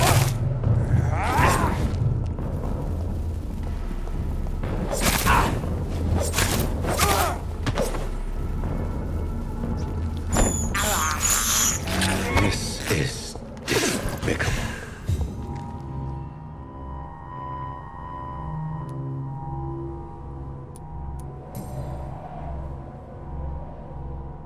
The marks on this woman's neck were made by the fangs of a vampire.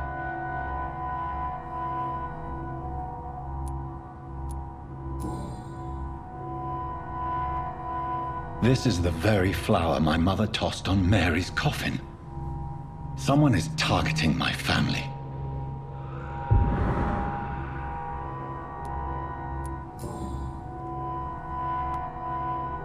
Her shoes and clothes are quite worn out.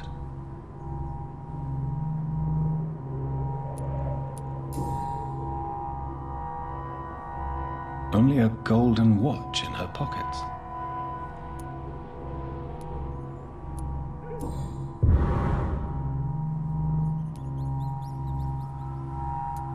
I see you.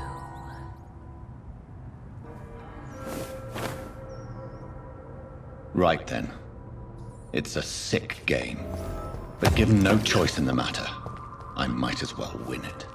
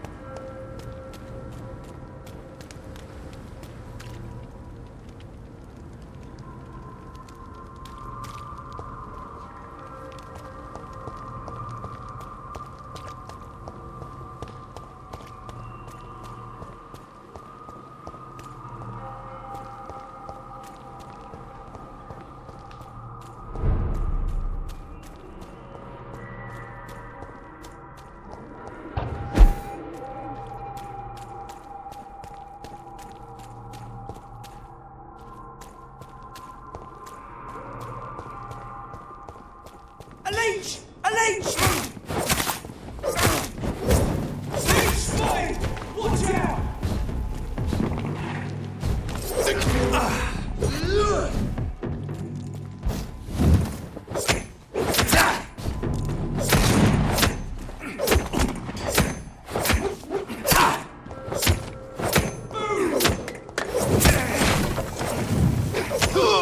Fuck his boss!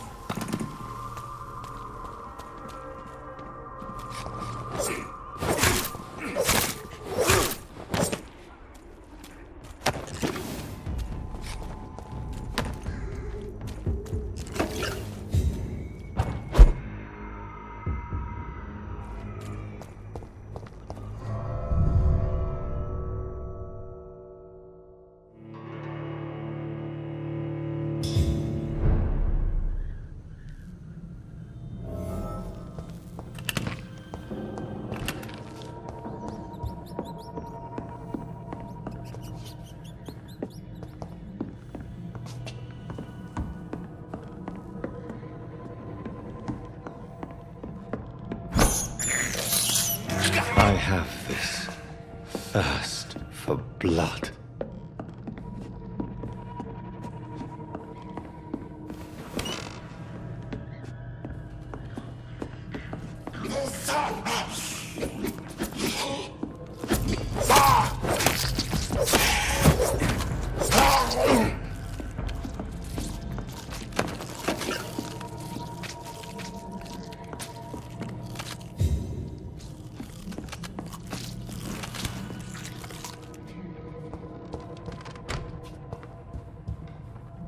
This is Braille. I need someone who can read this.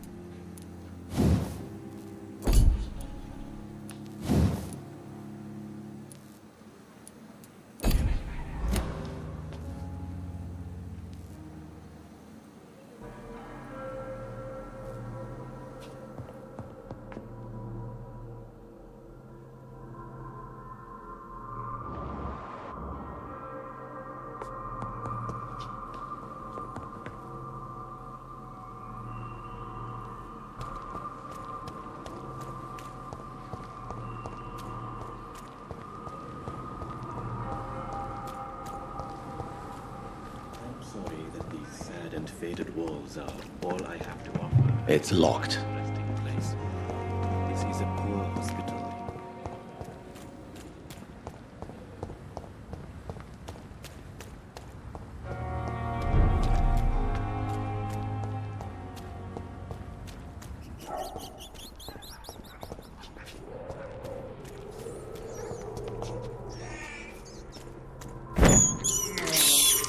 I can't believe I'm doing this. I have this thirst for blood.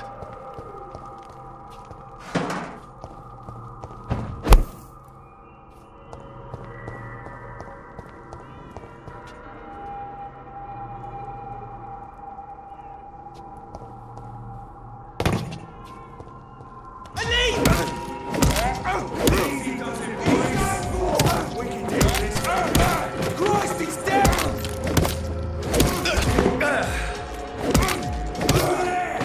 There's one of them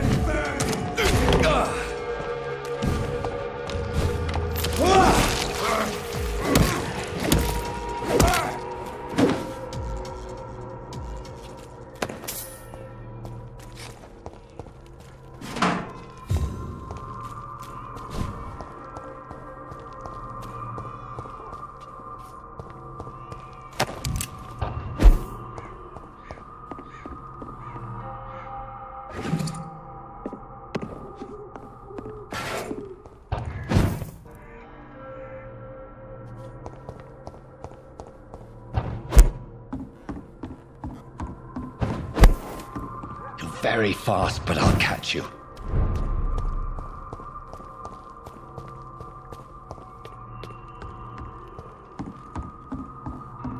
Jonathan! What was that?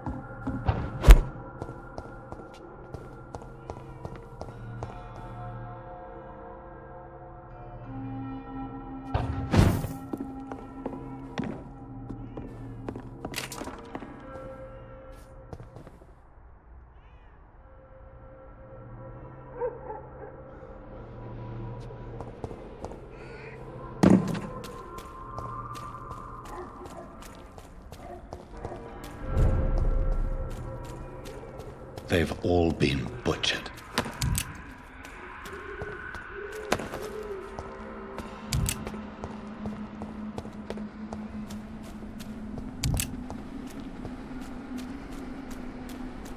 I can still sense a presence.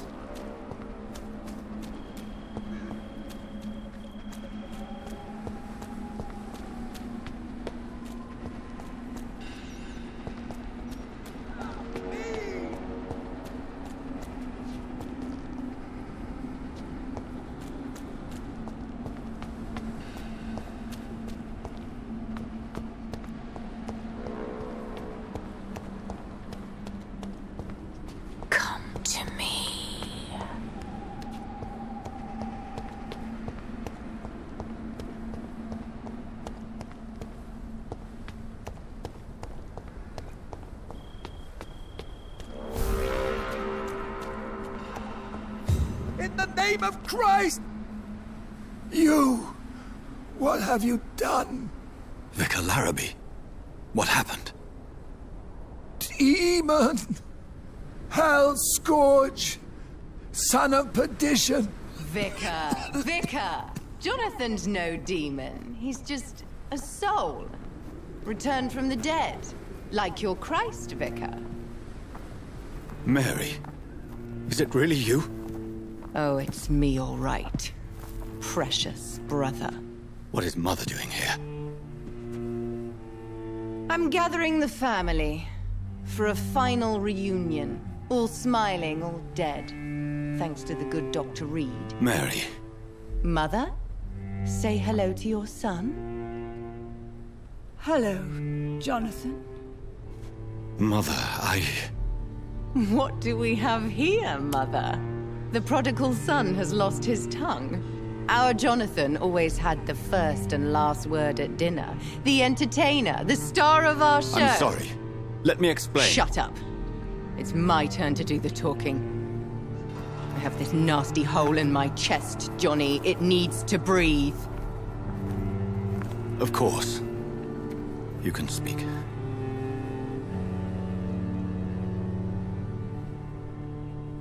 My prayers went so long without an answer. My husband, killed in France. My child, carried away by the flu. My brother promising to return in his letters, then disappearing in thin air. I went from hospital to hospital. Cemetery to cemetery. Grave to grave. I've lifted every stone in London, searching for an end to the nightmare. And there you were. In front of me. On a dark pier. The hunger had taken me. The joy to have finally found you. I longed for your arms, a final happy ending to so much tragedy, to tell me all would be well again, as you did when we were children. It was this filthy dock where you greeted your sister. I dug a tunnel from my grave with my fingers and teeth.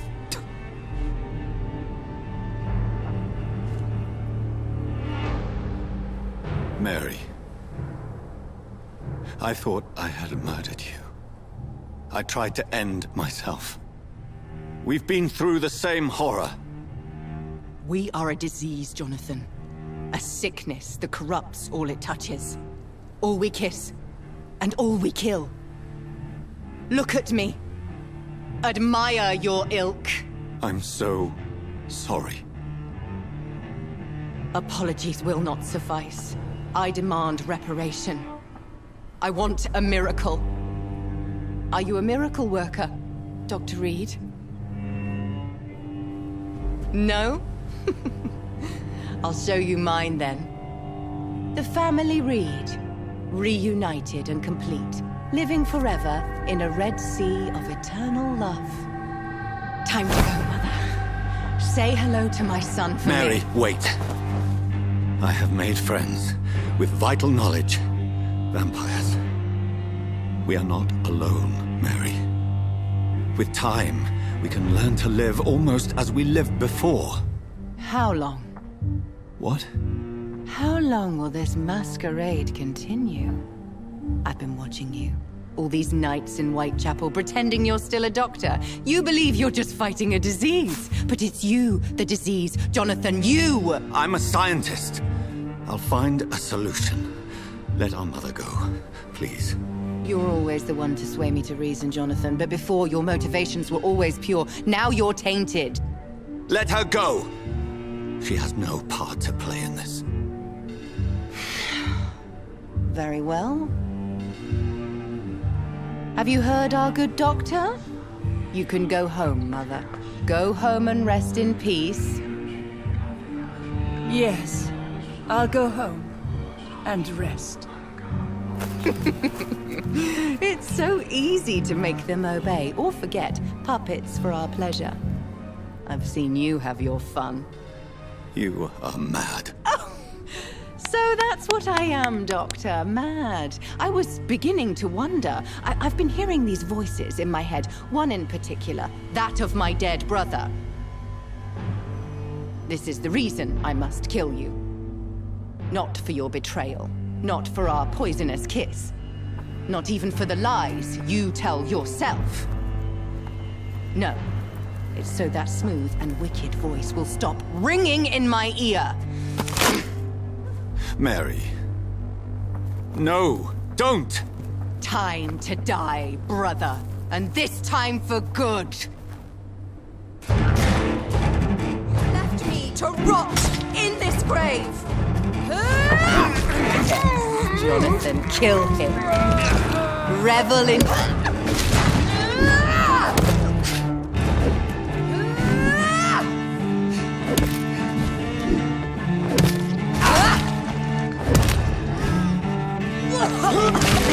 What have you done?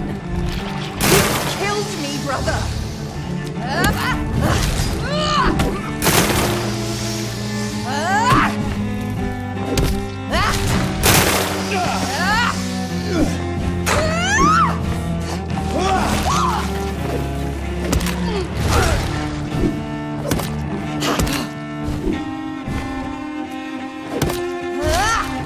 Assassin!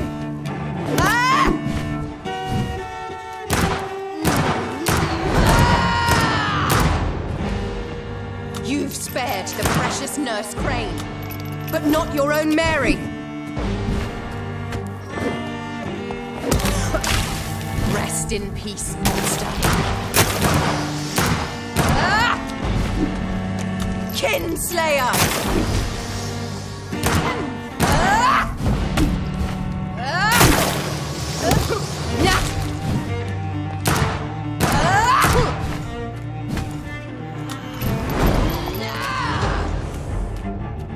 Because you spared Sean Hampton, don't expect the same mercy from me! Abomination! Come to me, Jonathan.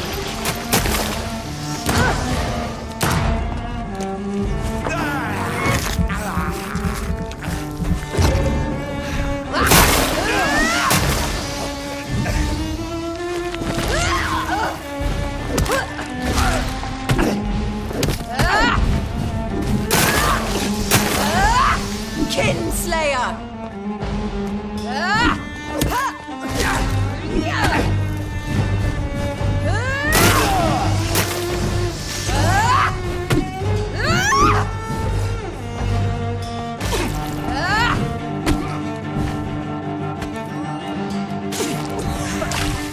Kiss me again, brother. Abomination!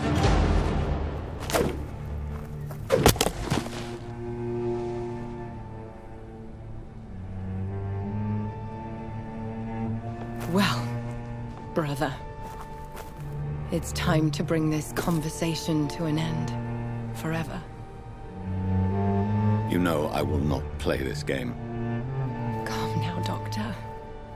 Like a rabid dog. Or think you're performing an autopsy. Don't be ridiculous. I'll kill them all. The kind Dr. Swansea. The sweet little lass with hair of red. I am the Harbinger, bringing your punishment. Mary. Don't you see? This is not me. Flesh that never ages. All nightmare, no dream. Bring it to a close. Let me sleep.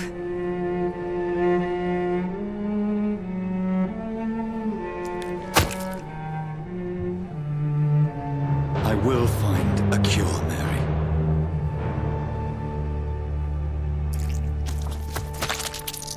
I swear it. Then, at last, I can forgive you.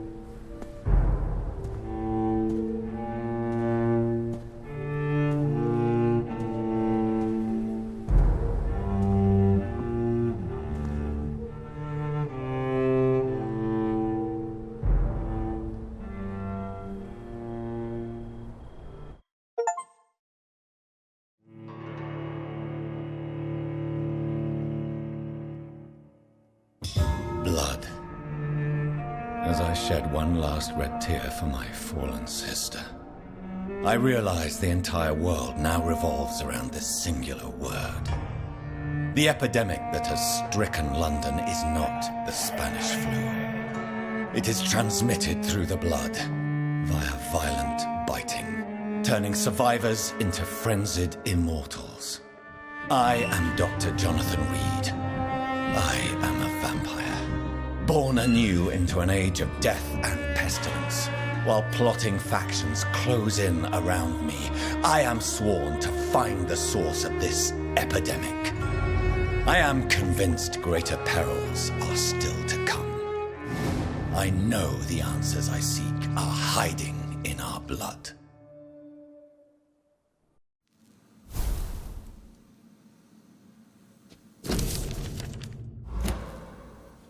The flower's dying. It needs water.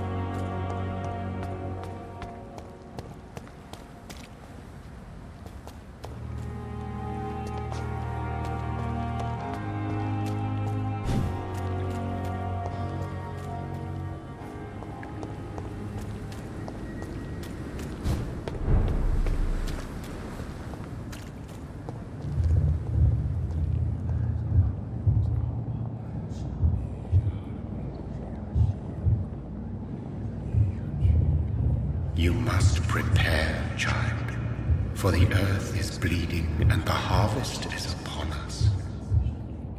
Stay away! Whoever you are! This is no time for petty quarrels, my champion. Can you not hear? The famished queen has awoken. I insist you be quiet! Son, do you not see? You are the healing balm. I had to kill Mary.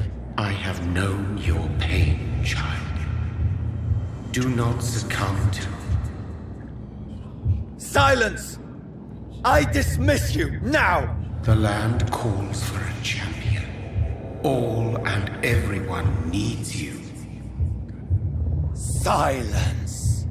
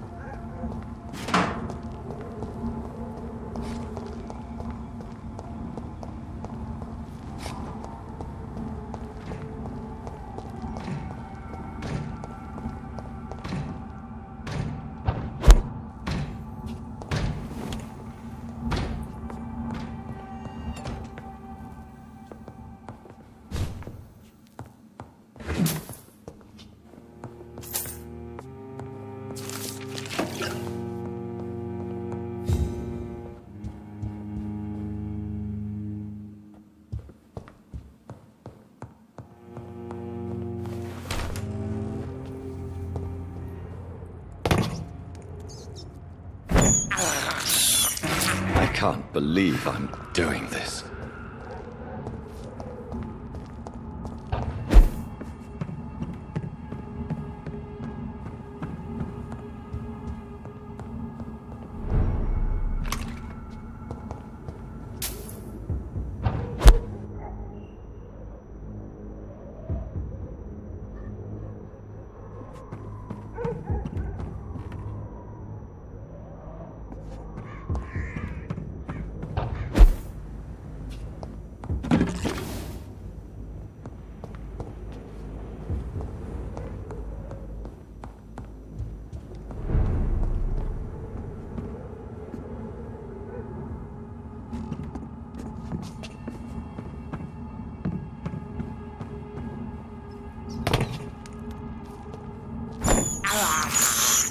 I have this thirst for blood.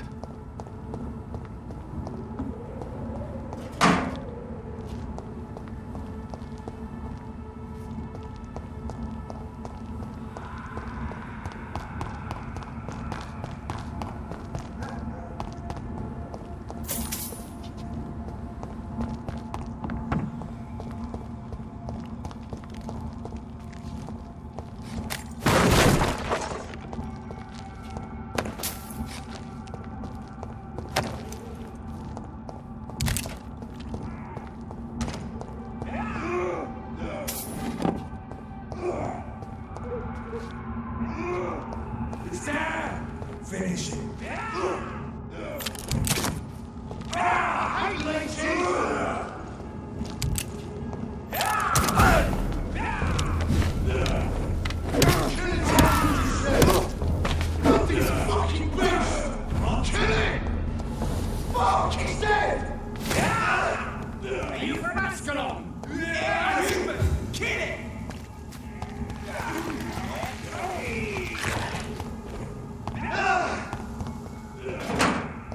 So this is where she lives. What a splendid house.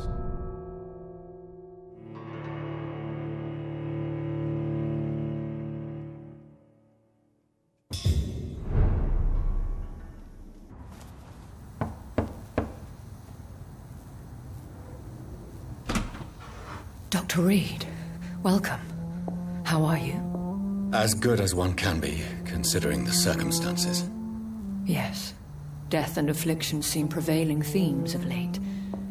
Please, come in. We have much to discuss. I hope I haven't disturbed you. Not at all. Actually, I was counting on you visiting me tonight.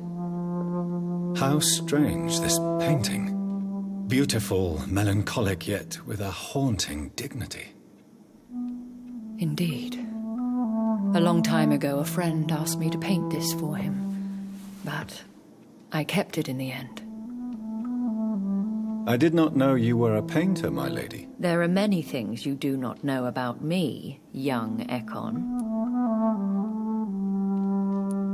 Please, call me Jonathan. Please excuse my behavior, Jonathan. I tend to tease my friends when uneasy. What is bothering you, my lady? Your letter was quite alarming. We will talk about this in a few minutes. For now, I would like you to tell me about yourself. How have you been since we last met, my friend? I think I should ask the questions, your ladyship. After all, it was you who invited me to settle this most urgent of matters. Fair enough, Jonathan. The situation is critical. We do not have the luxury for etiquette. Please do not misunderstand me. I would be delighted to discuss mundane matters and idle trivialities. If we survive the dark nights to come, we shall have all the time in the world to speak, you and I. For now, please follow me, Jonathan. I must say, your house is exquisite. One of the advantages of living forever is having the time to be selective with one's furnishings. I took the liberty of having tea served. You can still drink tea. Can't keep it down, but I do so enjoy the aroma. Let us toast to make-believe. And of course to your health, Jonathan. And to yours, my lady.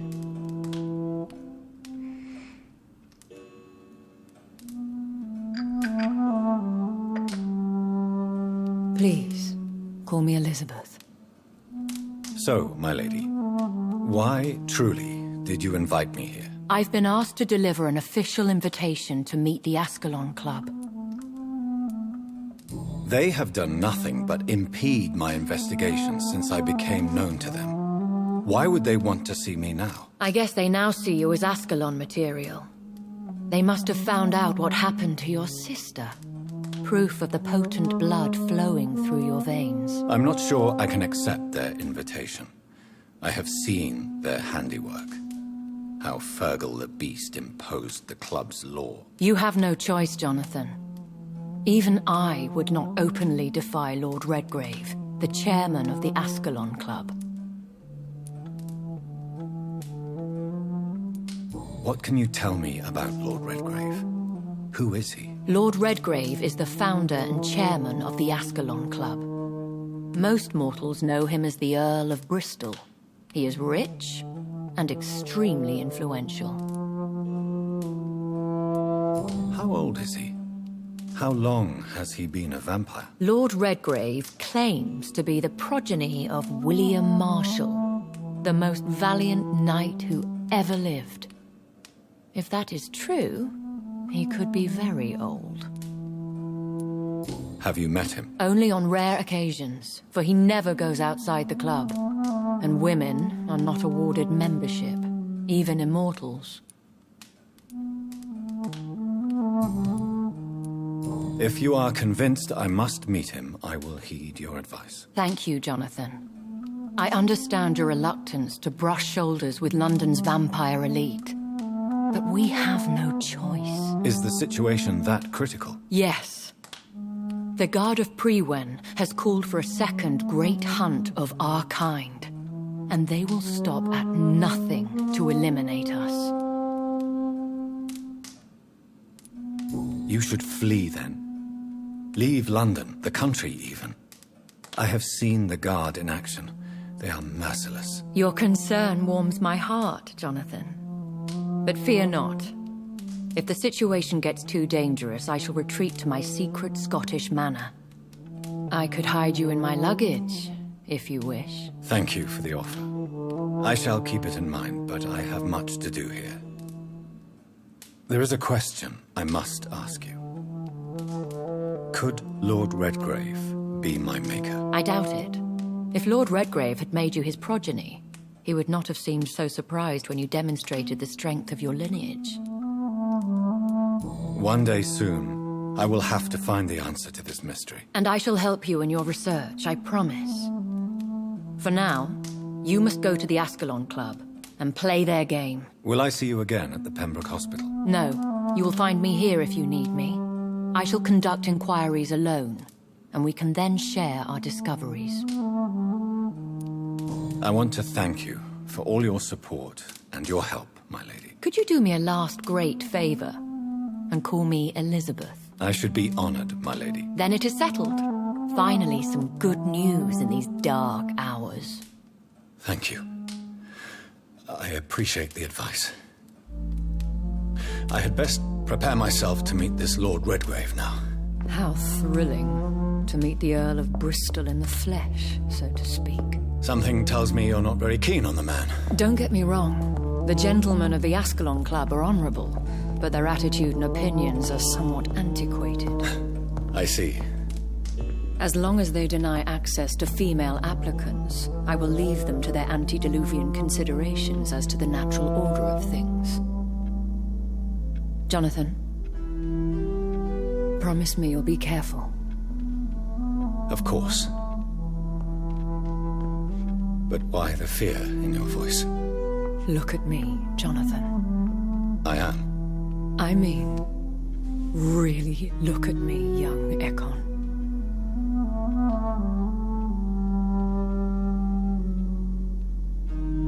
We may be deceptive by nature, but this heart of mine has always told the truth.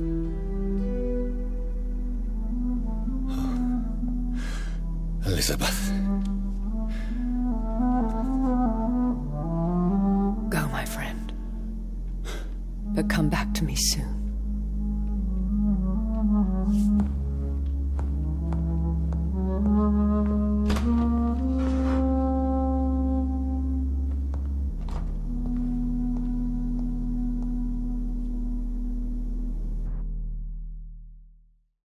Boys, we've got one of them. Kill is all you deserve. Want some of this? I'll send you to hell.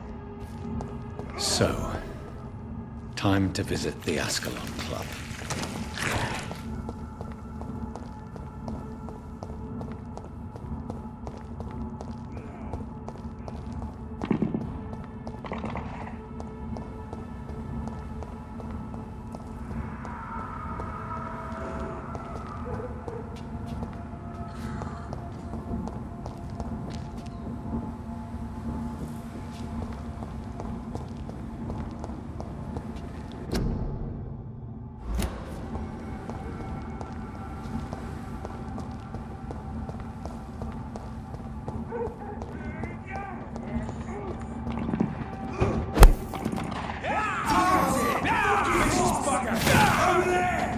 There's one of them vermin!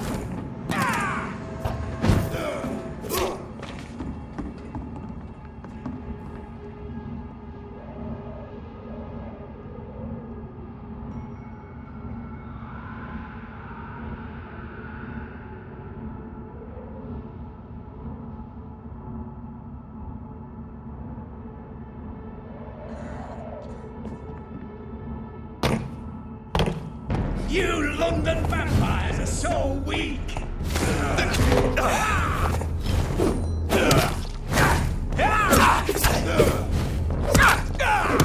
Give me!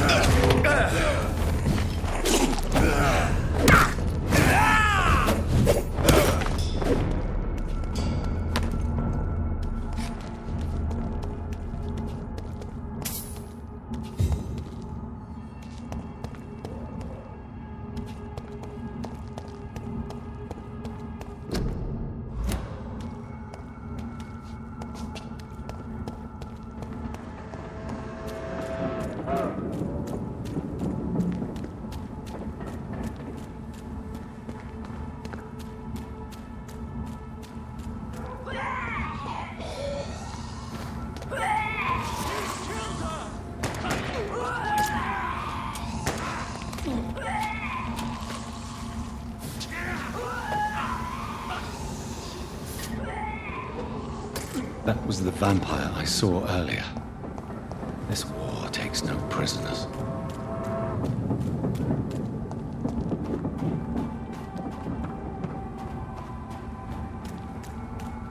The West End. Never have I felt so sad to be back home.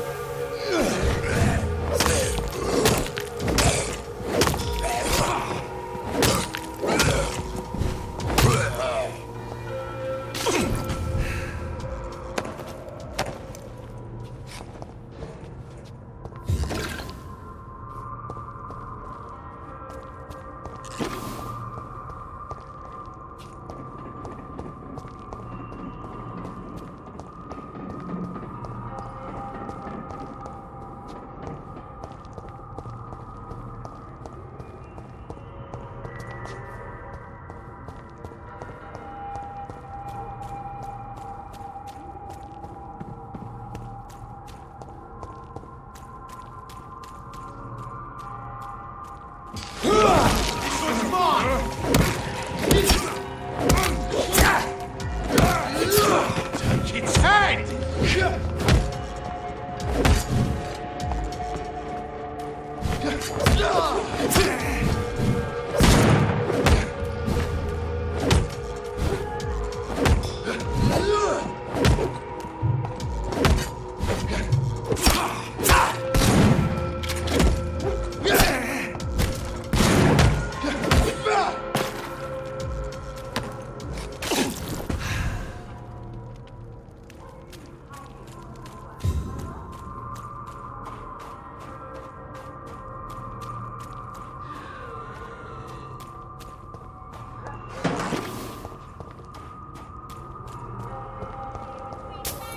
The Ascalon Club. The heart of British vampire society. Not quite as subtle as I expected.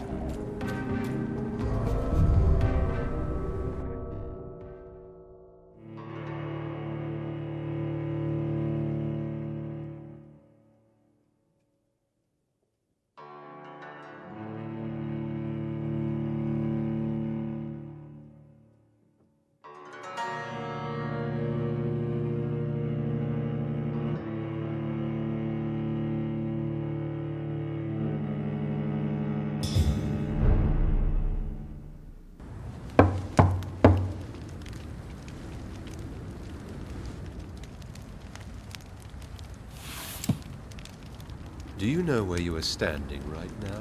In front of the Ascalon Club, I presume. The Ascalon Club only summons or ostracizes. What is your business tonight? I received an invitation. I'm Dr. Jonathan Reid.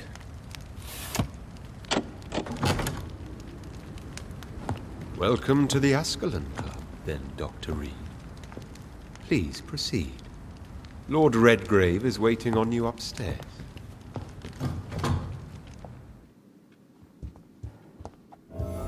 There has been quite a battle here.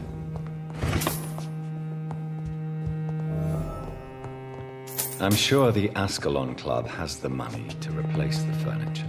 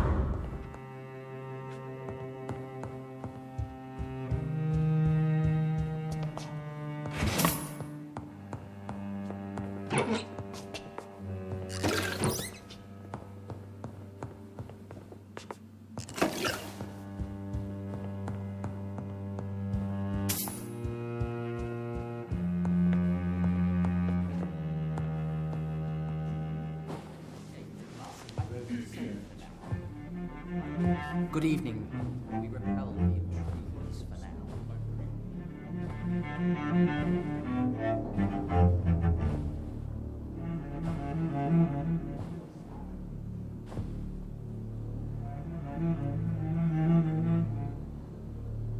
My good friends, if I may have your attention.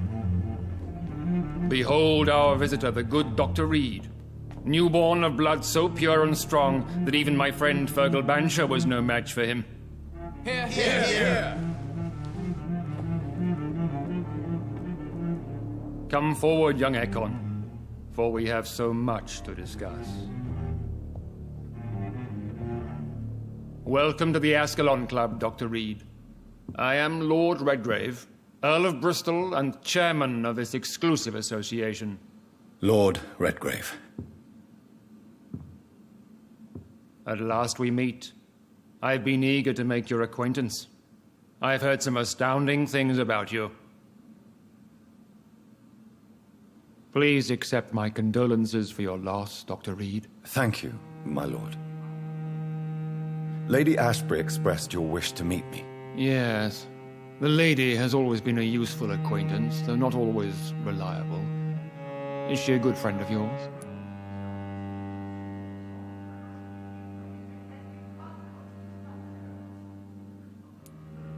She's a close friend, and I'm honored that she feels the same about me. The centuries have taught me never to trust a woman completely, especially if she is a mortal. Too prone to emotions, if you ask me. Too fickle when it comes to important decisions. My lord, do not expect me to speak ill of Lady Ashbury. Of course not, and I praise your loyalty. Would you offer the same fidelity to the Empire? What do you mean? I speak of the Skull Plague that threatens London and the country. You have been on the front line in the East End, but the time has come to open up a second front here. The epidemic has escaped the quarantine. You have new cases of the outbreak. We don't know for certain, but we cannot allow the disease to threaten the prominent heads of Great Britain.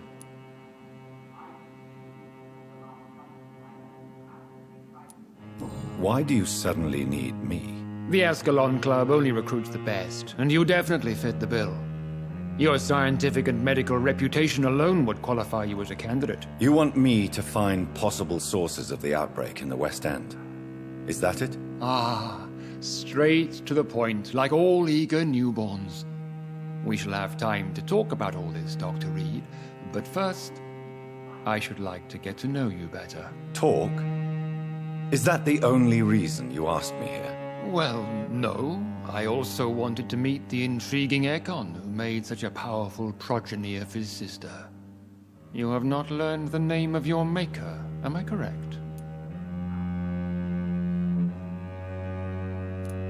No, I haven't. Have no embarrassment, Dr. Reid. We all make mistakes.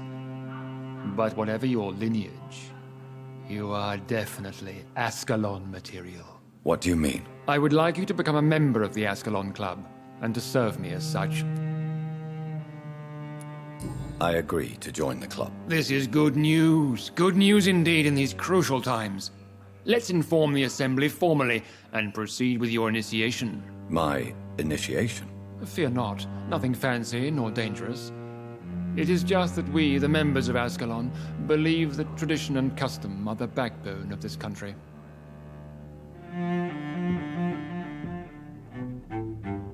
My fellow members, dear friends, please gather and welcome this Ekon as one of our own. Is he worthy? Is his blood pure?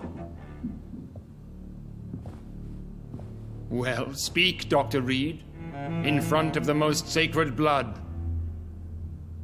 The blood of our beloved William Marshall, speak now. Will you serve and protect the crown as he did? Yes, I will. Then, young Ekon, it is time to testify with your blood. It is time to sign the Book of Allegiance. I know it's awfully gothic and a tad pedantic, but England's traditions are the backbone of our nation.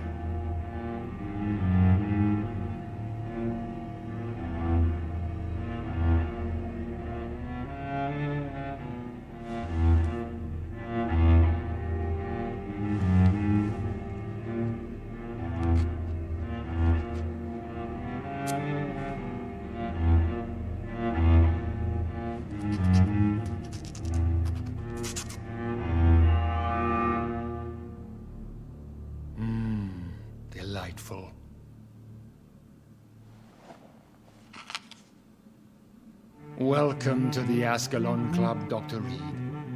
Take your place among the bearers of the lance. One of us! One of us!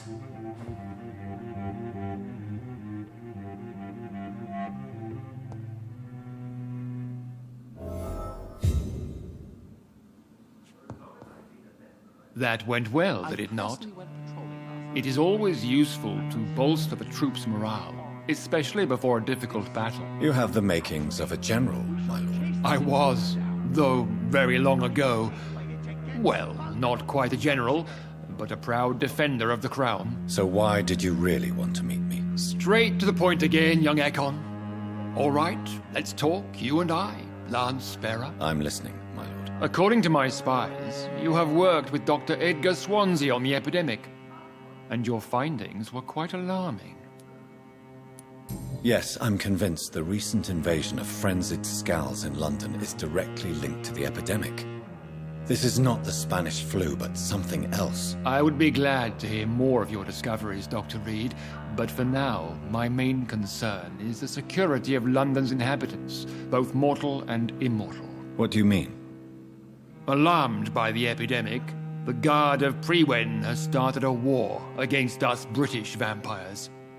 To appease the situation, we must eradicate the Scals. I have met peaceful and wise Scals.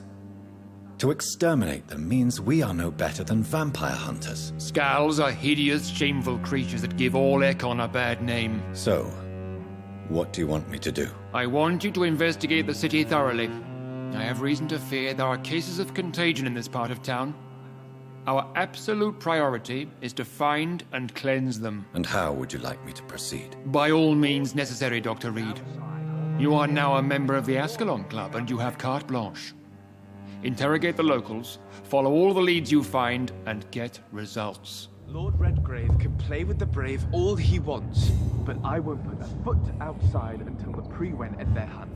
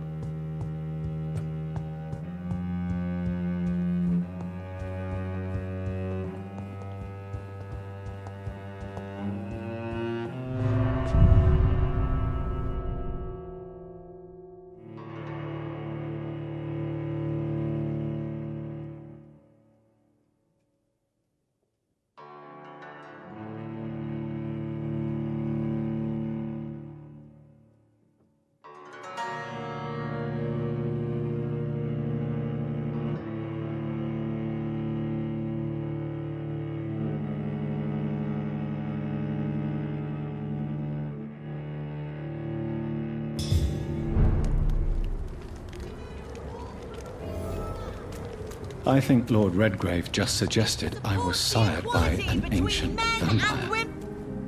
Good evening, miss. Oh my god, no. Please, Mr. Vampire, don't kill me. Please, no. I'm too young to die. I still have so much to offer this world. Wait, no. Why do you think I would... What? Don't worry, Dr. Reid. I know you wouldn't harm me. Mother told me you were in this part of town and might drop by. Your mother? My name is Charlotte, sir. Charlotte Ashbury. My mother taught me long ago how to recognize the signs that betray a vampire. I understand she also taught you how to tease and gently mock innocent young Ekons. It's a pleasure to meet you, Miss Charlotte. I'm investigating the source of the epidemic in this district.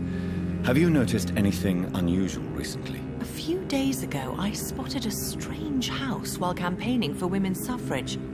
Awful smell. No answer when I knocked. Where is it? It's the Mullaneys, a nice family who live in a big house near the park in the eastern part of this neighborhood.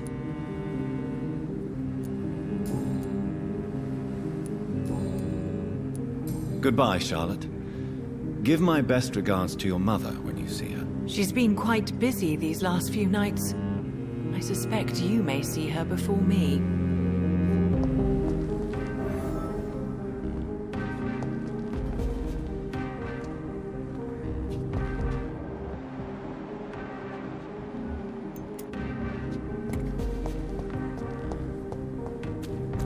Have you noticed anything suspicious recently? Good evening, sir. May I have your attention, please? Come on, Johnny. Don't you recognize your oldest friend? Clarence. Clarence Crossley. How are you? My God. So you survived the war too. So sorry I didn't recognize you at first. I almost didn't recognize you either. War does that to men, I heard. In my case, it was true, for I witnessed the horror that lies underneath. I'm investigating the source of the epidemic in this district. Can you help me? Infection is everywhere these days. But if you ever go to the park near that swanky house belonging to the Mullaney's... Yes? What about the Mullaney's? What about their house? Not enough noise for a big family with children. Not enough movement. Closed doors. What is going on in there? I wonder. You need some rest, Clarence. You should try to sleep.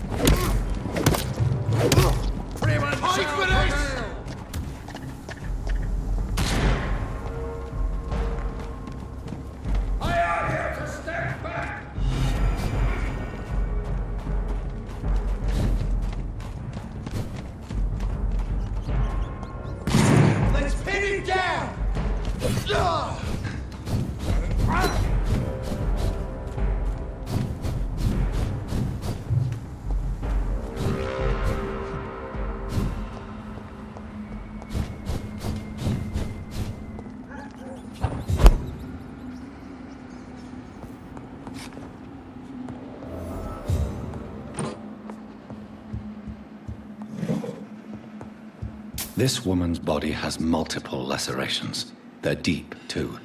Whoever did this was driven by rage.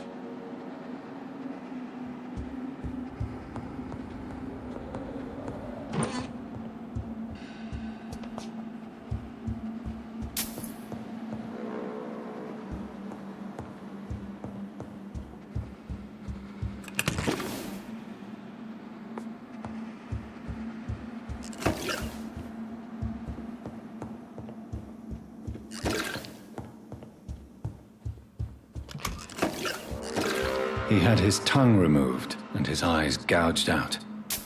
He was a victim of brutal torture.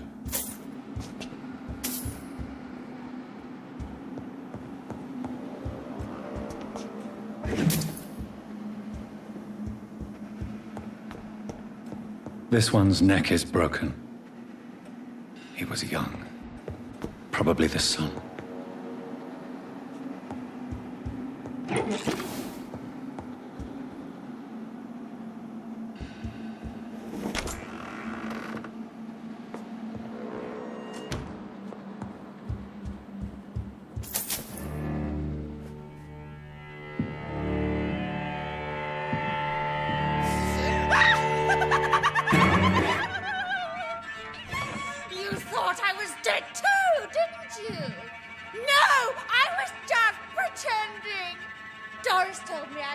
a great actress! You killed your family. They mocked my talent! Ah!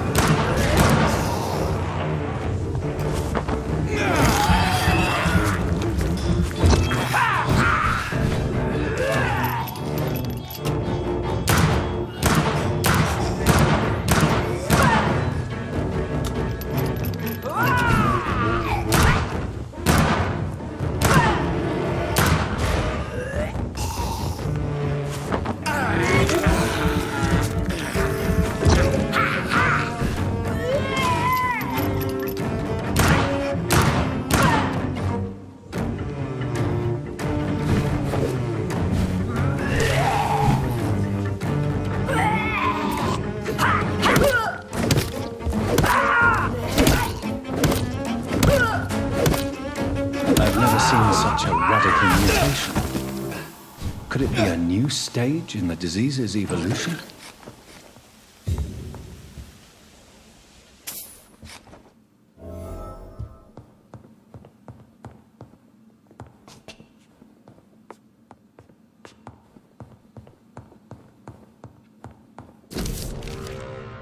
So, this girl took lessons at the famous Doris Fletcher acting school.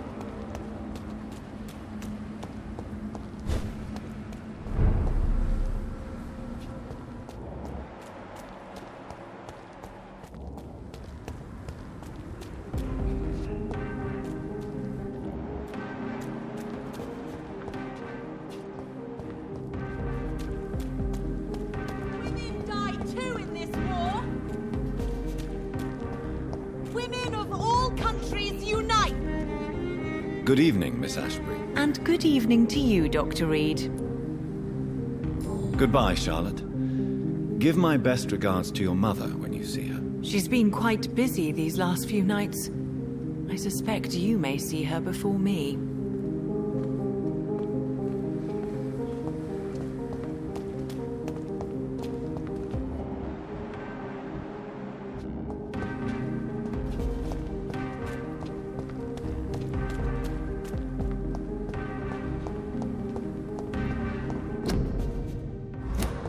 Have you noticed anything suspicious recently?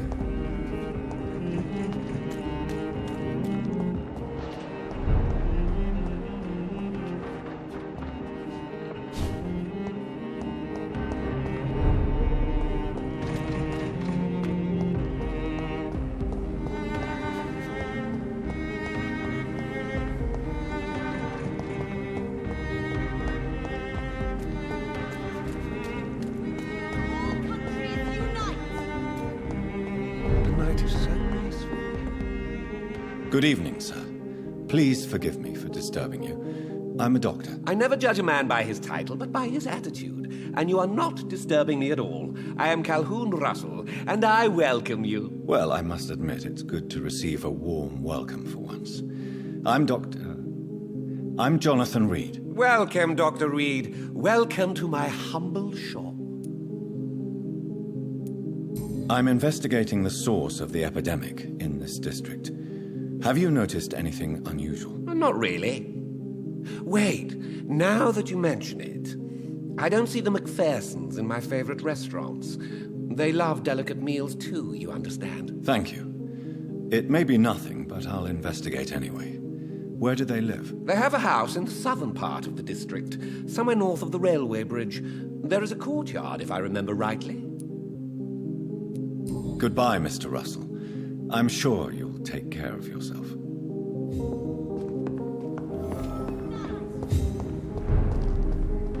Women die too in this war.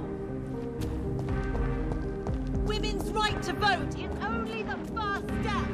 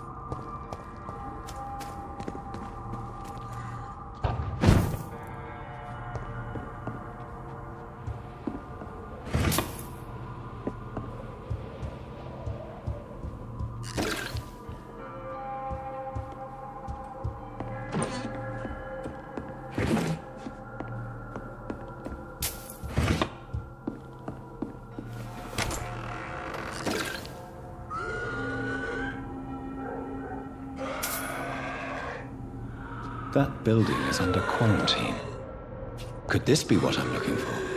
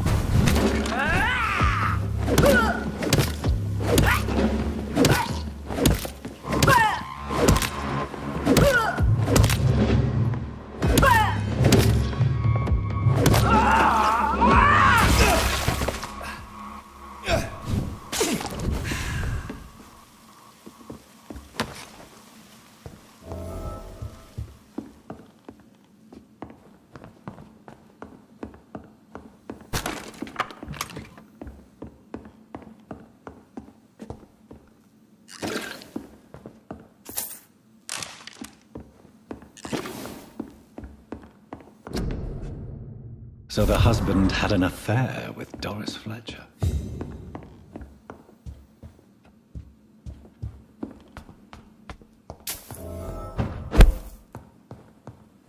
Doris Fletcher seems to be the missing link here. It can't just be a coincidence. I should go to her acting school.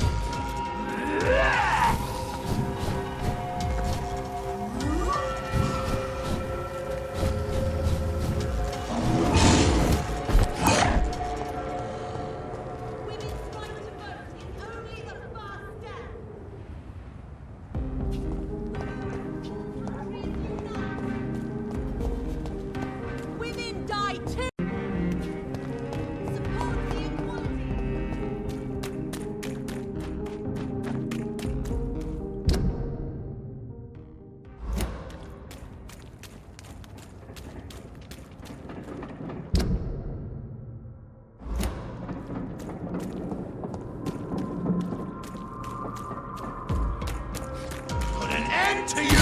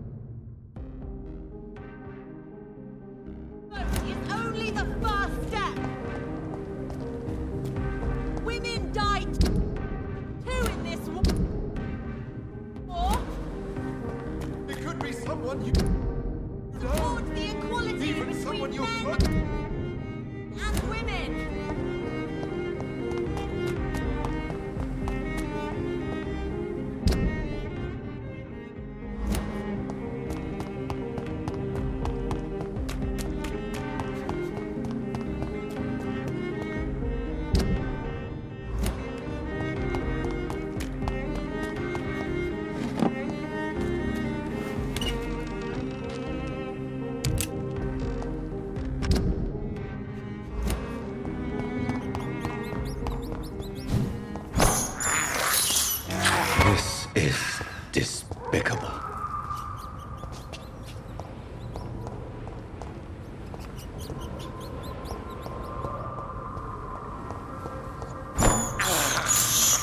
I have this thirst for blood.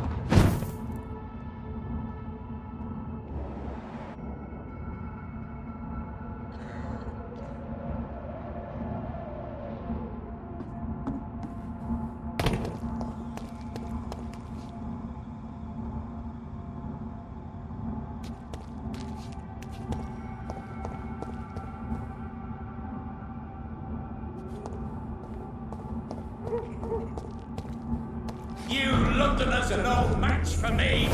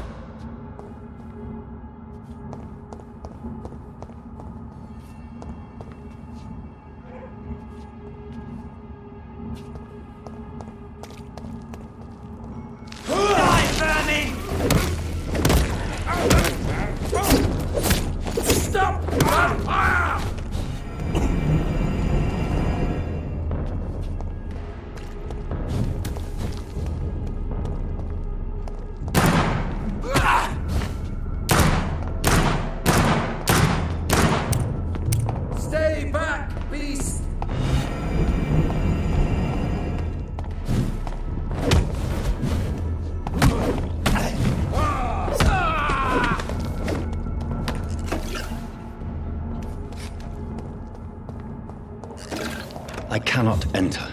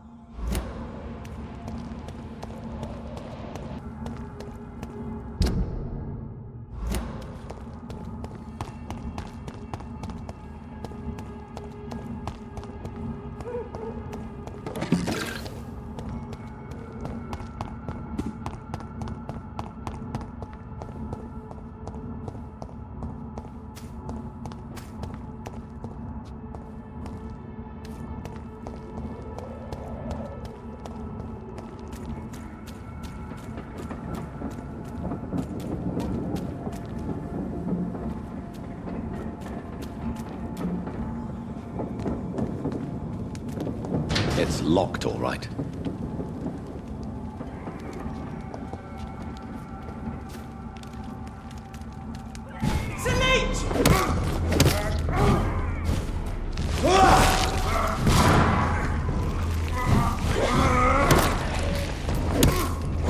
An end to you!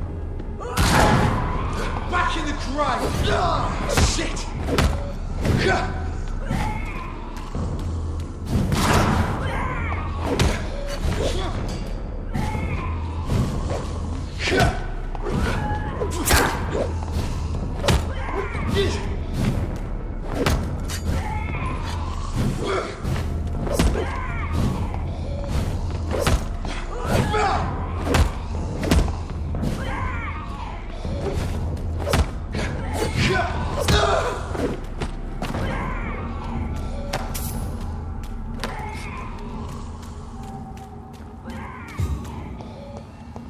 I cannot enter.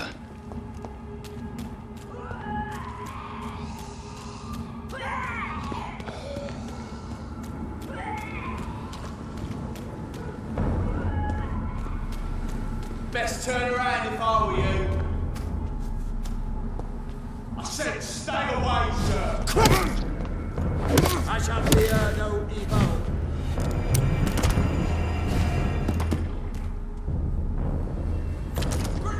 Cannot be defeated!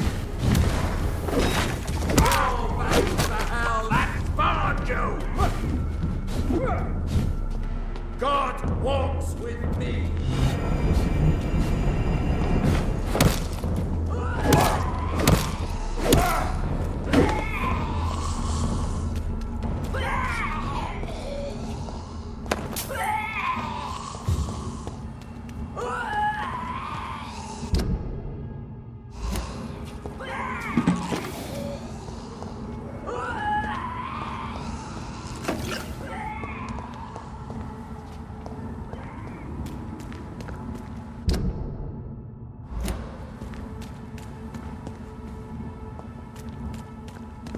There's an open window on the second floor.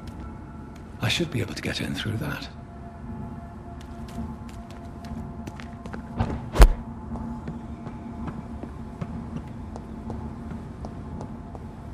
It's locked, all right.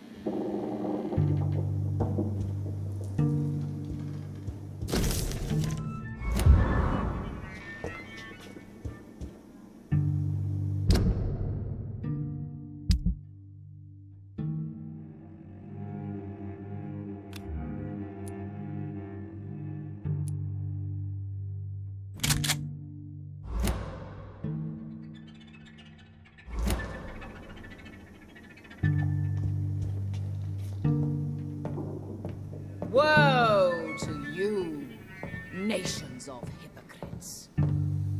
For in front of you stands the tall queen. You can but... Can that be Doris Fletcher's voice? Where does it come from?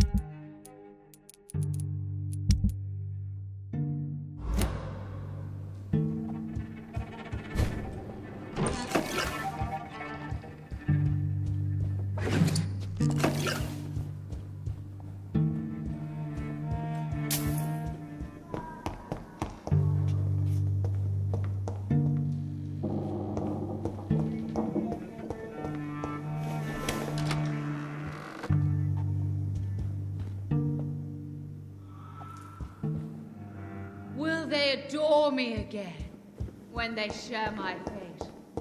For I will be brave.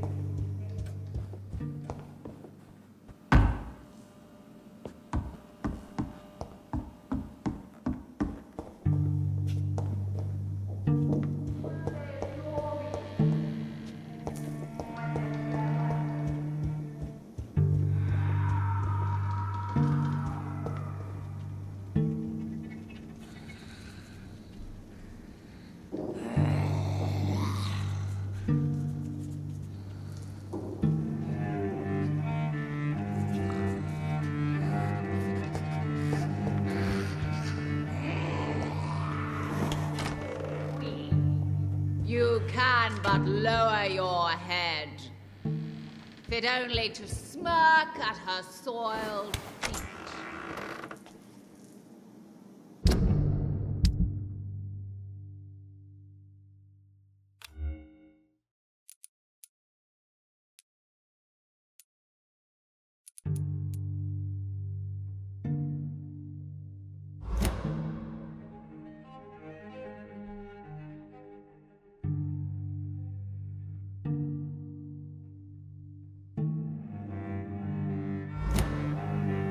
Alas, poor Doris, I knew her well, and many can testify to her kindness.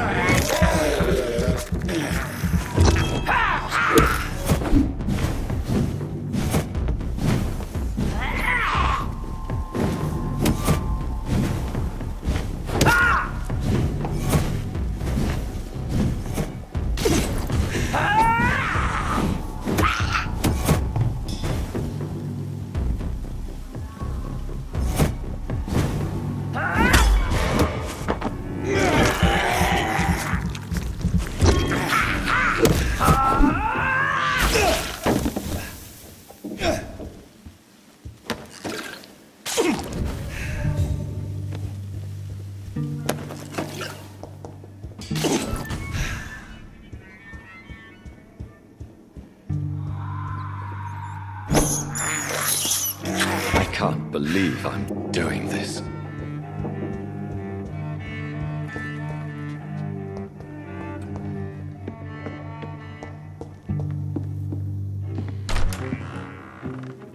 Who are you? You who dared enter my realm. Are you here to worship or mock me? I'm here to put an end to the vampire epidemic, Miss Fletcher. Ah. But Doris Fletcher is no more. She was consumed by this putrid flesh that now enshrouds her. You feel anger for what happened to you, but I can help you. I'm a doctor, Miss Fletcher. Doris Fletcher is no more. All that remains are the dreams of the queen she was, and the queen she'll be. Until then, all shall die, for that was her final wish. Her blood will be... Ha!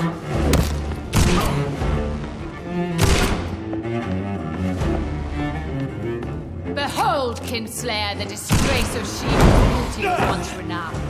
Will she be the queen again once they all share her fate?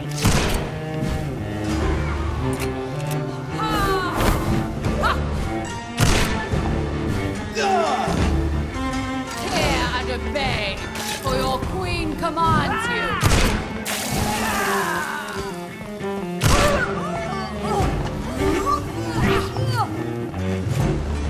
Woe unto...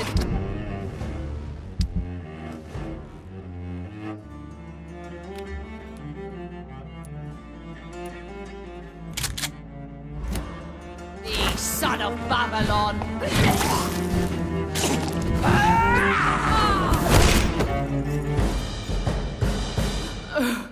Wait.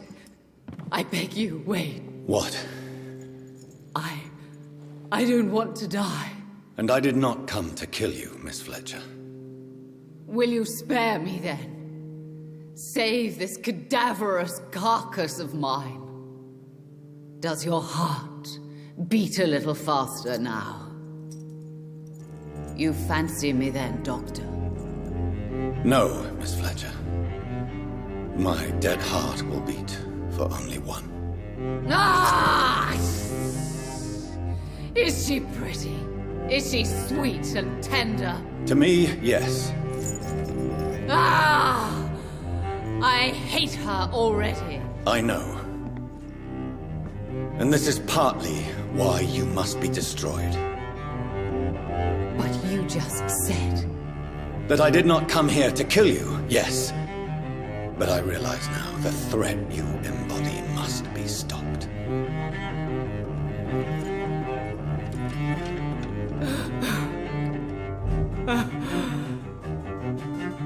Will I be remembered? Will you? You were Doris Fletcher, the greatest actress of her generation.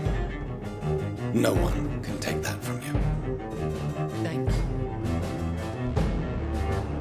And farewell. Ah! Ah!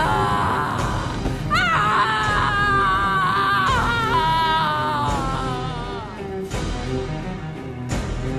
Farewell, Doris.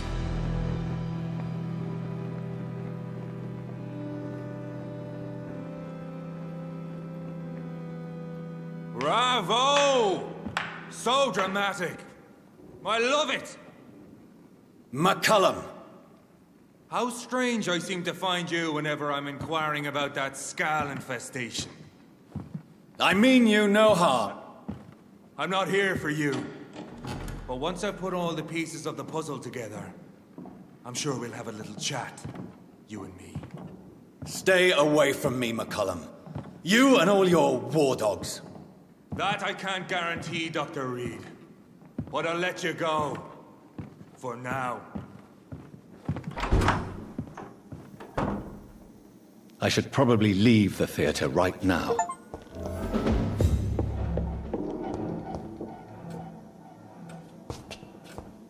The West End should be safe now. But London is not. It would be wise to benefit from the Ascalon's protection while I continue my research during the Great Hunt.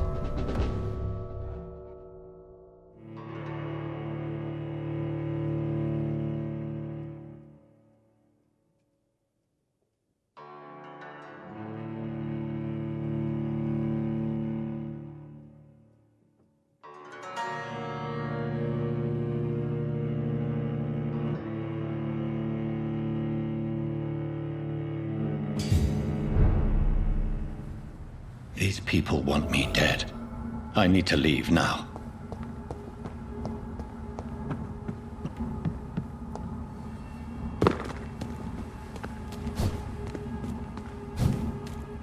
So Doris just needed to be close to her audience to infect them. Contagion through skin. Very disturbing. It's an itch! Kill it!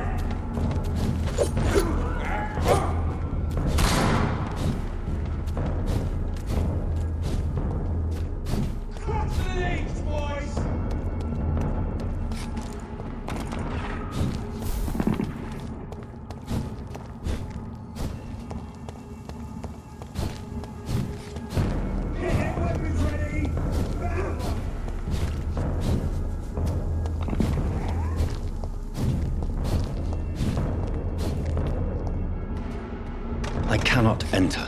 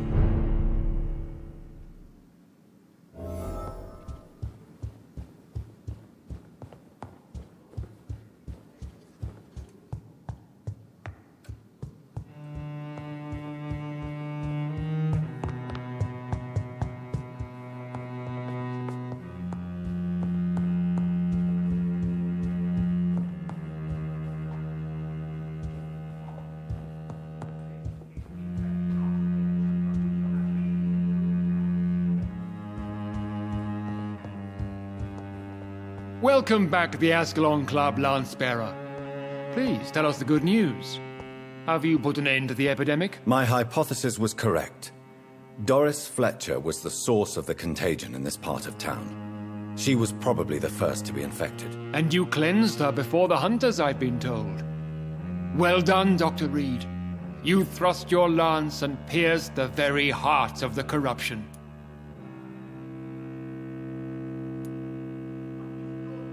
But some questions remain. The important thing is, we won a major battle for the survival of London. For that, we salute you. Thank you, my lord. Now, I have another task for you. One of the utmost importance. Perhaps even more so than the previous. I'm listening. It's time for you to perform a most sacred duty for the club. I want you to recruit a new vampire. Recruit a new vampire? Are you sending me on some sort of diplomatic mission? Not exactly. I want you to make Aloysius Dawson the Ekon he deserves to be.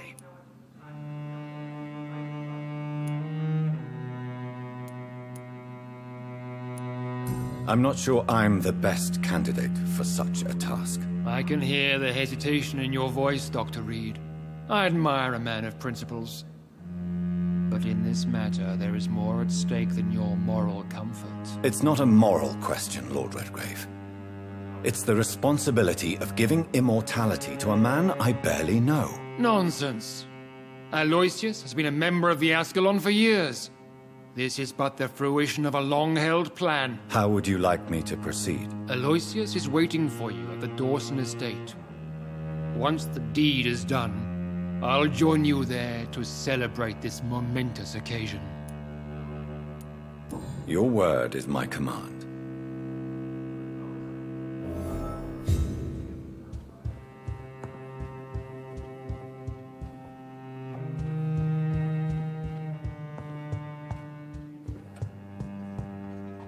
Are you all right, Jonathan? Lord Redgrave has just ordered me to turn Aloysius Dawson, to make him my progeny. I see. And how do you feel about this? I won't do it. The very thought of it makes me sick. The real question here is, why has his lordship given you this task? Do you think it's some sort of trap? Do you really want to know what I think about this? I do, yes. To make an immortal of a soulless blackguard like Aloysius Dawson will only lead to a disaster for London. The man is already dead inside. Should I refuse? Perhaps politely suggest that Lord Redgrave turn the man into a vampire himself. Don't you dare, my dear. According to what I've recently discovered, his lordship could kill you for even broaching the subject. Really? Why? I've recently found proof that the Earl of Bristol is of lesser lineage and only capable of creating skulls. Please tell me more about your recent investigation. As long as you lower your voice.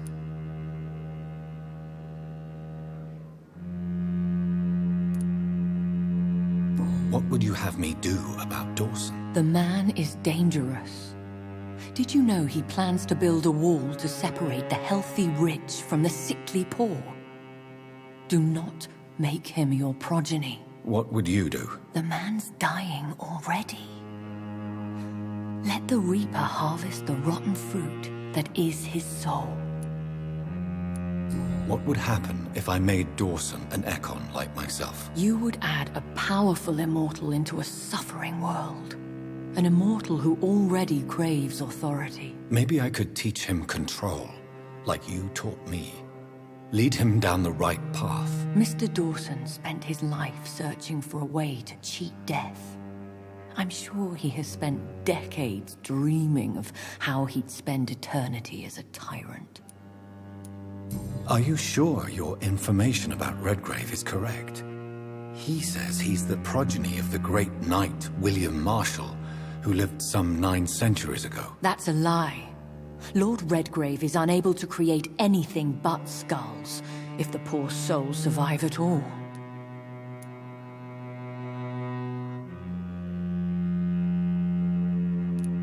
How can you be sure the information was correct? I made the acquaintance of a most interesting informer while investigating your maker, from whom I learned the truth about Lord Redgrave. Why so vindictive? You suddenly sound like you're angry. Forgive me, Jonathan. I hate myself for it, but I feel such pride in my discovery. I'm afraid I just can't help it. Which is? He did serve William Marshall. And yes, the blood he covets as a token does truly belong to that legendary knight. But he was never his progeny. His lineage is not so noble. Goodbye for now, Elizabeth. Goodbye, my dear. Please, be careful.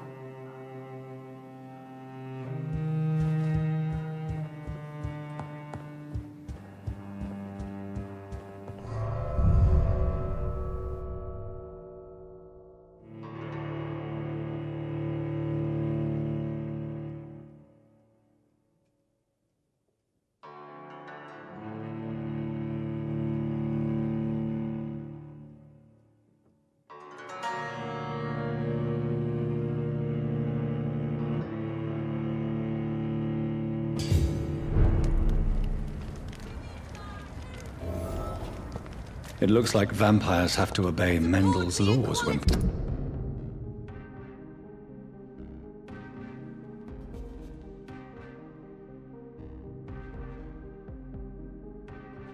producing progeny. Powers pass from one generation to another. That's why Dawson wants me to sire him.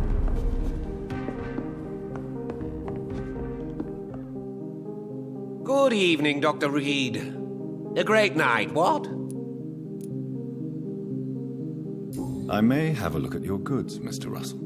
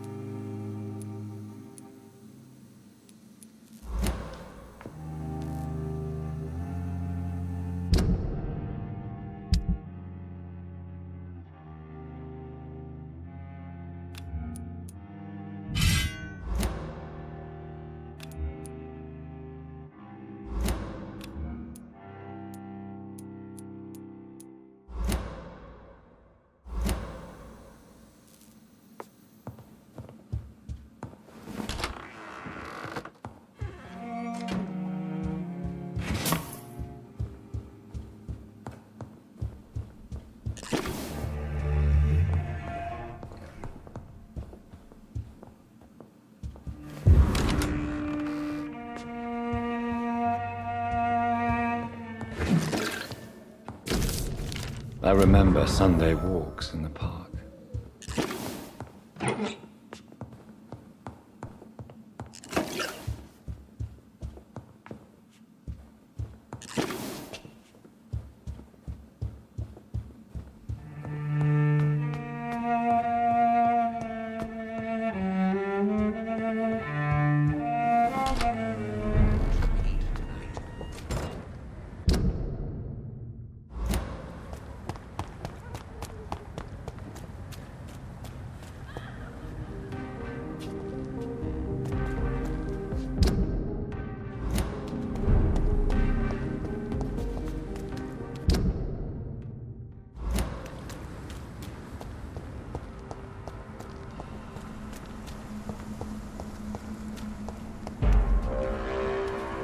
Don't come closer, sir.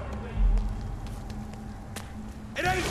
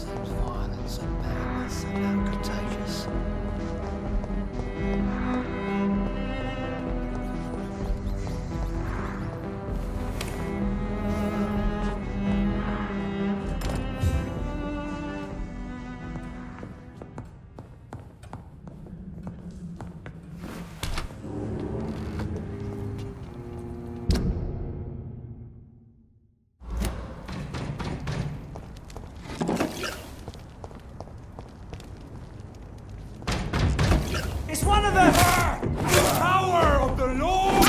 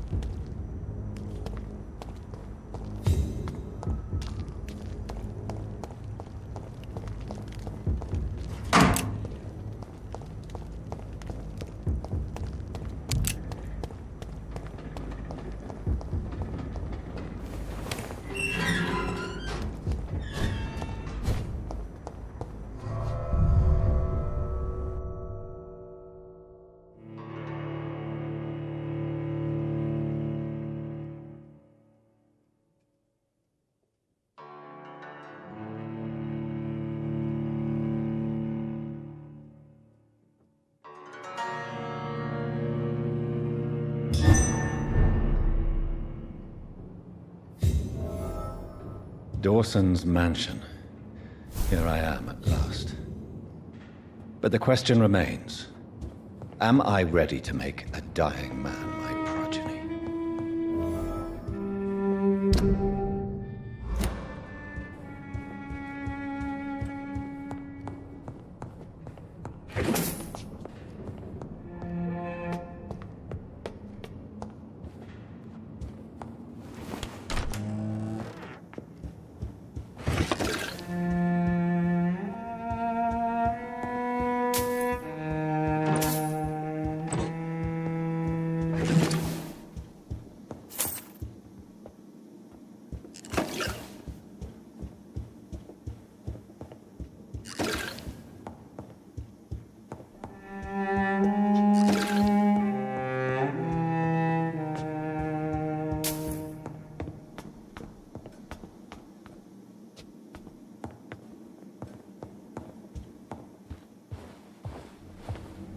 finally you're here, Dr. Reid.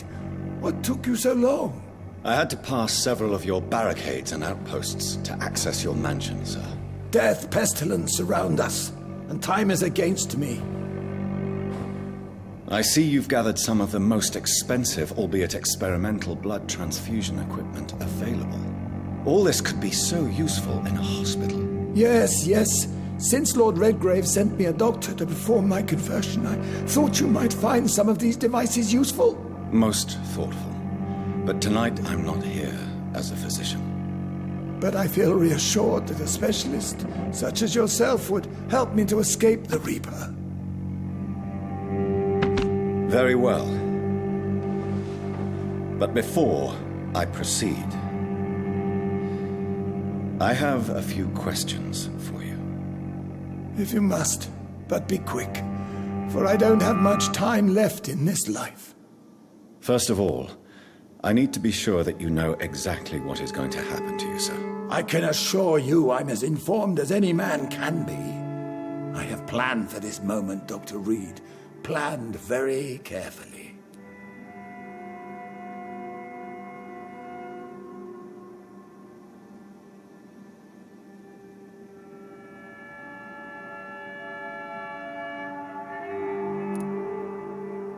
Sir, I'm going to end your life. Do you not wish to discuss the procedure for even a minute? I don't have a minute to indulge in idle chatter. I can't feel my legs, and the cold, so cold.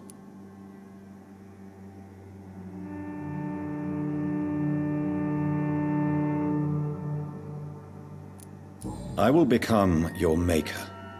Do you understand what that means? Well, I certainly won't consider you my liege, or some such drivel. You can be assured of that. You'll need to feed on warm blood. Blood from mortals. How do you feel about that? I'm rich, Dr. Reid, and powerful. I'm sure I'll be able to acquire all the blood I need without ever having to sully my own hands. What do you know about the Guard of Priwen? What I do know is that I'll crush anyone or anything that would dare to oppose me. Let's move on, then. Please, I'm cold and tired. I feel my life waning with every moment. But first, before you embrace immortality, what would you do with such a gift? That's a rather impertinent question, Dr. Reid, and I will do as I please. Answer me all the same. What will your first action be as an immortal? To save London. I will finance the most efficient quarantine ever seen. I will build a wall that will separate the sick boroughs from the healthy ones.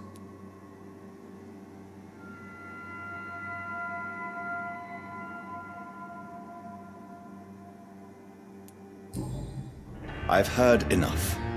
It's time to proceed. At last.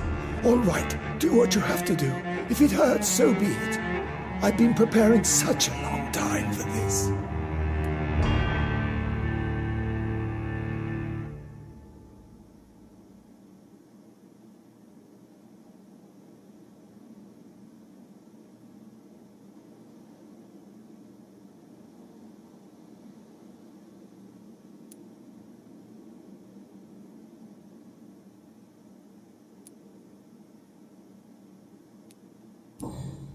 Are you ready for immortality, Mr. Dawson? Drink now, and say farewell to life as you prepare to be reborn. What do you mean, drink? What about the blood transfusion? I'm the doctor and the vampire here, so I'll give the orders. Drink, sir. Now. All right. Good.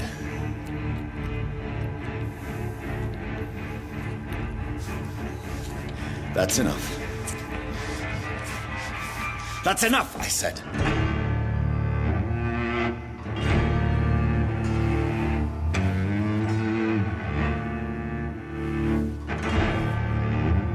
I will not die. Thank you, sir. Thank you. Oh, no. You will die, sir. Steel yourself. You're already in death's grip.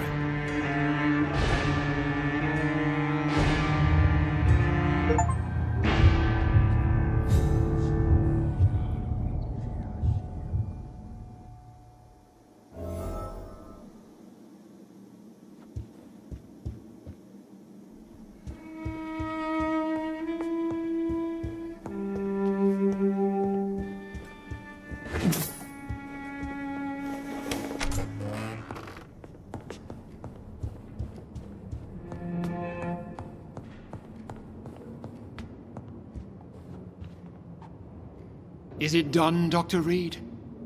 Is Aloysius Dawson reborn, as expected? Yes, my lord. Ascalon has a new recruit, as you ordered. Wonderful news. I've waited for this outcome for so long. Tonight you served your country, the king himself, beyond all expectation. Thank you, my lord. No, thank you, Dr. Reid. Now, could you do me one last favor? Of course. What is it? Go outside and talk with that disgusting creature I saw waiting for you in front of this mansion. I have no idea what you're talking about, but I'll have a look. Good. I didn't kill her on the spot, for she claims to be a friend of yours. But don't you dare bring such a creature near me again.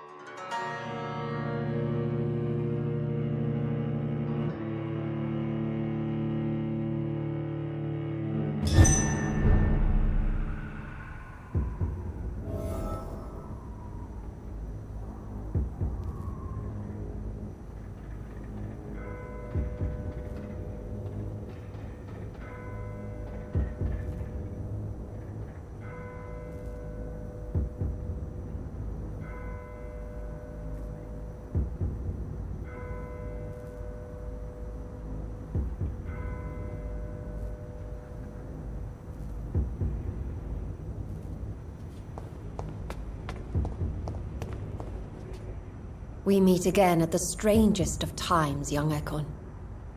So do you serve the Earl of Bristol now? Old Bridget.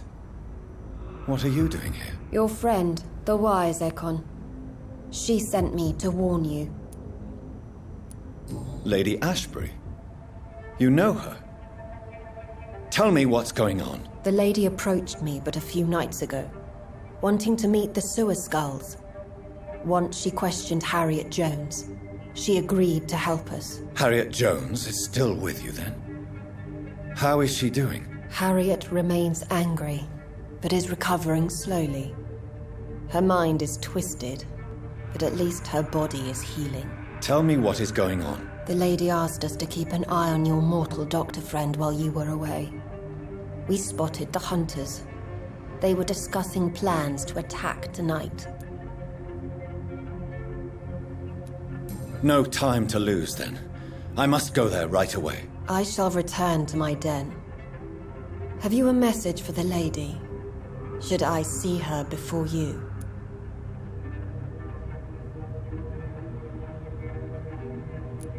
Yes. Tell her I love her. Is this still unknown to her? Go now and take care, young Ekon, for the flames are rising.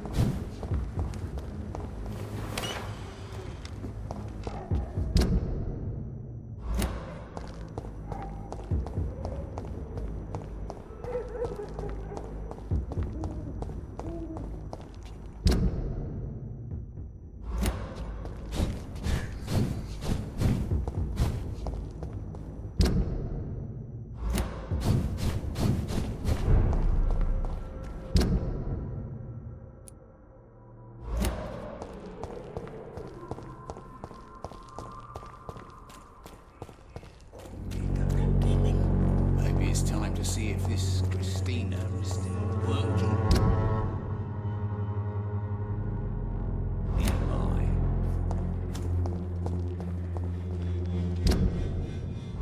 When science fails you, this elixir will give you faith again. The Swanborough cordial can be the answer to all your problems, as long as you have the money.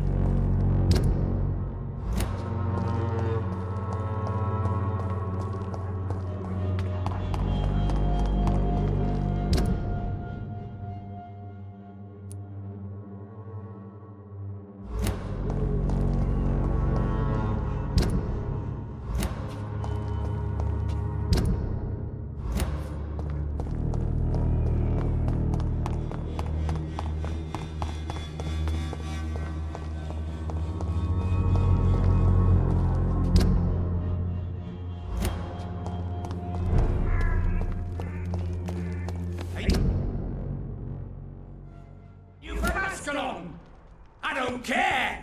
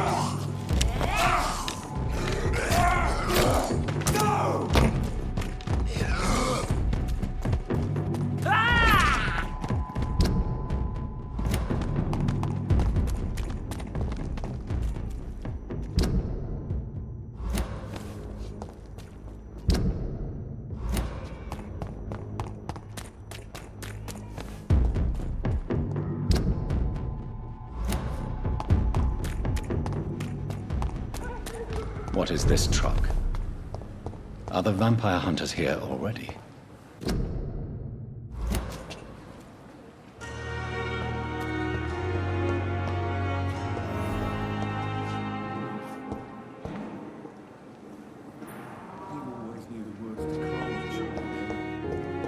As for me,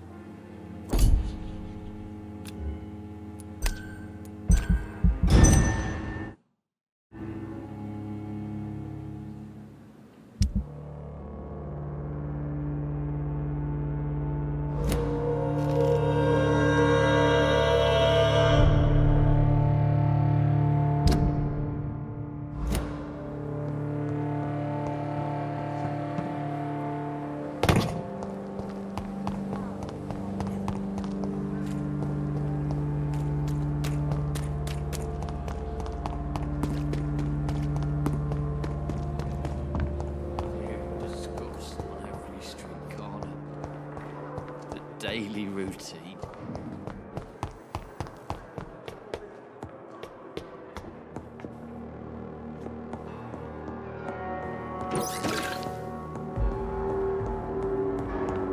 Those bastards.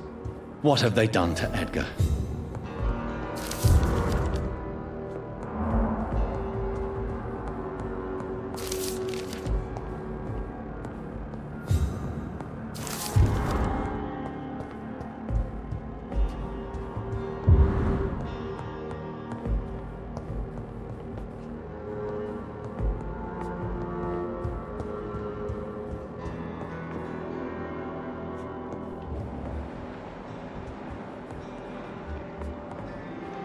Looks like he's wounded.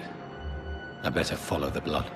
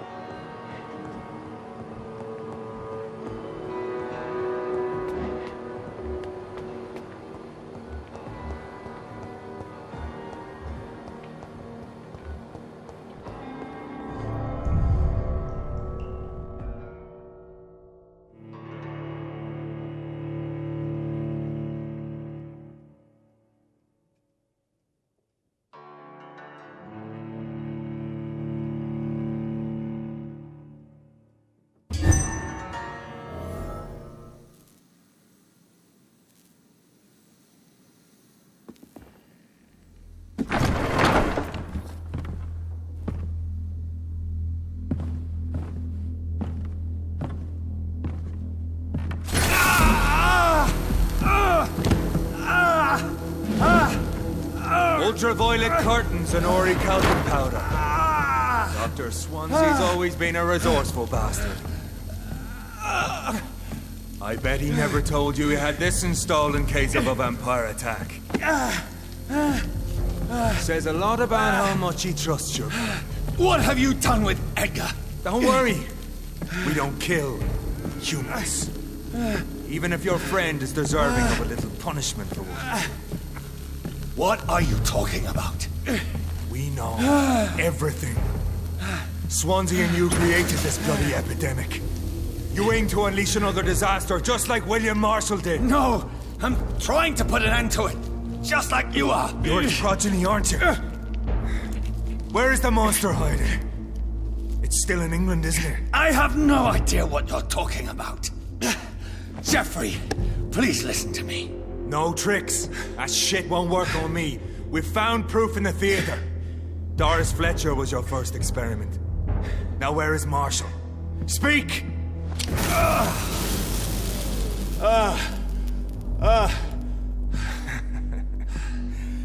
So much for modern technology. Time for the tried and true. Do you know what this is, Beast? This is a drop of King Arthur's blood. The blood of a true defender of Britain. Stronger than your evil powers.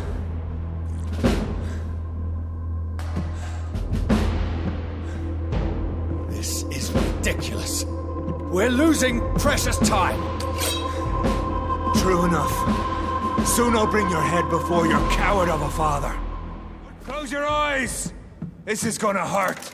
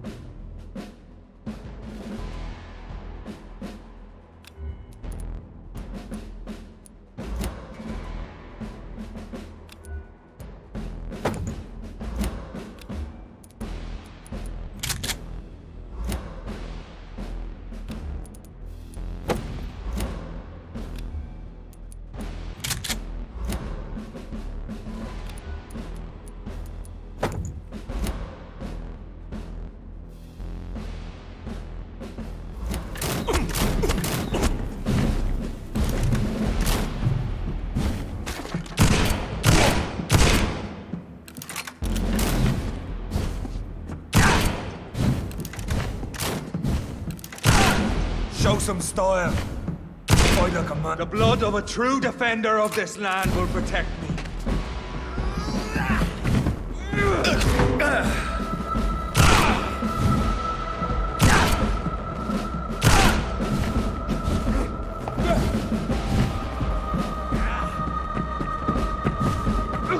You're poisonous. I know. It hurts, doesn't it?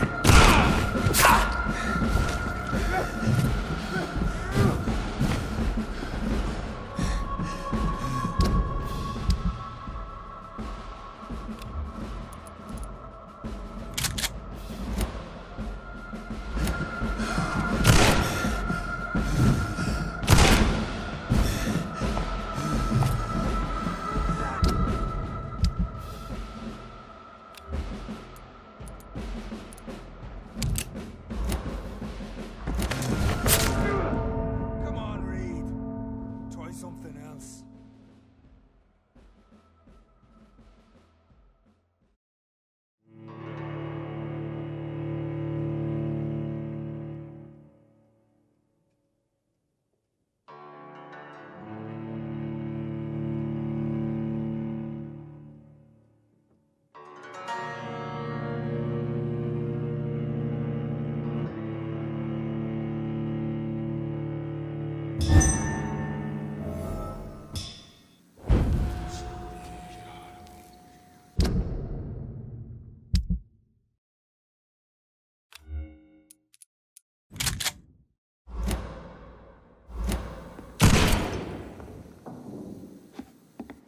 Freewind prevails!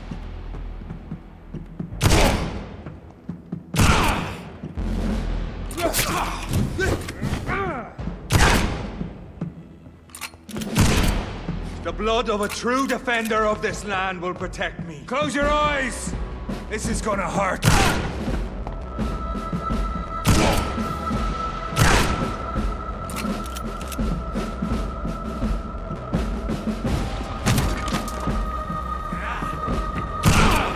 If you're so innocent, why does simple light burn?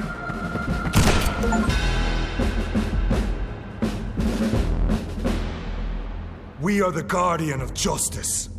Priwen shall prevail. You can't accept the fact we're not enemies, can you? We always have been, and we always will be. Of all the evils that threaten mankind, your kind are the worst.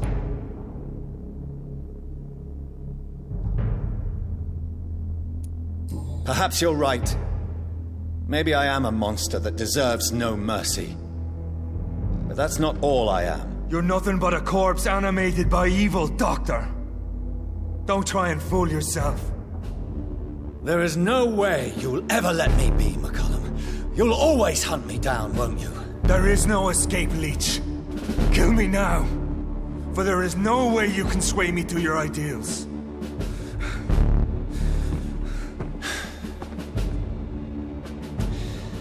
That's where you're mistaken. What do you mean?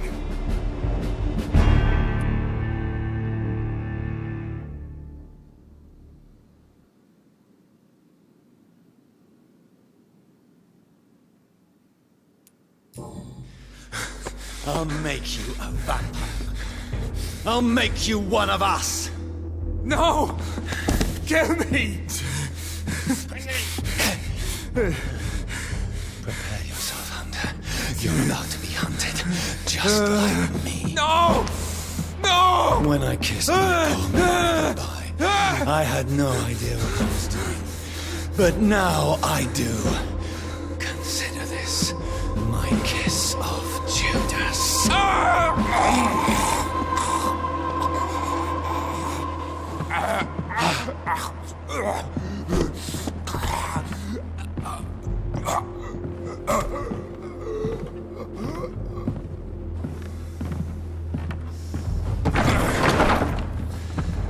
Welcome to the world through the looking glass.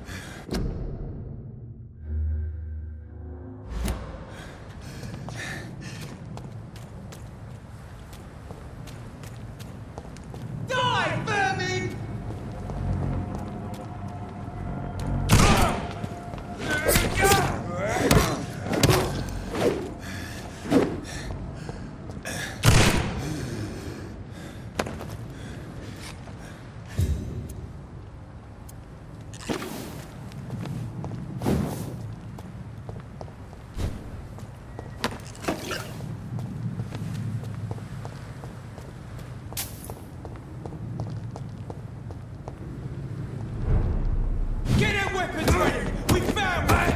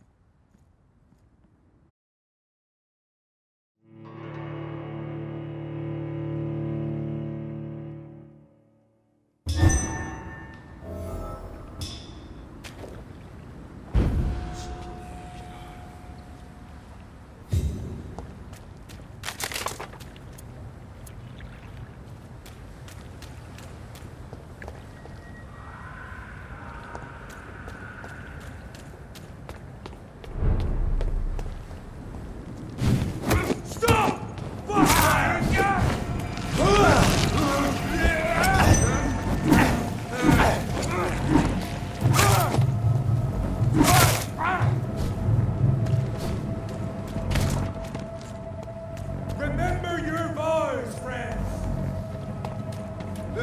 One of them's done for him! Murderous bastard!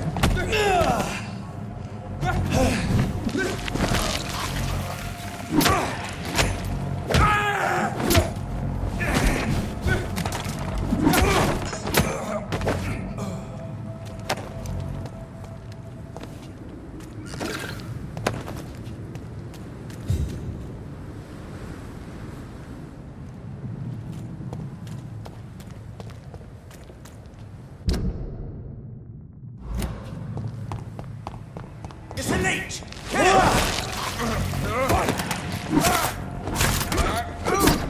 Over there! There's one of them vermin!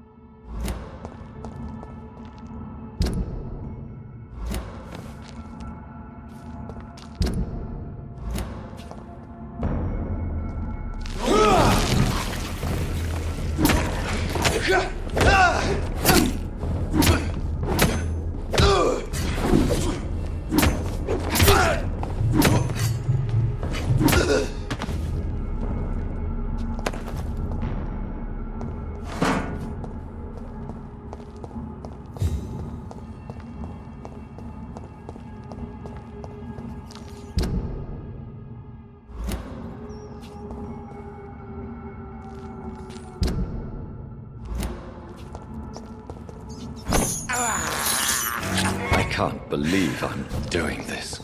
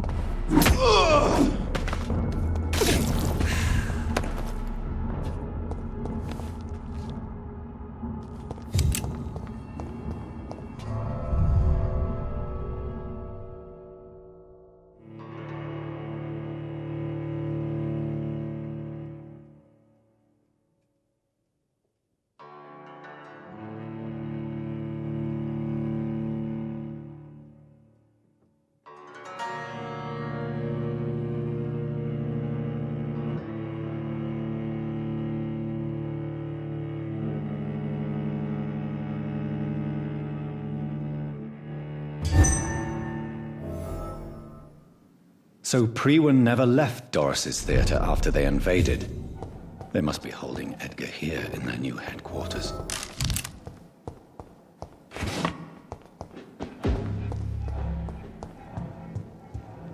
It's in this!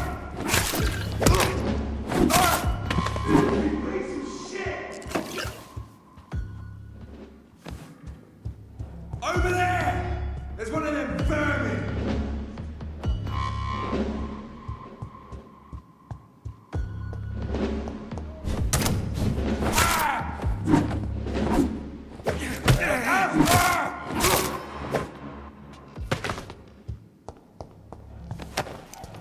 Don't forget to check every door.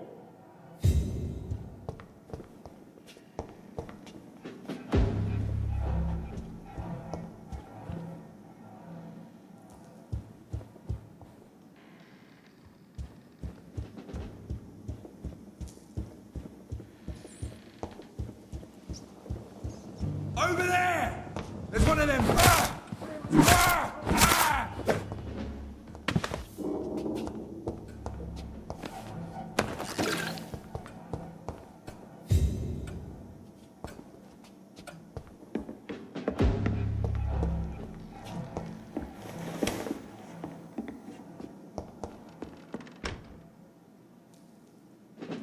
I'd head back if I were... There's one of them!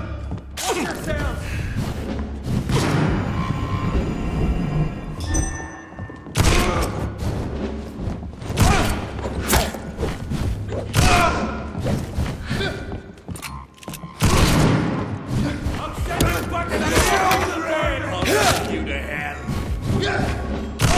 Watch out! It's fucking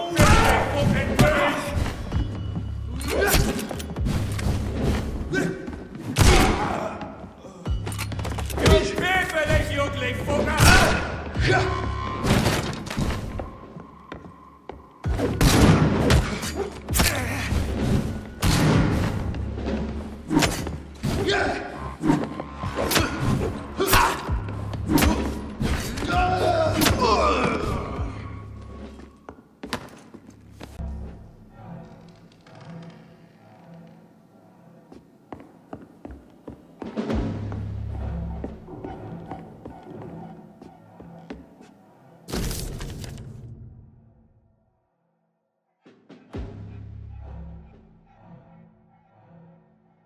Doris Fletcher was about to become a disaster. I'm getting close to having all the evidence.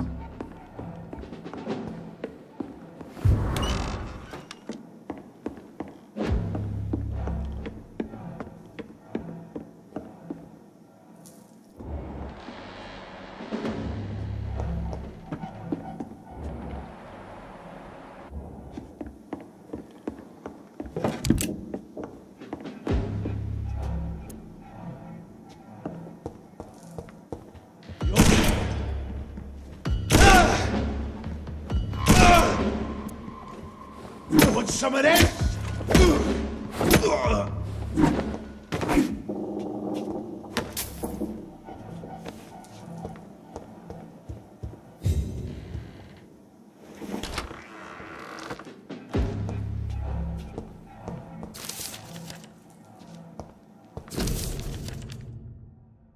Blood of a pure heart, garlic, blood of a king. I don't understand. Perhaps this is what McCullum drank. I had better keep that in mind.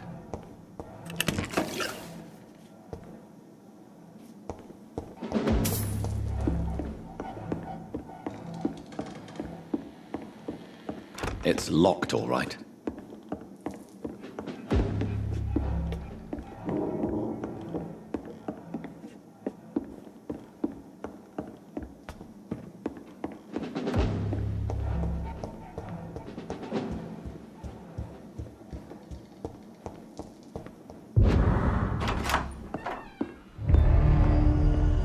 Edgar. Edgar, can you hear me? Jonathan, is it really you? Easy. Easy. Save your strength. I'm getting you out of here.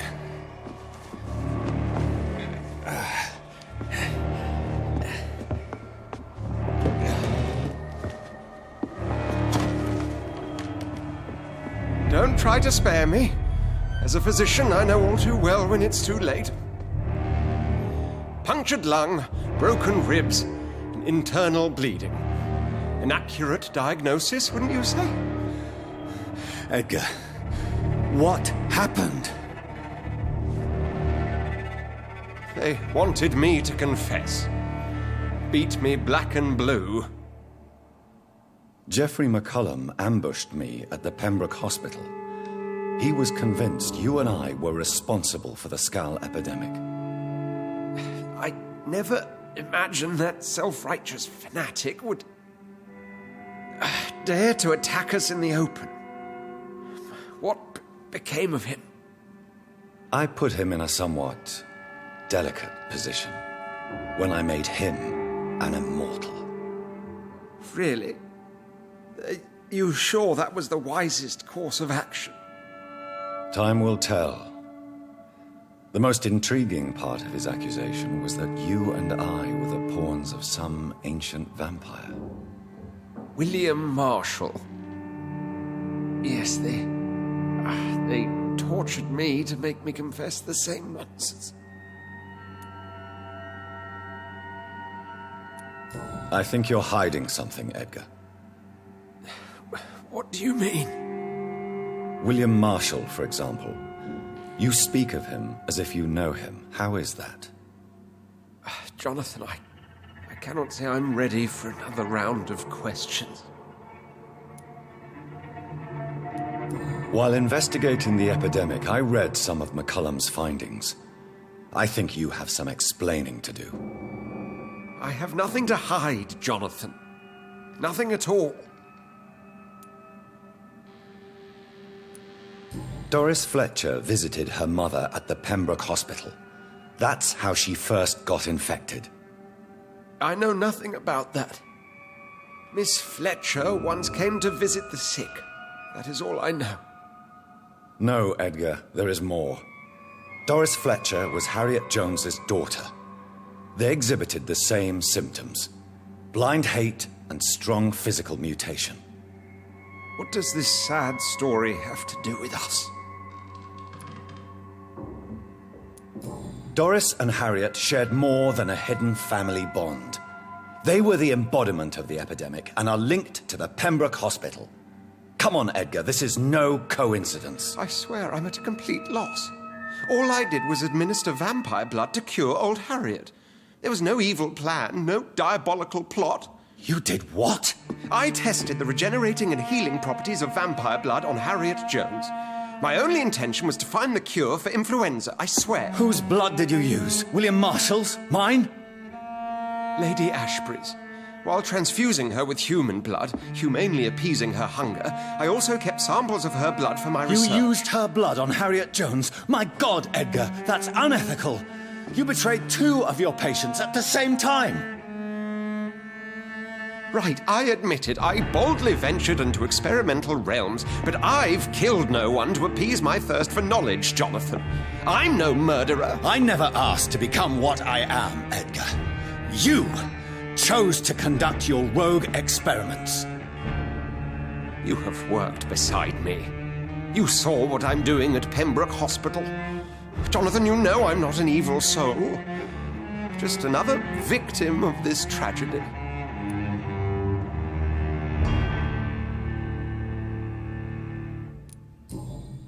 Yes, Edgar, you're about to die. I won't say it's fair, but I can't say you don't deserve it. Your words hurt deeply, Jonathan. But they come from a friend. I helped you, remember? Yes, I remember. The second I saw you in that bar, I knew we would accomplish great things, you and I. I thought you were a vampire, till you brandished that cross.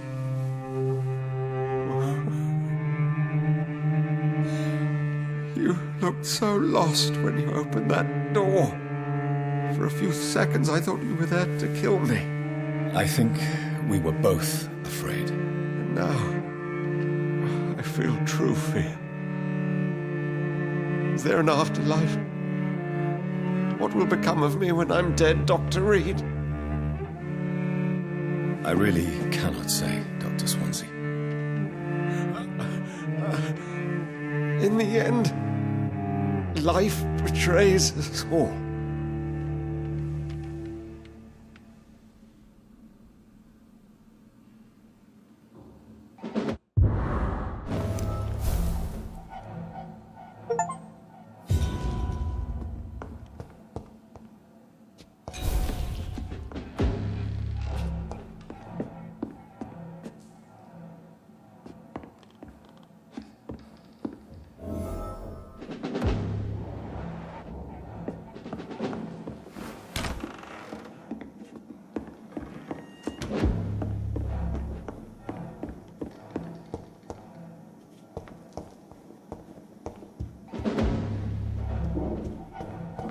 It's locked, all right.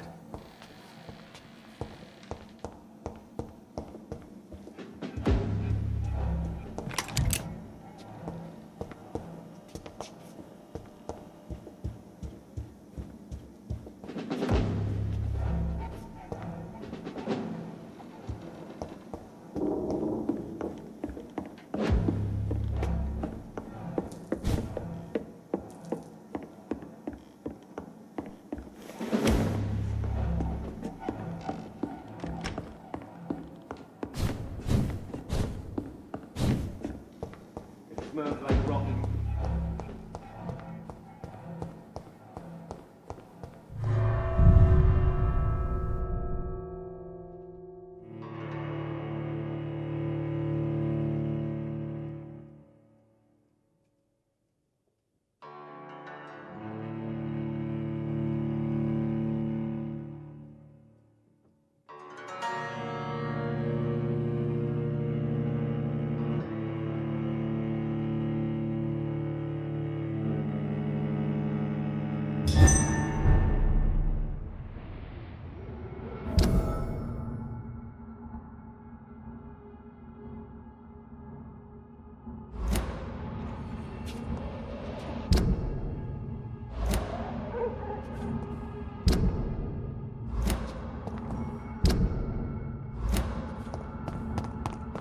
So Harriet Jones became the original carrier when Edgar gave her vampire blood. Let go, Holmes. I must tell Elizabeth. Look lively! It's on to us! Watch yourselves! There's one of them! Oh, that's gonna be smart!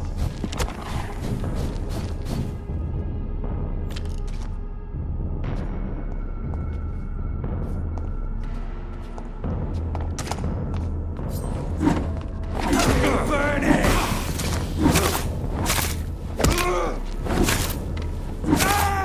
Fuck, it's fast!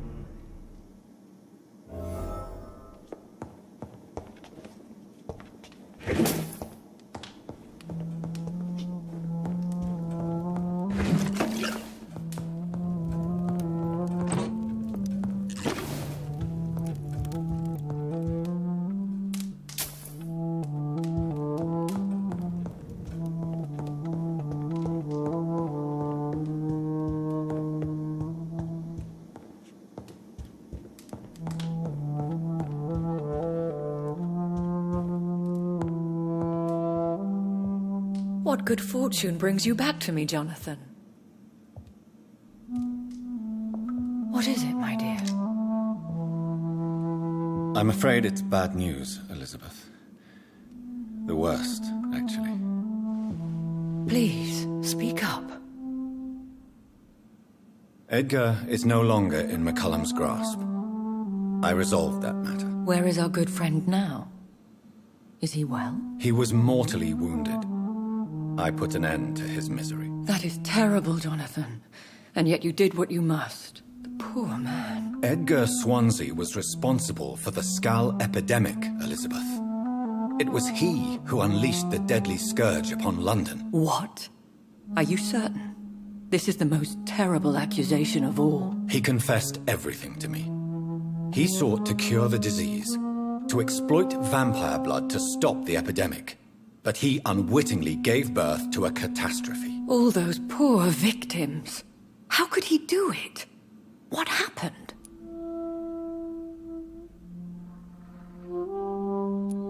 Edgar was a criminal. He abused every ethical tenet to test his theory about vampire blood as a cure for influenza. I must say I'm shocked, Jonathan. Who would have thought it? And the poor patient. Let me guess. It was Harriet Jones, was it not? Yes. That explains how Doris Fletcher was infected, and how she became an Ichor. She secretly visited her mother at Pembroke. Then we have no choice. We must act quickly, Jonathan. We must return to the sewers and put an end to the threat poor Harriet embodies. I have one more matter to discuss with you. Harriet Jones was the primary case, but do you know what a healthy carrier is? There is a tone in your voice that frightens me, Jonathan. What are you trying to say? It was your blood Edgar used for his experiment on Harriet Jones. What?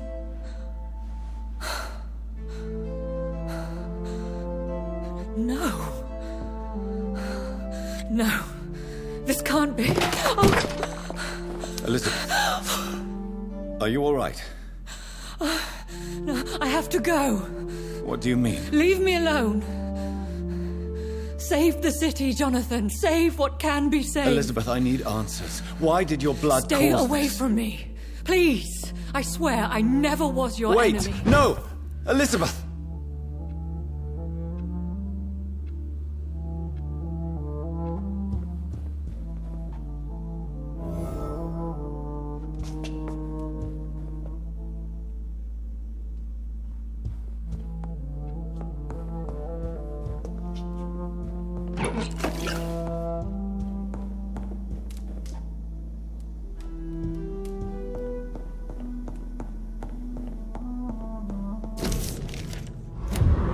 It's locked.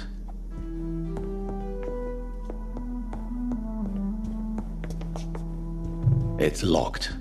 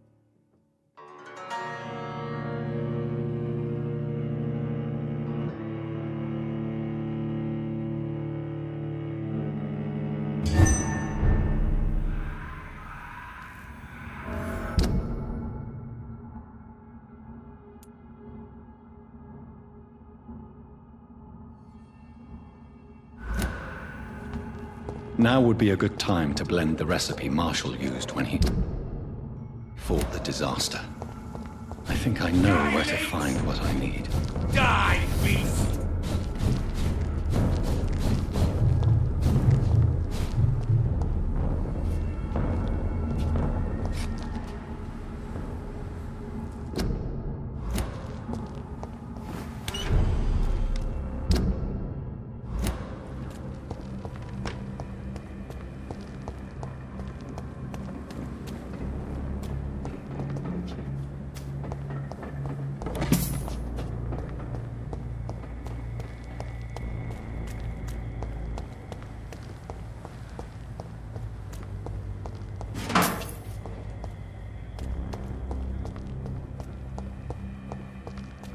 Whose blood could be purer than that of William Marshall? Lord Redgrave will have to spare me a drop. Good evening, old chap. Are you all right? I won't lie to you, Johnny. I'm not a well man. You need some rest, Clarence. You should try to sleep. Women's right to vote is only the first step.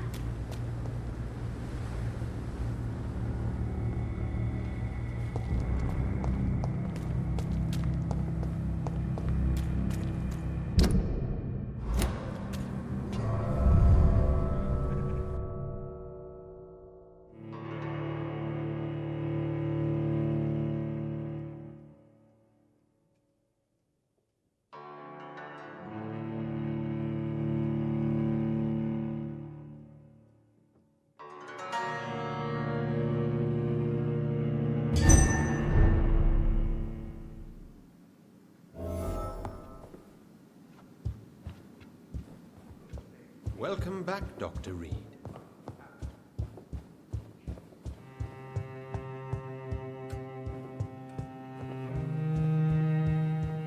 Don't you see we're trapped?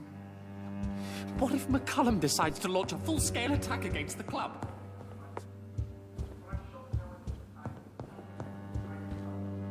Welcome back, my mortal peer. Let me look at you with my piercing new eyes. Good evening, Aloysius. How do you feel? Mr. Dawson to you. You may be my maker, and I thank you for that. But we must not forget etiquette. Forgive me, sir. You're forgiven, my dear doctor. And if you need anything, even the most expensive items to help you in your mission, you'll just have to ask. I'll be glad to sell you some of the rarest goods I own. I may need equipment and some rare items to protect the city, sir.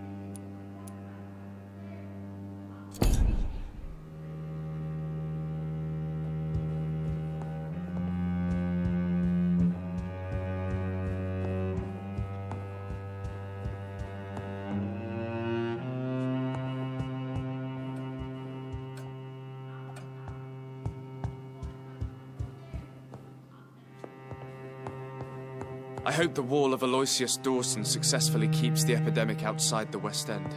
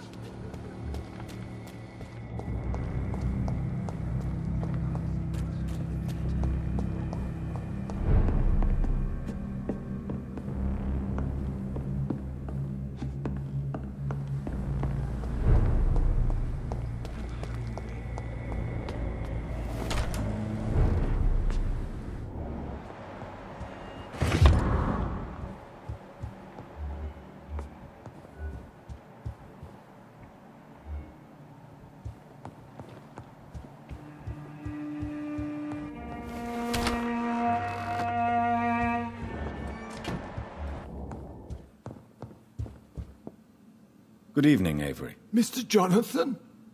I can't believe my own eyes. Oh, it's a miracle. We all thought you were... Oh, sir, your poor sister. What a tragedy. I know, Avery.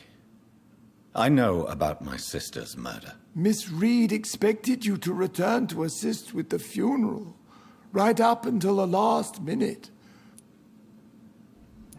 Goodbye, Avery. Please watch over my mother until I return. Of course, Mr. Jonathan. But please return as soon as possible.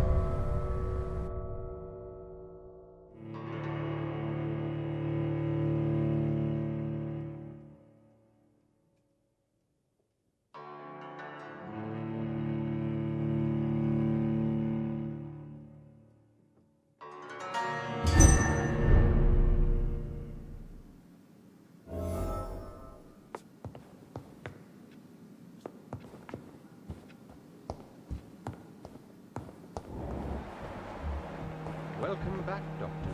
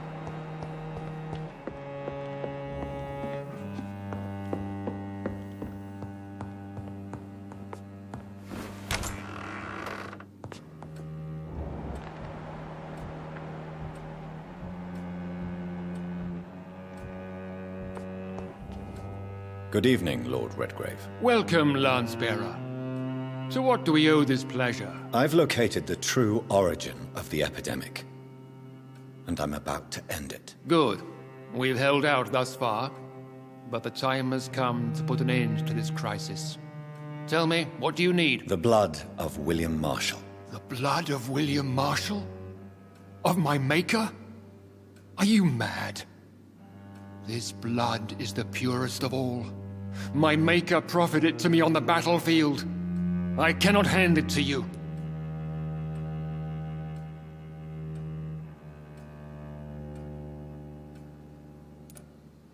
No one can interfere with my mission. I won't allow it.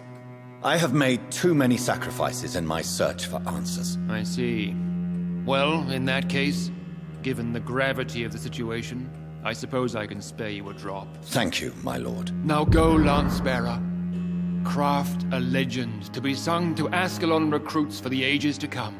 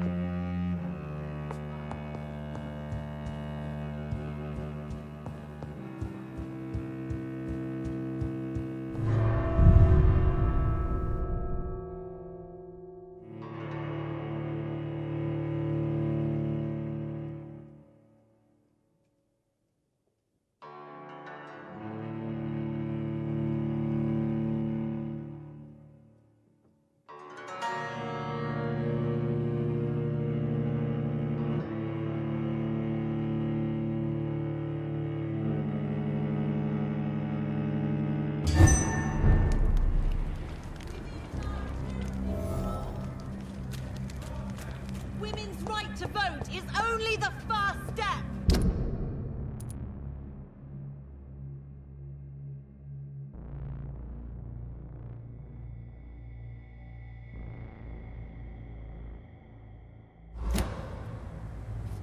Women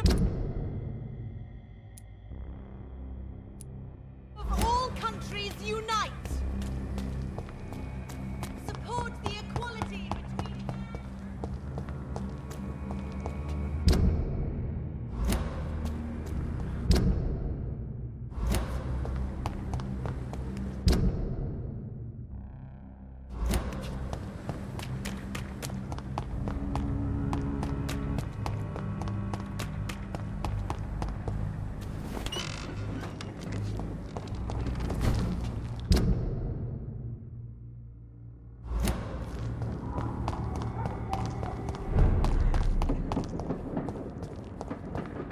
Over there!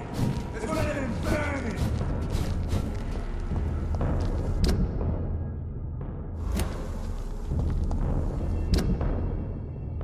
Die, Felix, boy!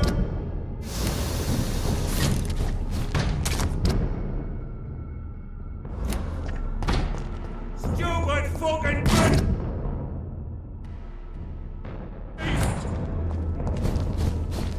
Come on! Back to the shadows! Die, Merlin!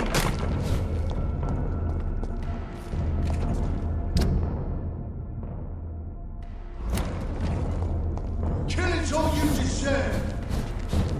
Die, Merlin!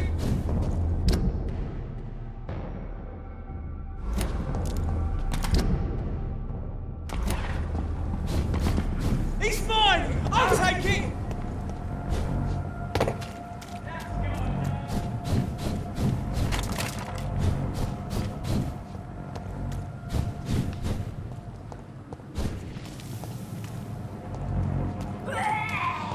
Ah!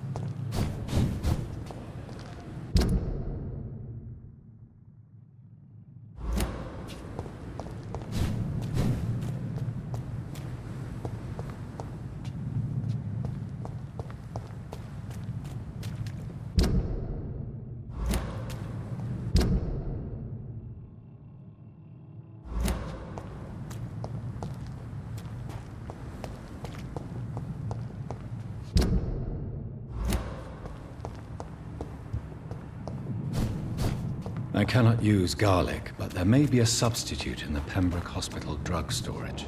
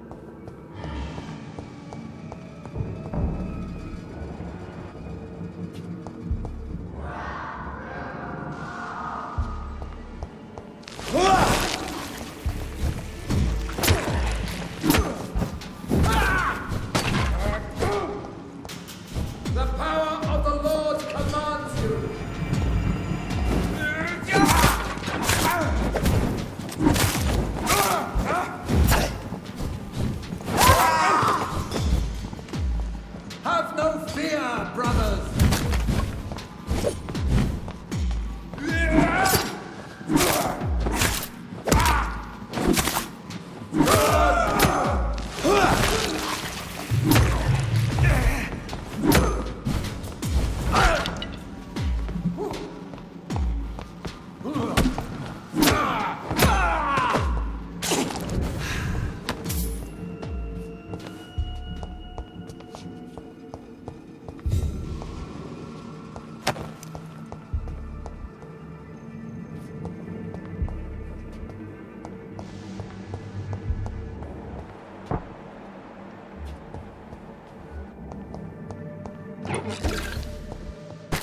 There it is.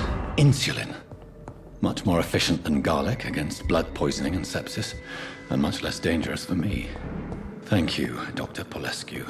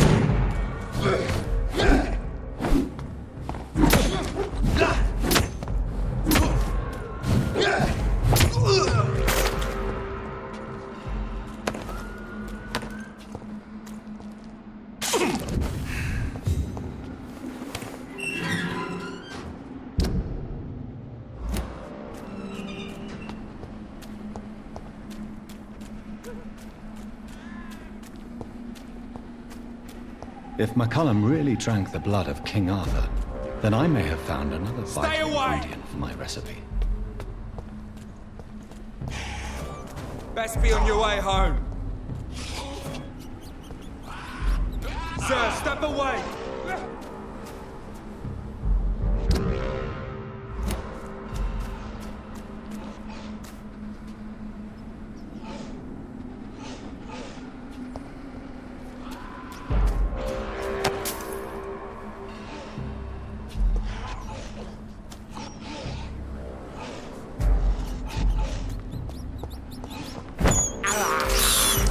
I can't believe I'm doing this.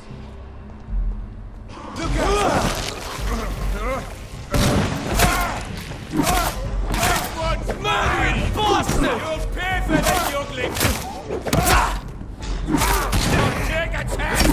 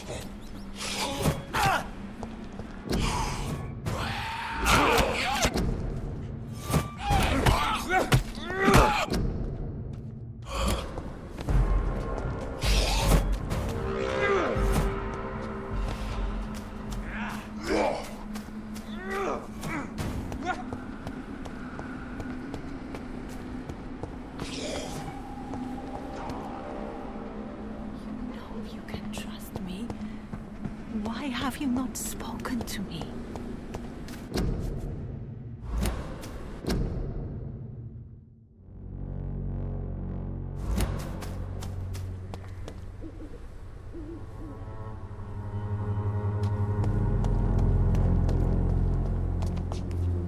So many new graves. Why do I still feel so disconnected from the others?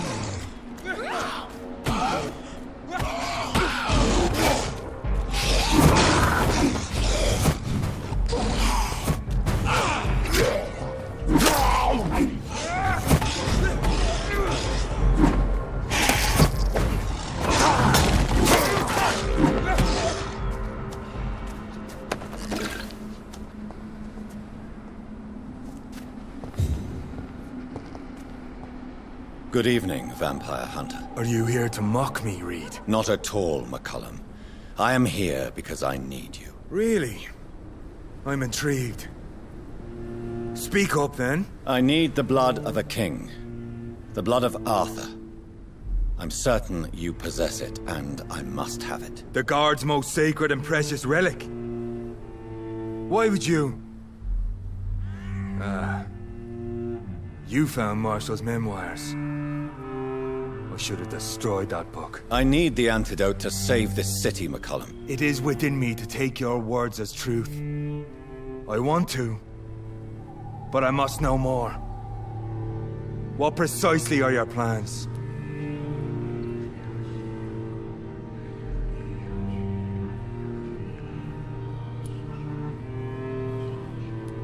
I have found the carrier, McCullum. The infection's source. It may be science or some supernatural power that's responsible for all this. But I will harness either or both to end the epidemic. A vampire doctor. My God, you're a terrifying creature. Jonathan Emmett Reid. Do you not understand? We wanted the same thing from the outset. A means to end this vampire epidemic. Not enemies. Maybe that is so. Take it then. I see no other hope for this city. If this is some trick, you will be damned, Dr. Reid.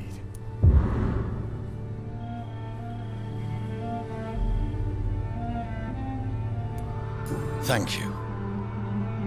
Can we speak more? Indeed. Why not?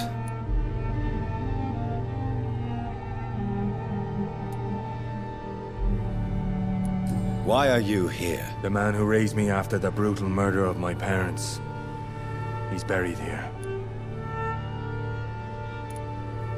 Were both your parents killed by vampires? Yes. And yet worse. My father returned to Dublin a vampire and tore out my mother's throat. Farewell, my progeny. Do not stretch your luck, Reid.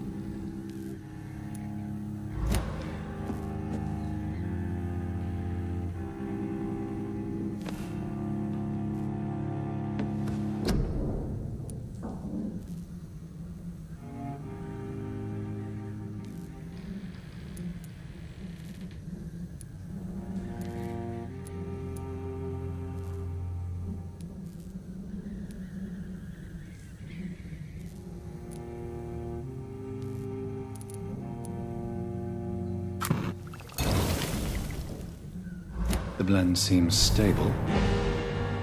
Time to go and find Harriet in the sewers.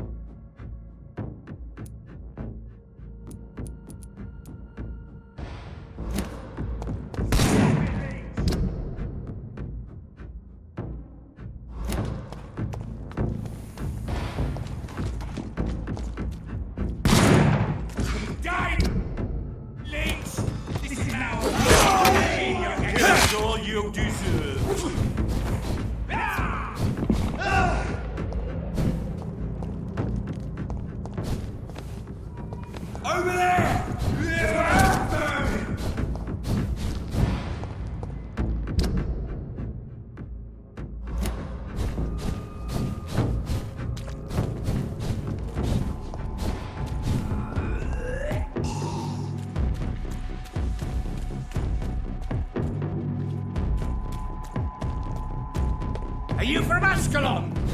I don't care!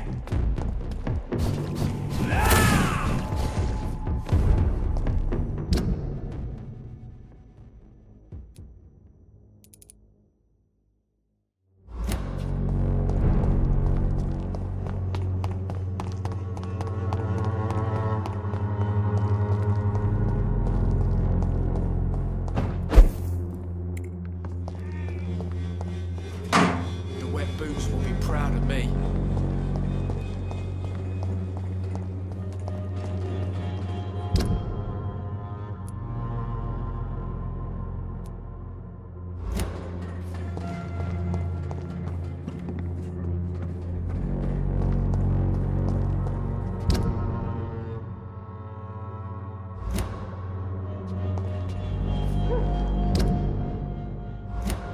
I won't end up another drop.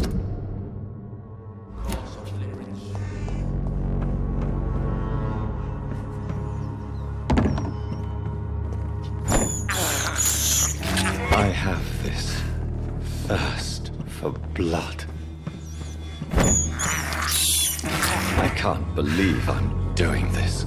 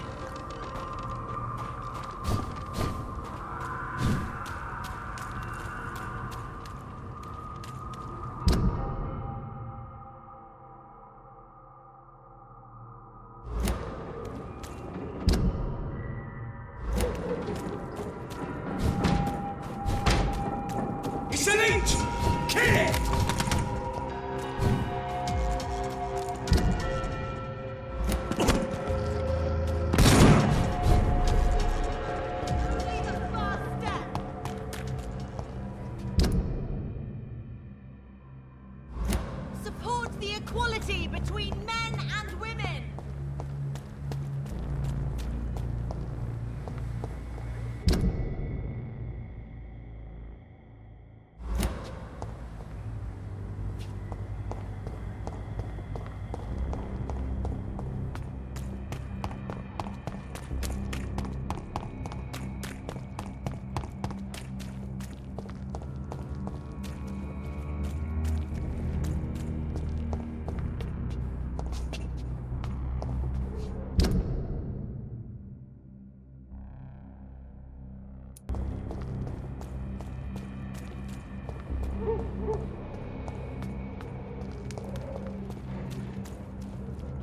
It's locked, all right.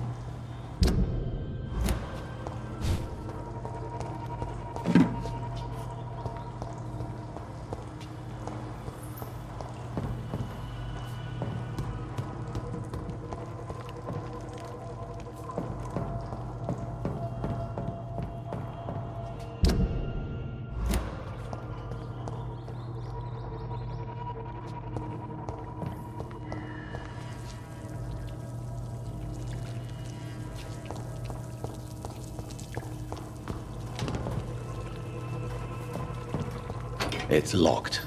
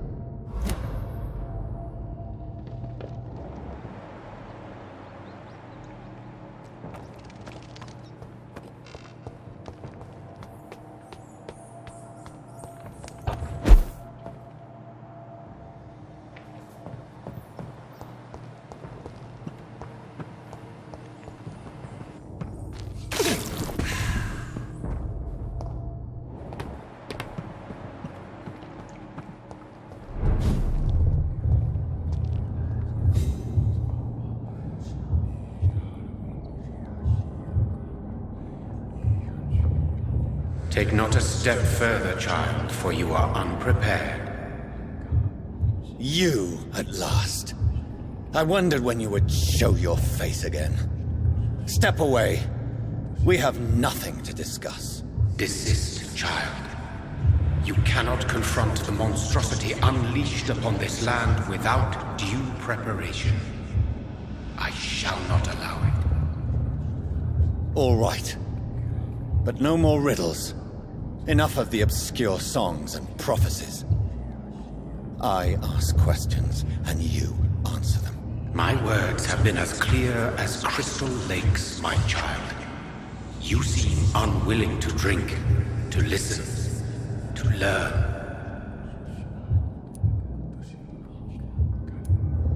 I'm here to stop Harriet Jones.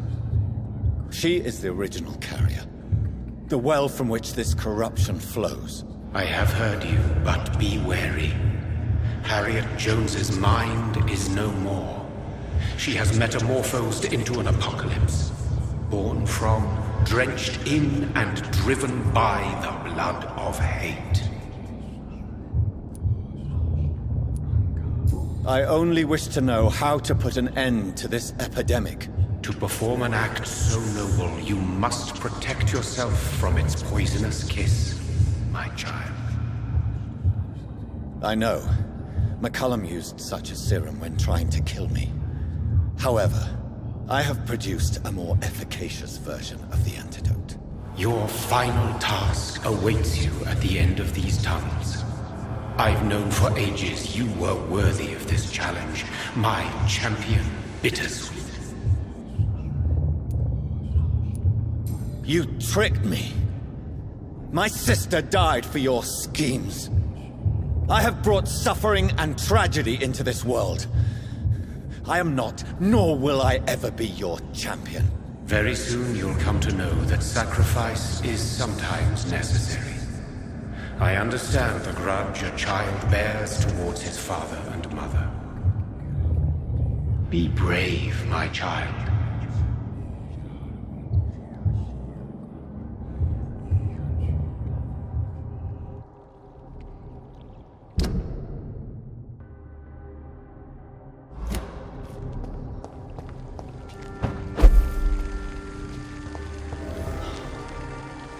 These poor skulls didn't stand a chance.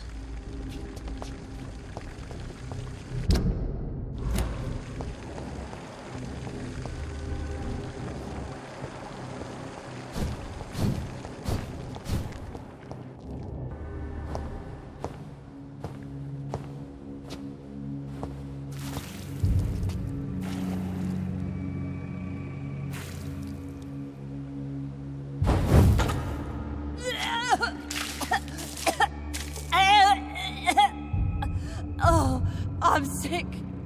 So sick. Doctor, help me, please. I'm in such pain. I'll be glad to be of assistance. Ah, like your help, Doris. Liars! All of you!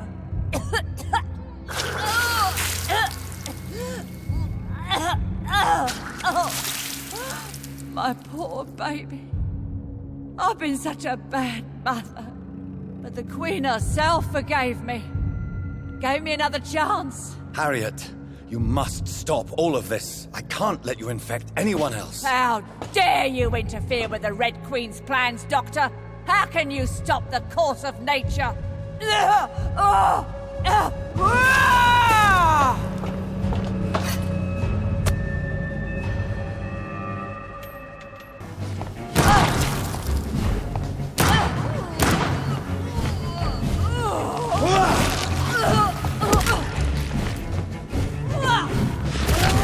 You wished I was...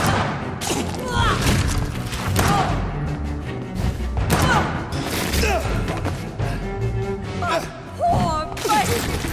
Where is she now?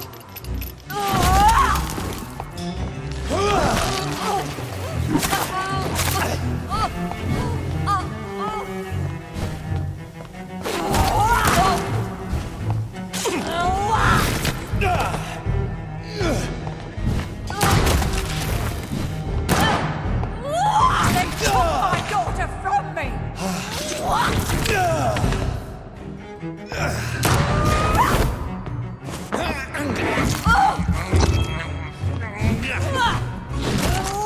Liars! Liars! All of them!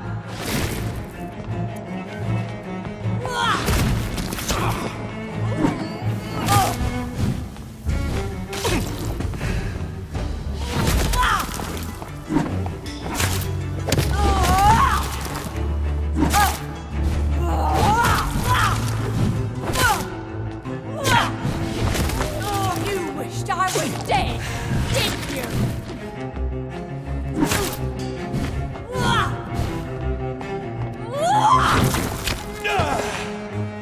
My poor baby! Where is she now?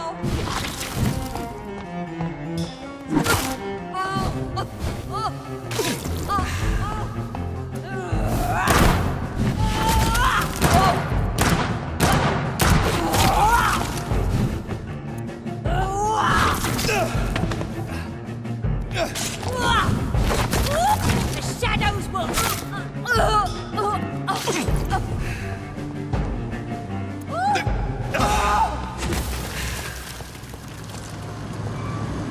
Is this a dream? I'm awake. Is this anger I feel? Is it wrath? I think it is. Oh, how infinitely, how intensely, how irredeemably are you all going to suffer now?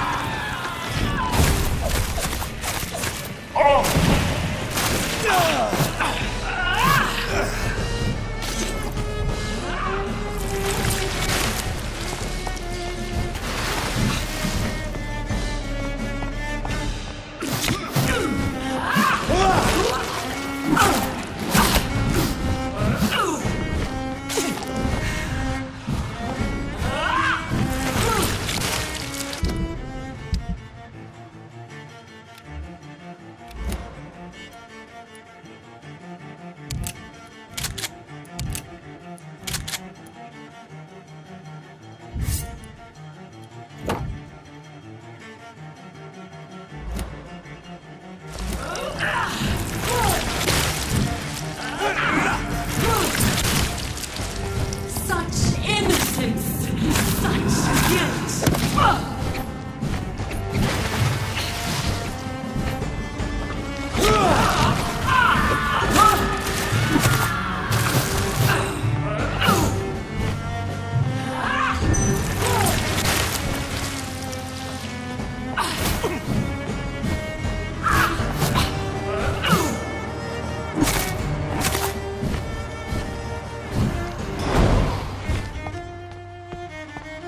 I will reap the land, for this is abundant the harvest. Red the crop.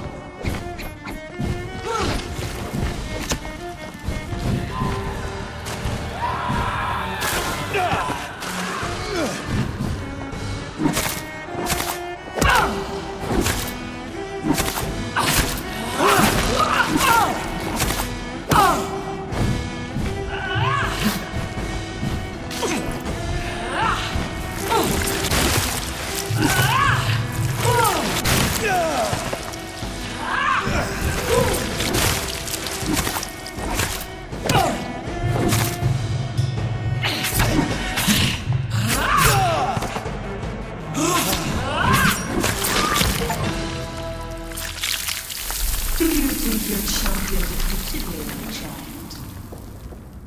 No one could ever defeat you, mother of us all, for you are our every root and leaf. You've always been my most amusing son. Then go back to sleep, my queen, and smile at us from your dreams. Did they feel my wrath? Have they suffered enough? More than ever, mother of us all. Until the next time. Until the next time.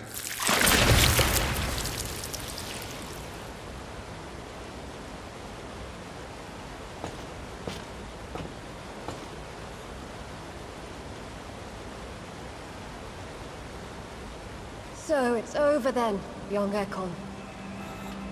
You have put an end to this terrible menace. Old Bridget? What are you doing here? This is my realm, Ekon. This is Suaskal territory. But they were all massacred by the monstrosity that Harriet became. Others will come, engendered by deceitful vampires. I don't mean you, of course.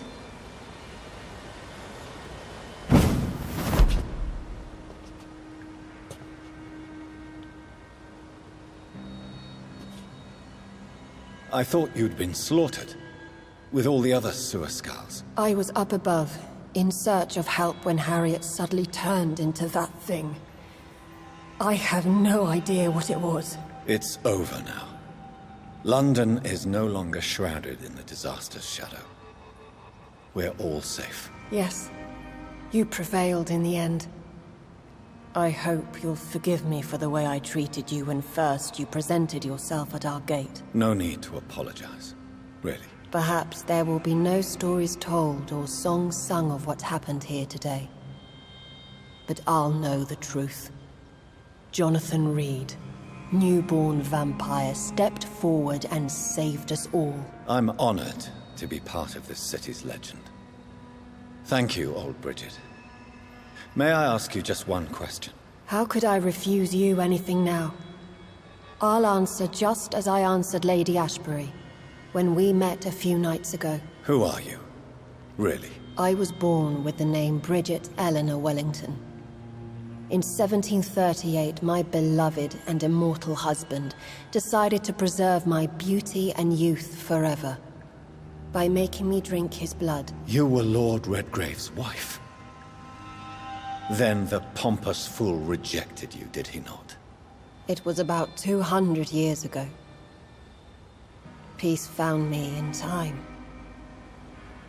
And I sincerely hope it will find you too, now that all is over. No, it's not over. I may have ended the vampire epidemic, but I still need answers from the woman I love. I feared you would say that. Go then, young Ekon, and face your fate. Just remember that I'll always be here for you.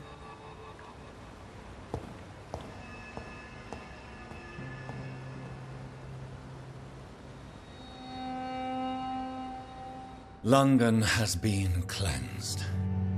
This catastrophe came about when an ancient, malignant will crossed paths with mortal imprudence. For now, we are safe. For now. My craving for blood remains. Red like hate, red like hunger, red as life and death, passing from one immortal to another, from predator to victim, patiently biding its time to rise again. London has been cleansed for now, but there's a simmering hatred, fear, and old grudges. When will we succumb, mortals and immortals alike? The next disaster is only a matter of time. My only hope now is to catch the woman I love, to understand why she fled, and unmask the secret that has been lurking in her blood for so long.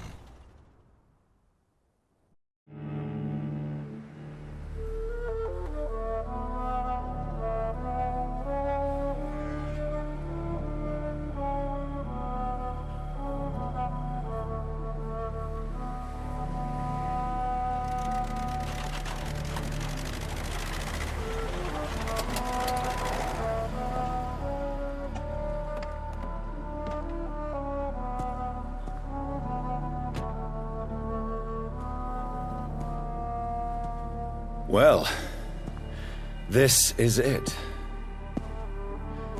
Lady Ashbury's domain. Why am I not surprised it's not on any maps? I'd better hurry.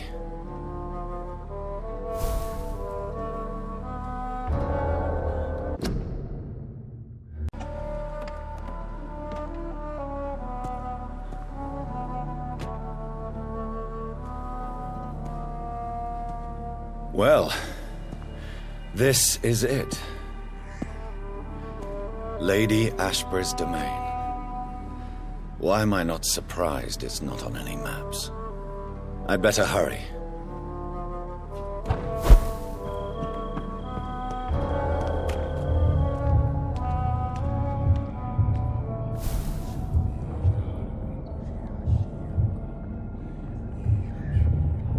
Beautiful morn, my child.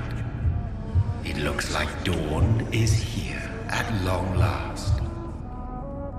Can't you just leave me alone?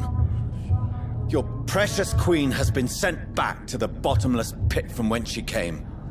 The nightmare is almost over. I am here to say goodbye. The sun's warmth exhausts me.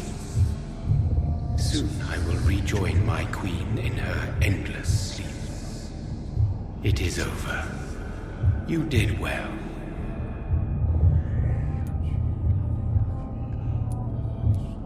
This is not over. I am here to find the true origin of the blood of hate. 'Tis unwise to interfere with a tale rooted so deeply in the suffering of others.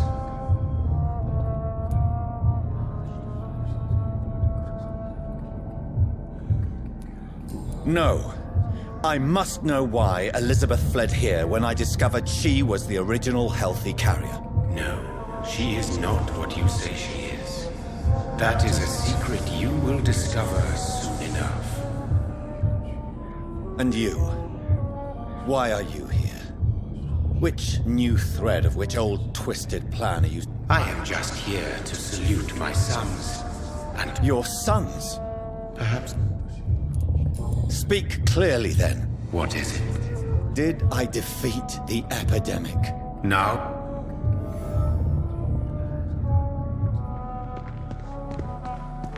I cannot enter. The castle walls look decrepit. Maybe I can find a way to sneak in.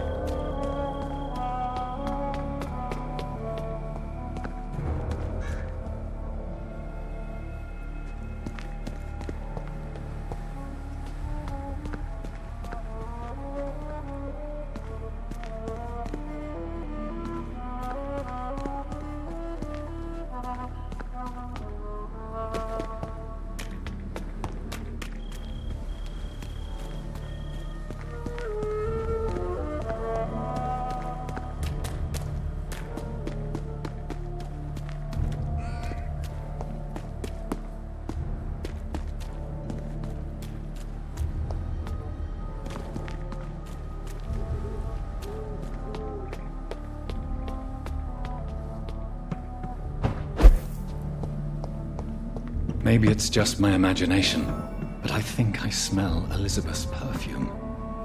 She must be here somewhere.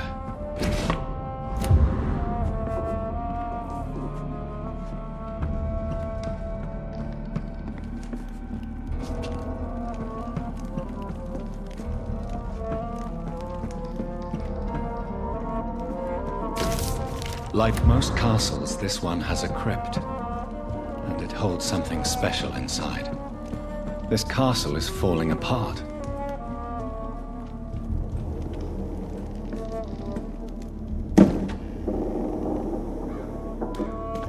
That sweet fragrance, Elizabeth's perfume. She was here, and recently.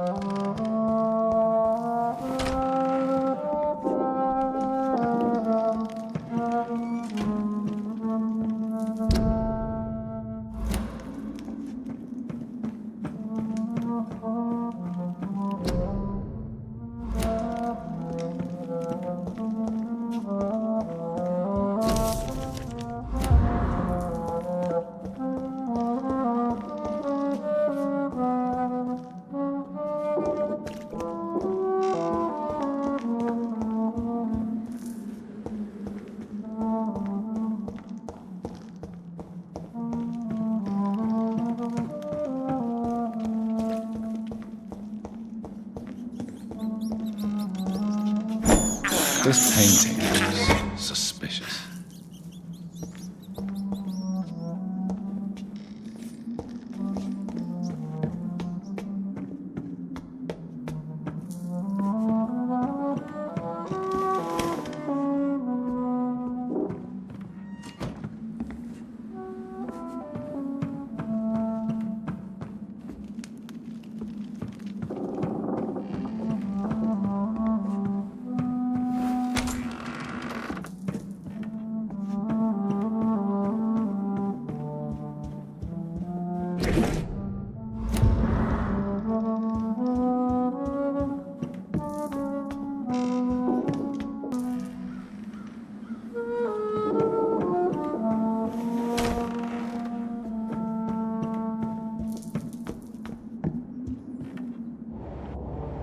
A sword and a moon are the symbols I should look for.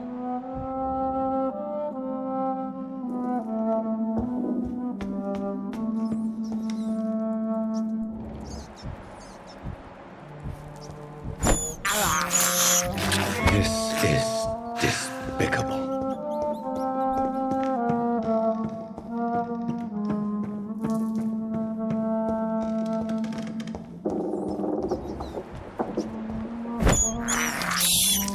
I can't believe I'm doing this.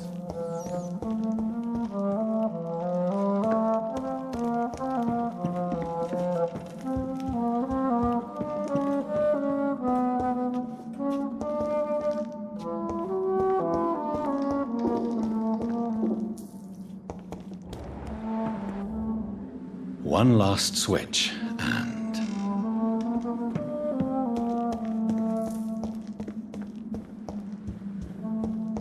voila.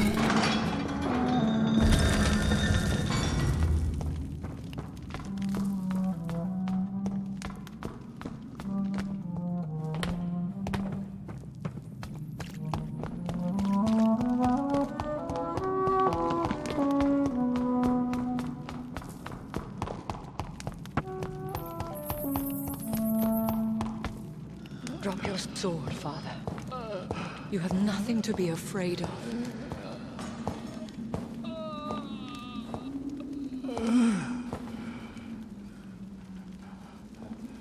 Shall we abandon this then?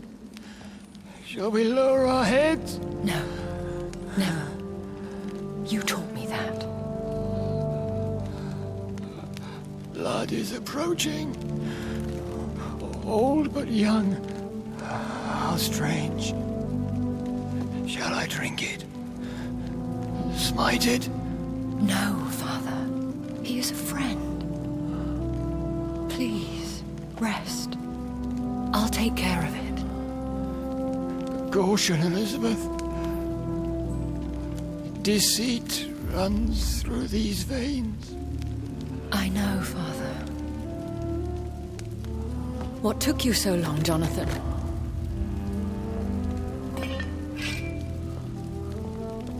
Is this really him? Yes. This is William Marshall, 1st Earl of Pembroke, servant of 5 mortal kings, former regent and saviour of England. The greatest knight who ever lived, according to some. And you called him father? For he gave me eternal life, and much more. I have so many questions, Elizabeth. You always had questions, Dr. Reid. Now that I stand before you both, in this vault, I know not where to begin. We still have a few minutes left. I have destroyed the disaster, this creature that Harriet Jones had become. The epidemic is no more, and London will recover. In time. The city has suffered, but it will prevail in the end. A more cynical analysis would be that this is an acceptable catastrophe. I cannot bear knowing I was the cause of all this, through the use of my own blood. No.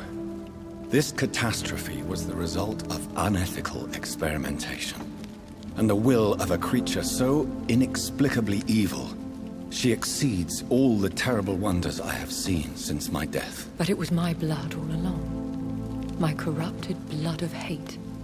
The poisoned blood of my father. A healthy carrier. That's all I am. William Marshall infected you.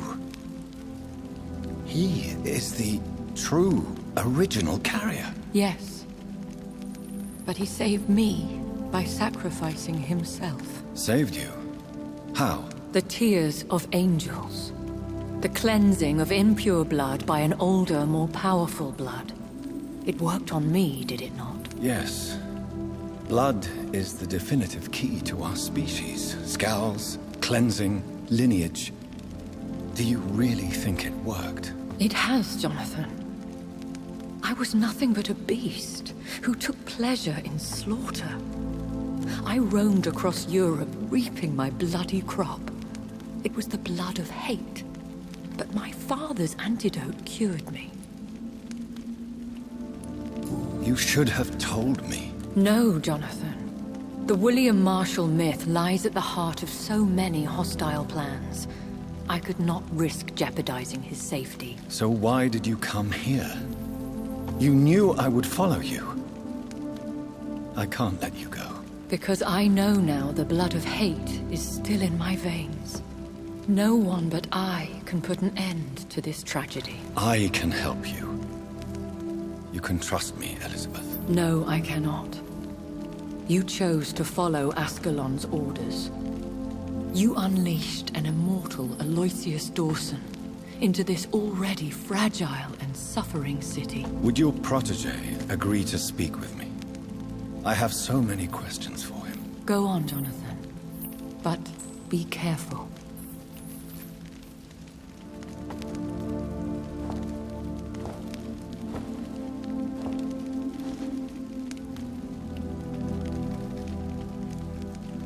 Yes? Sir William. My God. You really are William Marshall. You served Richard the Lionheart and his brother, King John. It is such a privilege to meet you. I did in my day. Come closer if you want to speak. For my hearing isn't what it used to be. I think your hearing is fine, sir. What is it you want, then? The blood of hate. How does it affect you? Do you feel it now? A blood of hate? Yes. Nothing more than a sneeze, really. A sneeze held for so long, you could blow a fortress down if you released it. Do you remember Murden, your maker? Only God is my maker, for he created everything on this earth. He blessed me with eternal life through his archangel, Michael. But Murden, Michael, is a vampire. He made you a blood-sucking creature of the night. Blood, yes. I used to drink it from the throats of the unworthy. Then I was punished for my deceit. During my penance, I rely entirely upon my sweet Elizabeth. We could set you free, let you out. Isn't that what you want? I pray for the day I'll see the sky again. I have all but forgotten its colors. I could walk and do so many things beneath the stars. But I doubt it will be wise to release me. Then will you stay here and repent? Elizabeth told me it will not be long now. I cannot wait to feel the sweet caress of her hand on my cheek after so long as she releases me.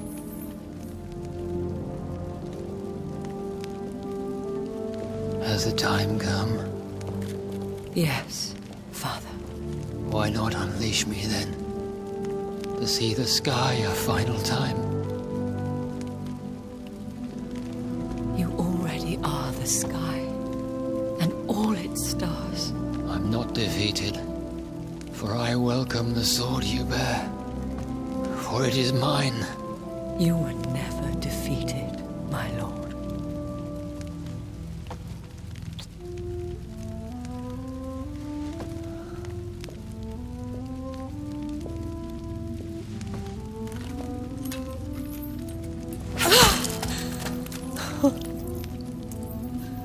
Farewell, Father.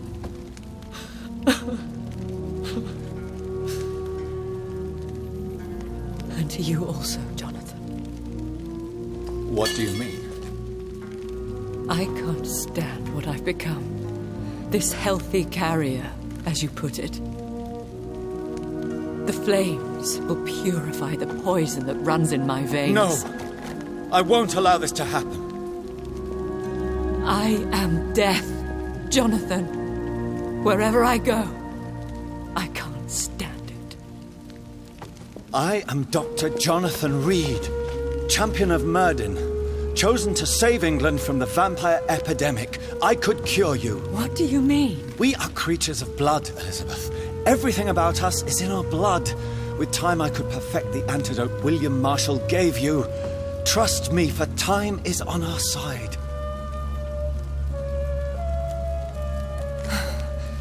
That is a risk I cannot take, Jonathan.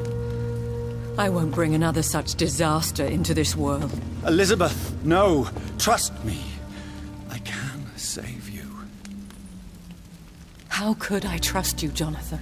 How could I take such a chance? I'll stay here with you then, as long as we must until I find a cure. You have no idea what you're talking about, Jonathan. Despite his madness, William was strong enough to starve for centuries. I doubt we can do the same. We will lock ourselves down then. I'll get all the material I need and I'll perform my research here with you until you're cured.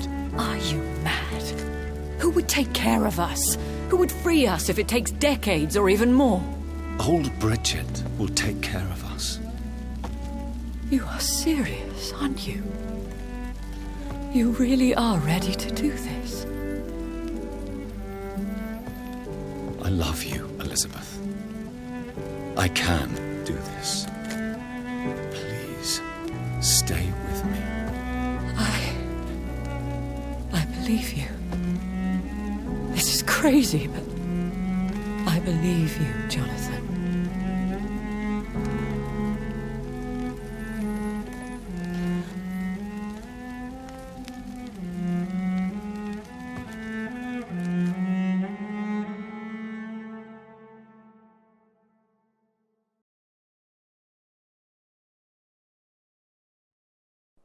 One prayer for the summoned, called by this song. Child born from darkness, whose path ye must find. Now the song is sung, and your path chosen. England is safe, for you have prevailed. I bid you farewell, my champion bittersweet. You found yourself a newer quest, and so I leave you to it. My queen sleeps once again, and I'll soon join her slumber, until alas she rises, woken by the hunger never fed.